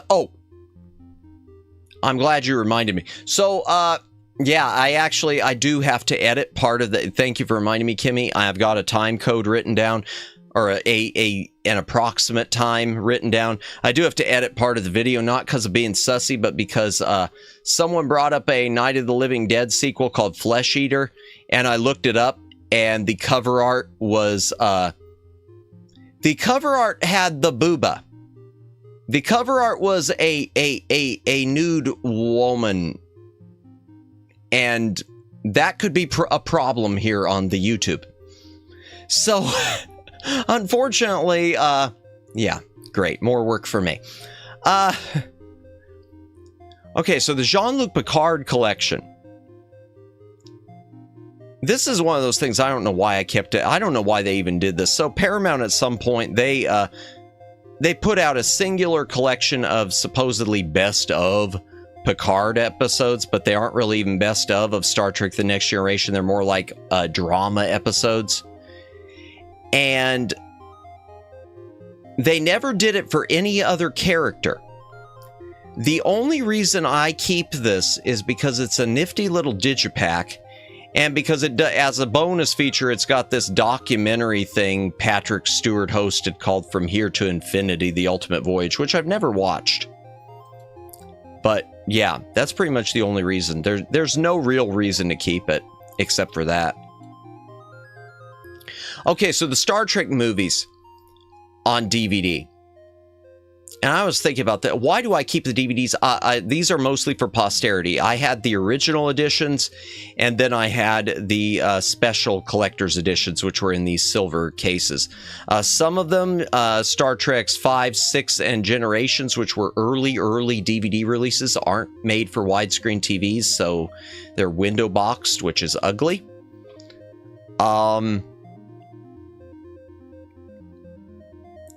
The old editions, there is no old edition of Star Trek The Motion Picture, because when they got to Star Trek The Motion Picture, Paramount kind of realized, uh-oh, what do we do here? Because we've had this long version on VHS, and the theatrical cut's shorter, and that's about the time they gave director Robert Wise permission to do a director's cut. So the only motion picture DVD is the director's edition.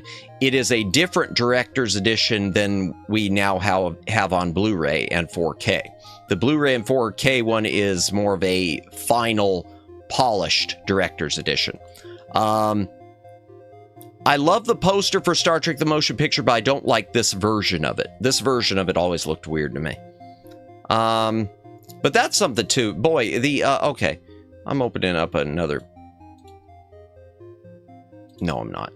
You think I'm just the old. That's one nice thing about all these old editions. They use the original poster art, and the original 6 Star Trek movies, except for this one, used an alternate. The poster art was so nice on these. Star Trek II: The Wrath of Khan. These are both a little different. The special edition is the director's cut, and the standard edition was the theatrical cut. Regardless, that artwork is amazing. I love the Bob Peak artwork. What else to mention about it? Oh. Star Trek 3, just special features. Again, beautiful cover art.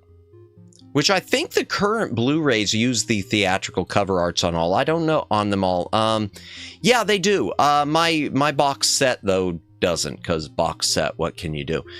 Star Trek 4, the only weird thing here, there is a short featurette. Klingons and Romulans, they pose no threat to us, because if we find we're in a bind, we'll just make some dumb S up. Gotcha. Yeah. Star Trek 4, the original DVD has a featurette that didn't make it onto the collector's edition or onto the Blu-ray. It was an old featurette that I think was on the Laserdisc. Excuse me for just one moment.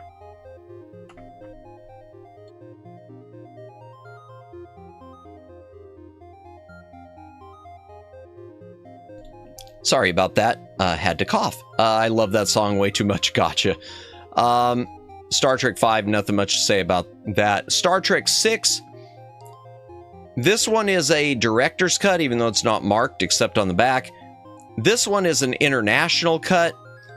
The theatrical cut is on Blu-ray and on 4K. Okay, and Generations, not much to say there. First Contact, not much to say there. Insurrection, not much to say there. And Nemesis, not much to say there, except it did have quite a few special features even before they did a collector's edition. I want to talk about Star Trek 6 for a minute, because I was thinking about something with it. I was thinking about some of the stuff with Star Trek 6. God, I love that artwork. Darn, I love that artwork. Star Trek 6. I was thinking about what Star Trek 6 could have been. So Star Trek 5 bombed, and we talked about that ad nauseum. And we talked about how much I wish there'd be a director's cut.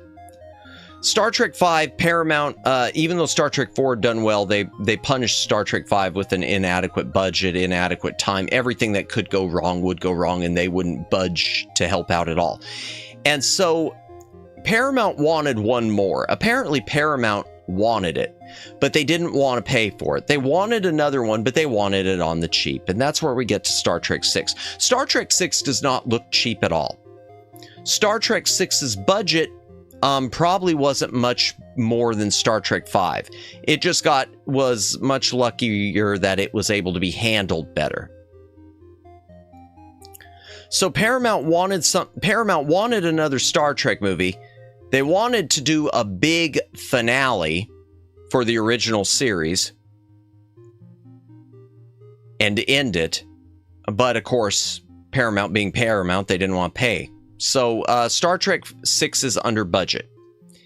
There are a few places that it shows, and it's finally caught up to me where it shows as I've learned things that are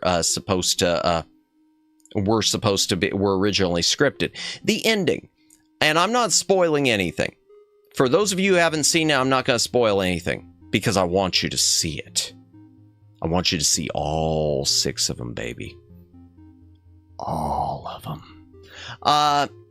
So Star Trek 6, the end battle of Star Trek 6 is generally loved.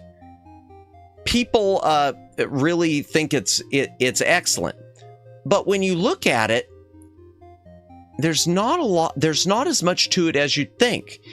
And that's because of the budget. There were supposed to be additional, a bunch of additional shots of, we'll just say, the Enterprise trying to take action but not able to. That wound up being cut because they couldn't afford the additional special effects. They couldn't afford the additional special effects. And Star Trek struggled with that before. Star Trek II, The Wrath of Khan, great space battles on that. That and 6 probably have the best as far as that type of stuff's concerned, space battles. But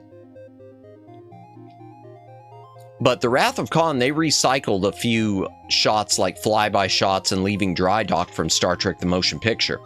Because Star Trek 2 is a low-budget movie. It doesn't look low-budget except for those shots that if you know them, you know, oh, they're reusing footage. Star Trek 6 doesn't have anything like that, but there is like one shot you could tell they sort of reuse and reframe it a few times. But it works. You don't really realize it. It's edited so well. But one thing I want to mention about it is Kirstie Alley. Kirstie Alley isn't in Star Trek 6. So Kirstie Alley was in Star Trek II, The Wrath of Khan. In fact, it listed her as introducing Kirstie Alley. It was her first, or one of her first film roles.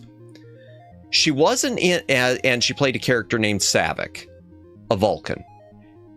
She wasn't in Star Trek 3 or Star Trek 4, even though the Saavik character is, because at the time she had moved on to doing Cheers, and Cheers wouldn't give her the time to go do Star Trek movies, which is unfortunate. And I think it's unfortunate for her too, because Kirstie Alley, until her death at least, she seemed to have a really a love for the work she did on Star Trek 2, because she would bring up things like Star Trek at times on like some Twitter stuff I'd seen and some interviews. She would do it. Wasn't something like people would bring it up of, oh, you were in Star Trek. Oh yeah, it seemed like she really had loved what she had done there. Which brings us to Star Trek VI, which was directed and co-written by the same guy who directed and co-wrote, practically rewrote the whole thing of Star Trek II, Nicholas Meyer. Nick Meyer was brought back in to do Star Trek VI. Wise choice. Nicholas Meyer, according to report, there is a character. Okay, this is I'm getting into the weeds. I'm getting myself confused. There is another Vulcan character in this character named female named Valeris. She is played by actress Kim Cattrall. Kim Cattrall, most people know her from Sex and the City. I know her from Star Trek VI.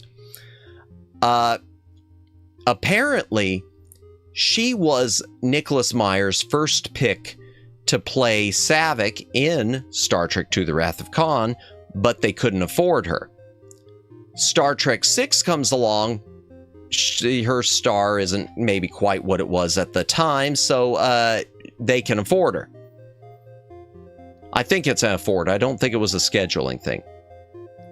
But Star Trek VI wasn't supposed to be Valeris. According to reports, the original scripts, the Valeris character was supposed to be Saavik, and Nicholas Meyer was trying to get Kirstie Alley back. He didn't want Robin Curtis, who played Saavik in Star Trek 3 and 4. He wanted Kirstie Alley back.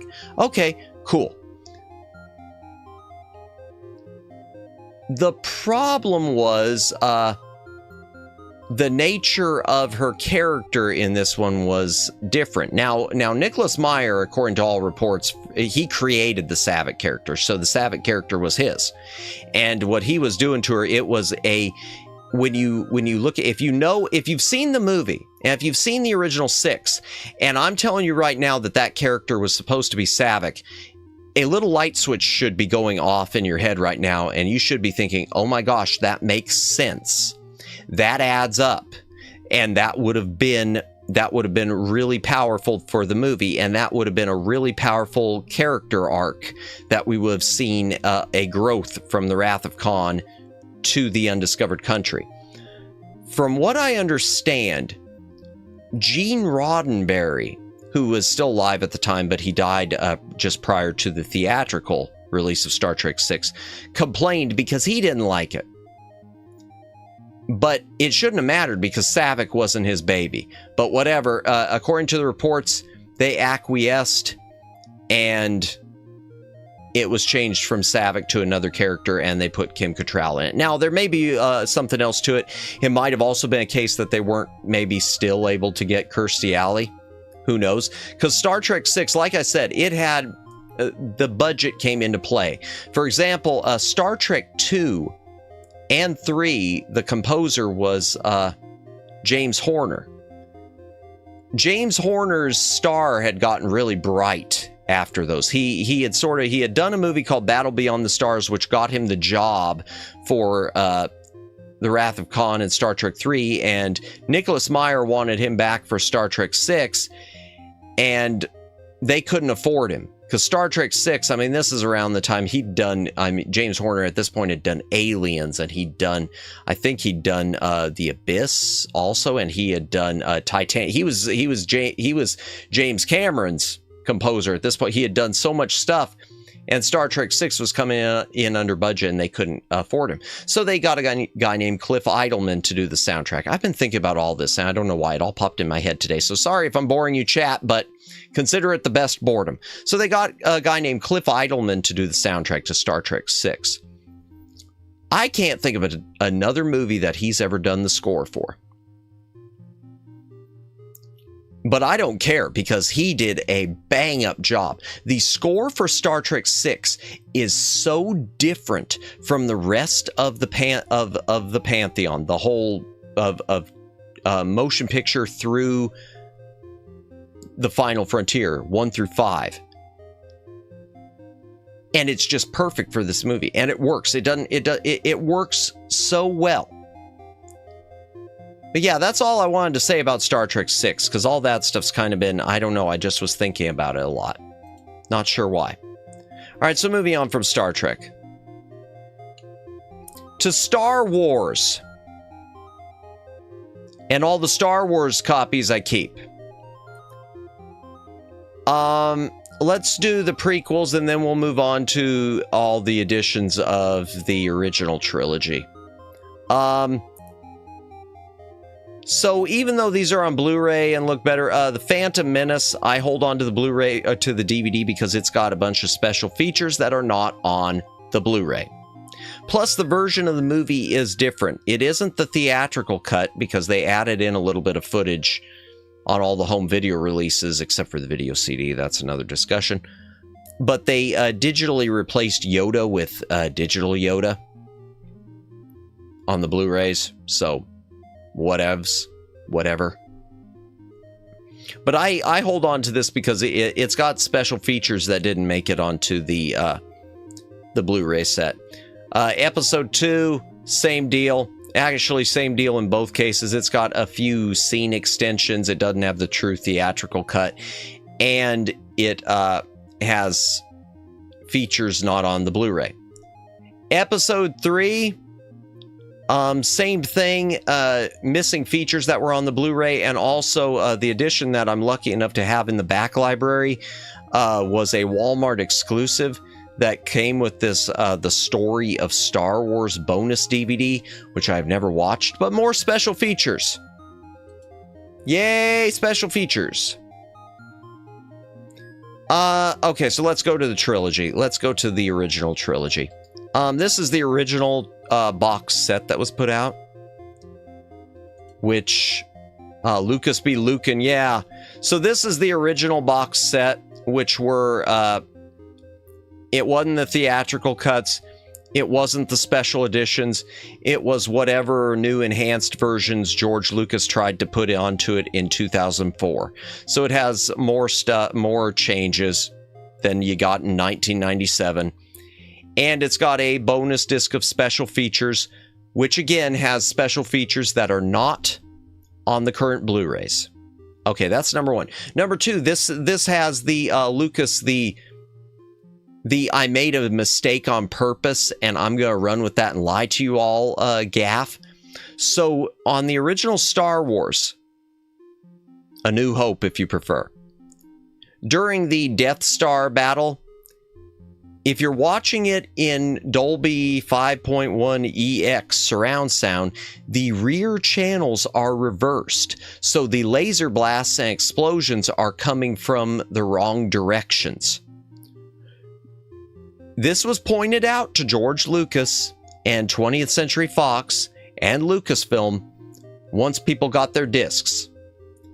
Instead of correcting it, George Lucas comes out and says, "Oh, I did that on purpose. No, I did that on purpose. I thought they should be reversed for the rear channels." No, you didn't. It was a mistake and now you're trying to save money. Shut up. Sorry, I shouldn't be mean to him maybe, but yeah, I am. You're making that up. You didn't do that on purpose. If you did that on purpose, then you are inept. If you did that on purpose, if that was a purpose, if that was a decision you thought through and thought that was a cool idea, yeah, nothing. I'm moving on. Moving on before I start saying things. Okay, and then we've got these editions. These are the limited editions. I'm just going to open up one. And these are the Beggars Can't Be Choosers editions. They are 2 discs apiece. They have no new special features technically. What they do have is disc 1 is identical to the disc that is in that previous box set for each movie. The movie disc, complete with the error on this one. And disc 2 is the theatrical cut of the movie. Sounds good on its face, right, chat? If he did think that should be like that, Matt said it first. Yeah, that's fine. I'll take the blame. He doesn't even own it now. I mean, it's all Disney's now anyway, so what can he do? Okay, This though is the beggars can't be choosers. So disc 1 is the 2004 disc. Disc 2 claims to be the theatrical cut. And that's for all of them. Star Wars, Empire Strikes Back, Return of the Jedi. Those theatrical cut discs, even though they still claim to be THX, are not enhanced for widescreen TVs. They are 4:3 letterboxed. Why? Because instead of getting a new scan or doing a film scan, the fine folks at Lucasfilm just went into the archive and pulled out the Laserdisc masters. And they didn't even pull out the best Laserdisc masters. They pulled out the Laserdiscs from the, I think it's like the 1993 THX, I think it was called Definitive Edition, but it wasn't all that definitive. They pulled out the Laserdisc masters. But that's not enough. The Laserdisc, okay, a couple other, okay, the Laserdisc masters have a bunch of color problems. There were some mastering problems with them. So you have a number of like laser blasts, or the lights on R2-D2 changed to the wrong colors inexplicably. That's number one. Number two, those Laserdiscs had used a type of noise. They tried to remove all the grain, and they used a type of noise reduction that was temporal. And that means that it like blends a bunch of frames together over a period of time, and the result is you get bad ghosting. So now you've got Laserdisc, you've got a DVD that is 4:3 letterbox. Excuse me, wide. It's letterbox. It's wide. Yeah, 4:3 letterbox. It has ghosting effects. It has screwed up colors at random for laser blasts and lights. And those laser discs had a problem with jagged edges. They had a problem because they weren't mastered right at the time. Lucasfilm botched it at the time, like I said. And so they've got some bad jagged edges. Lucasfilm for this DVD, they tried to cover it by blending what are called the fields, the top row of interlaced lines with the bottom row of interlaced lines. They tried blending them, which made it arguably worse. We're not done yet.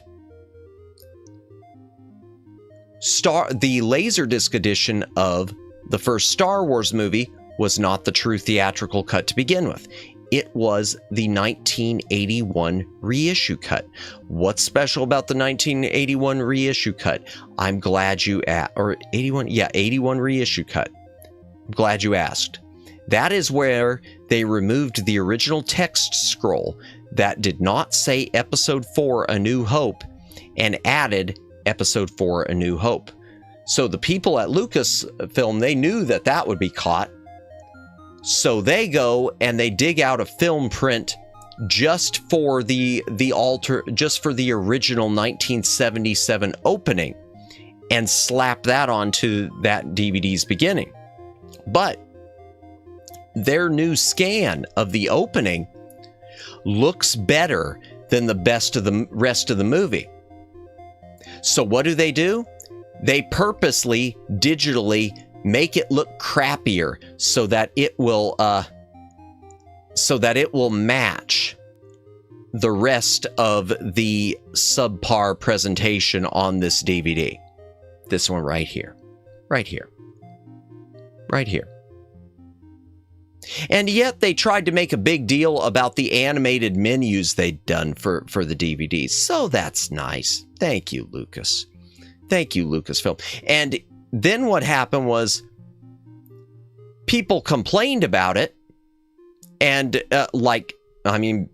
people who would be like me, people complained about how crappy it looked, about how the DVDs, hey, this isn't right. This is BS. And Lucasfilm just basically came back of, oh, well, this wasn't meant to be a main thing. This was just meant to be an added special feature. We never thought people would be acting like this over something that was just an extra. BS, okay? You did this specifically as a limited edition packaged with the theatrical cut. People had been begging for the theatrical cuts for years. You purposely did a limited edition to include them, and then when you did them in subpar quality, you come back and try to say, oh, well, it wasn't meant to be anything but a special feature anyway. It shouldn't have been the selling point. If it wasn't meant to be the selling point, why were these sold? These limited editions? I know I'm getting slurry with my words. I am not drunk, chat. Why were these limited editions even sold? Why wasn't it just left with the box set that already existed? Okay. We're going to finish this page. And then we'll probably call it a night. Star Chaser, Legend of Orin. This is an adult animated movie. I say adult because it's rated PG, but it's clearly not for kids. It was originally made in '85. There is a Blu-ray and... Wait a second. Yeah, the Blu-ray is BS. So let me tell you the problem with it. Let me try to, how do I explain all this? Let me explain all this, chat. So Star Chaser Legend of the Orin is an interesting animated film, but what makes it extra interesting is it was 3D. This movie was 3D. It is one of the only animated 3D movies from this period, like 1985, that there is. There aren't a lot of animated 3D things. Nowadays with CG, you got 3D animated right and left with CGI, etc. and so forth. But at this time, a 2D animated film that was sort of, it's a Star Wars ripoff. It is a Star Wars ripoff. It is a Star Wars ripoff and then some. But it's supposed to be 3D. The DVD seen here is not 3D. It's widescreen. It's not 3D. The Blu-ray seen here. Oh, yeah, and the DVD is also, as far as I know, it is stereo sound also. The Blu-ray, oh yeah, the 1980s, when PG meant no sex. Yeah, that pretty much just PG, just no sex and nothing else. Yeah, the swearing was still there and everything else was still there. Ripping out people's hearts and Indiana Jones and the Temple of Doom. PG. So the Blu-ray edition of this, which I do not own, and I'm proud not to own. A, it's mono. It's supposed to be stereo. B, it is still 2D. And they did this trying to make people they did this to confuse people. Blu-ray featuring 3D lenticular cover. They did this sticker. You cannot tell me they didn't do this. They did this packaging purposely so that people would think it was the 3D copy when it wasn't. Yeah, you're right. Now that I'm thinking about it, there were some PG movies that had sex too, Luciano. Not a bunch of nudity. They didn't have nudity, but they did have some sexual content. You're right about that now that I'm thinking about it. Sexual content, blood, swearing, PG? I'm not complaining though, that's the truth. Bring us back that period of time instead of everyone being offended and stuff. Yeah, so Star Chaser, the Blu-ray is a mess. And the sad thing is there is a 3D restoration of the movie that was completed, but we never got it on disc. But it's a good movie. If you can find it for less than $39.99, pick it up. Oh, okay, I gotta, this is the one thing, it's not political, but we're gonna lean into political. Okay, oh, wrong thing. Rated PG for pretty good, yeah. Okay, here we go. So this was a show by, was it Deke? Did Deke make this? I think this was Deke. 1987. It's a short-lived show. It's only like 6 episodes, I think, or maybe 10 episodes. And they made toys of it. I don't know anything about the toys or anything like that. I'm not a boomer. So this is Starcom, the U.S. Space Force, from 1987.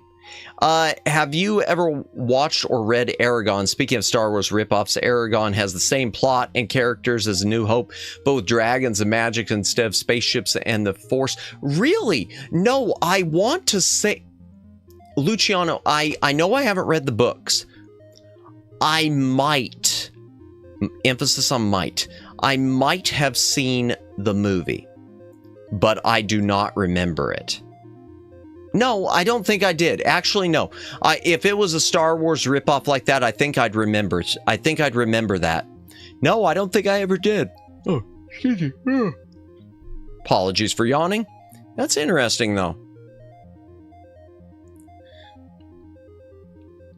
Starcom.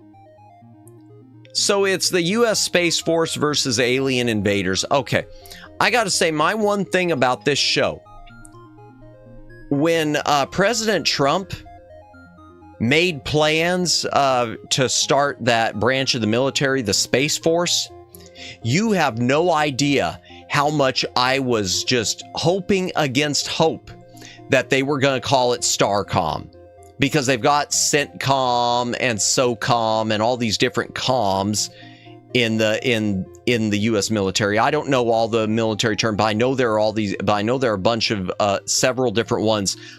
I was just hoping, and it means command, like SOCOM, I think is Southern Command, things like that. I wanted our Space Force to be called Starcom, just so that I could, wave this DVD around. Because, I mean, you still can because it says the U.S. Space Force, but it doesn't hit the same. Man, that would have been awesome. That would have been so awesome. Gosh, and not only that, okay, chat, just imagine the marketing. If someone was smart, if they would have actually called the U.S. Space Force Starcom, you could have had, Mill Creek could have repackaged this and had it say, now a branch of the U.S. military. I mean, seriously. Oh dear. Okay, State Fair. This is one of the older, they did make logo based on Star Trek. Yeah, they tried to claim, they claimed that it's not. And I can see the differences, but I can see the similarities too. It was one of those things that when they made that, they should have known everyone was going to hammer them for it. They should have known people were going to mock them over the logo. Even if it is just a simple arrow design, and I mean the Star Trek one's more rounded at the bottom, they should have known that immediately everyone was going to hammer them for that. And not in a good way like Starcom would have been. Starcom would have been the best way. State Fair. Rodgers and Hammerstein State Fair.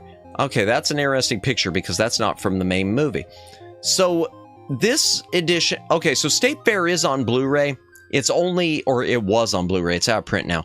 It's only in... Well, both versions are... Okay, it says 3 movies. Oh my gosh, I'm getting myself screwed up. It says 3 movies, but pretend it's 2, because one of them I'm not going to count. So, there are 2 different State Fair movies. There was one from 1945, and there was another one from, which isn't popping up. Hold on. State Fair. And then there was one from 1962. I don't know what it means by 1976 on this, because I don't remember anything on the set from 1976. So this edition on DVD has the 1945 original musical of State Fair, and it's got the 1963 remake. The Blu-ray of this only has, which was part of the Rodgers and Hammerstein box set, only has the 1945 version, but the 1963 version is available, or was available on Blu-ray from Twilight Time. So yeah, I hold on to this edition for... Well, I never bought the box set. I never bought the box set of the Rodgers and Hammersteins on Blu-ray. I only bought a few of the... I bought the ones that were available individually. This one was never released individually, except for the remake from Twilight Time, and yeah. It's really all to say about this.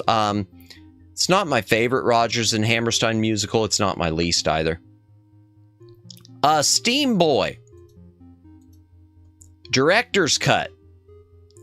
It's an anime. It's from the director of Akira. They made this into a big... I remember when this was being kind of promoted in video stores. They made it kind of a big deal. It's not on Blu-ray yet. Oh, I remember Steam Boy. Yeah, I remember I was... Maybe you liked it. It wasn't my cup of tea. It reminded me certain things of like Castle in the Sky, and I thought Castle in the Sky was better. I mean, I appreciated sort of the steampunk idea, but it just wasn't, I don't know. Just wasn't my thing. I wanted to like it. I've still got it. It's from the Blu-ray. There is no Blu-ray. What Blu-ray? It must be a Japanese. Oh, Umbrella. Okay, so there's a Blu-ray in Australia that we don't get here. Because of course there is. Steve Reeves collection. I've never watched this. This is a release from Retro Media. They did that Return of the Giant Monsters I mentioned before. It says audio French. That isn't correct. They're in English. It's 2 Steve Reeves movies. I think only one of them's in widescreen. Giants of Marathon in super widescreen, and I think War of the Trojans is cropped full screen. I've never gotten around to it. The Story of Robin Hood. Okay, now and His Merry Men. This one is properly A Wonderful World of Disney. It's a Disney Movie Club exclusive, but it's not price prohibitive. This was a made-for-TV movie from Disney. A made-for-TV Robin Hood movie from Disney. I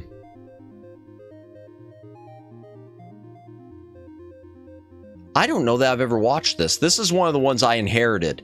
Because I could tell you my dad was always into things like... I say inherited like they're dead. I inherited... what I mean, I've said this before, my parents did away with a lot of they don't really do the physical media thing anymore. They don't do a lot of streaming, but they're a ton of it, but they don't do much physical media anymore, so I wound up taking all of their discs. And this is one of them. And it was my father's, because he was into Robin Hood and stuff. I guess. I don't know. It wasn't mine. I haven't watched it, I don't think. Strange Brew. Actually, I think my copy of this is in a snap case, but this is pictured in a keep case. Second City TV, if you're familiar with it. It was the other Saturday Night Live, done by Lorne Michaels, which was more of a Canadian thing, which was a Canadian. It was the Canadian Saturday Night Live, and had Rick Moranis, Dave Thomas, etc. There were these two characters. I never watched much of it, but they always had these two Canadian characters. They made a beer that would do beer-based shorts. I don't remember much of it, but they gave them their own movie. What else do you want me to say? The truth is, I don't remember this. I picked it up. I know that I'm the one who picked it up, and I know I watched it, but I don't remember anything about it. It has to do with them trying to make a beer brew or something, or a beer company. I don't know. Sorry, chat. Brain's empty. Trying to finish this. Brain is empty, though. Speaking of which, let me just see. What do we got? Okay, we got 4 people watching. Super Inframan. Damn, I wish that... Okay. Brain empty is best brain. I'm trying. It really is empty tonight, Omegs. Except for my Star Trek VI discussion. I was very proud of that. Without spoiling the movie, and I did a good job. Super Inframan. So, the Shaw Brothers. First of all, I wish this was on Blu-ray. There are Blu-rays of it, but they're only in the UK. I'd pick up a Blu-ray reissue of this in a heartbeat. in a heartbeat, chat. And I think the Blu-ray's out of... Oh, yeah, well, that's I guess Paramount overseas, too. But there was a UK release. I wish we'd get one here. I hope we do soon. So y'all know Ultraman and the Metal Heroes, etc. Well, the Shaw brothers, the Shaw company, they decided to make their own Ultraman ripoff. Excuse me, a hydration break. Maybe I could get my mouth to sound less drunk.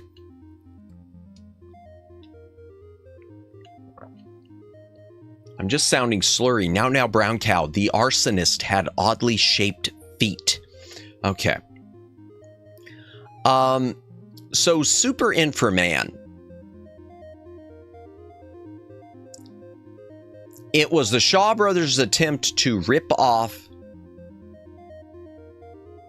all of the things Japan was doing. Ultraman, the Metal Heroes, Super Sentai, etc., and so forth. And let me tell you something. This is, well, I can't blow that up. Okay, screenshots from the Blu-ray. Well, I mean, that doesn't do it justice. It was amazing, okay? It was amazing. Close my... It's amazing. It's not great, but it's amazing. And it's a lot of fun. It is a hell of a lot of fun.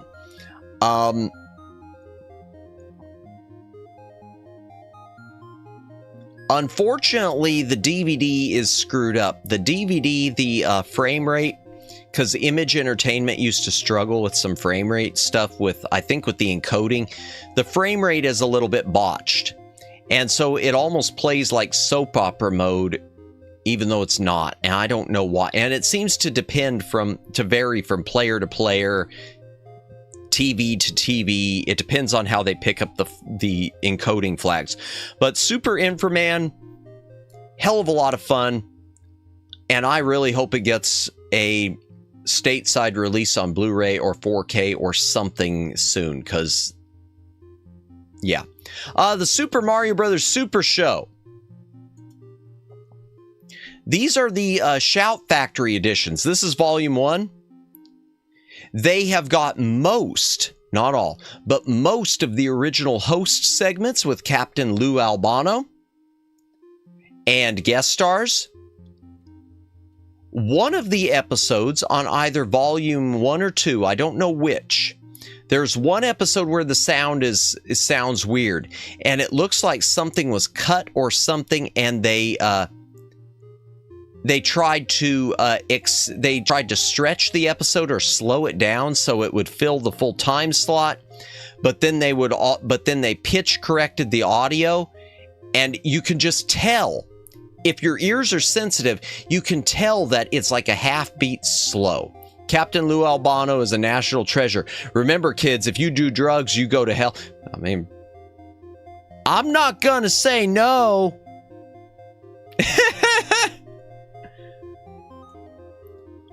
New from $29.99, man. But it was past. This is one of the early Shout Factory things, just like the Legend of Zelda. It was when they first started. So volume 1 and volume 2. Volume 1 was a was a digipack.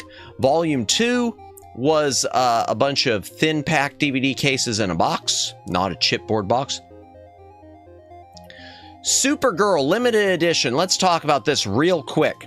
So this, you can get a better copy of this right now on Warner Archive Blu-ray.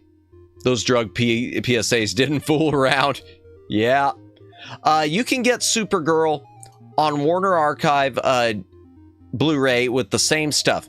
It is a 2-disc edition. Oops, darn it. The Warner Archive has the international cut on the Blu-ray disc, and it has the it says director's cut, but it's not the director's cut. It's an extended television cut that was never broadcast on a bonus DVD. This is the original DVD edition from Anchor Bay, which this box just makes me happy. I don't know why. And it's basically the same thing. It has the international version and the fake director's cut. It was limited to 50,000 copies. I've still got one. There is something with the director's cut disc where some players Really struggle playing it. There's something with the encoding, and I don't know what Anchor Bay did.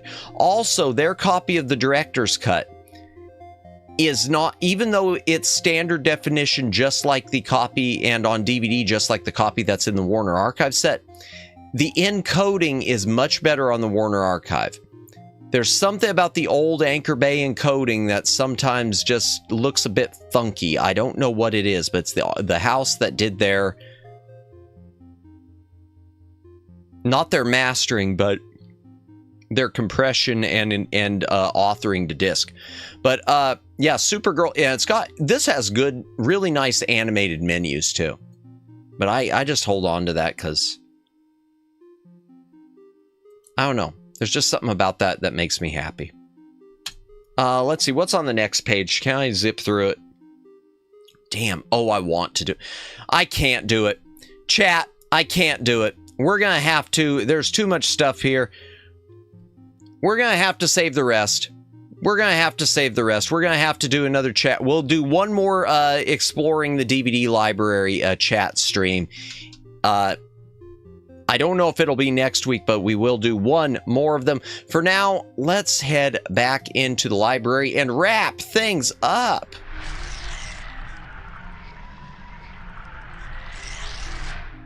Well, I hope y'all had fun. My throat is rough right now. So that's more of the DVD section. We're almost done going through the DVDs in the back library, and then I'm gonna have to figure out some way to catalog my games, and we'll go through the games. We'll start going through games. I hope you're enjoying these chat sessions. I know last week a heck of a bunch of people enjoyed it, because last week we had like 20 people watching.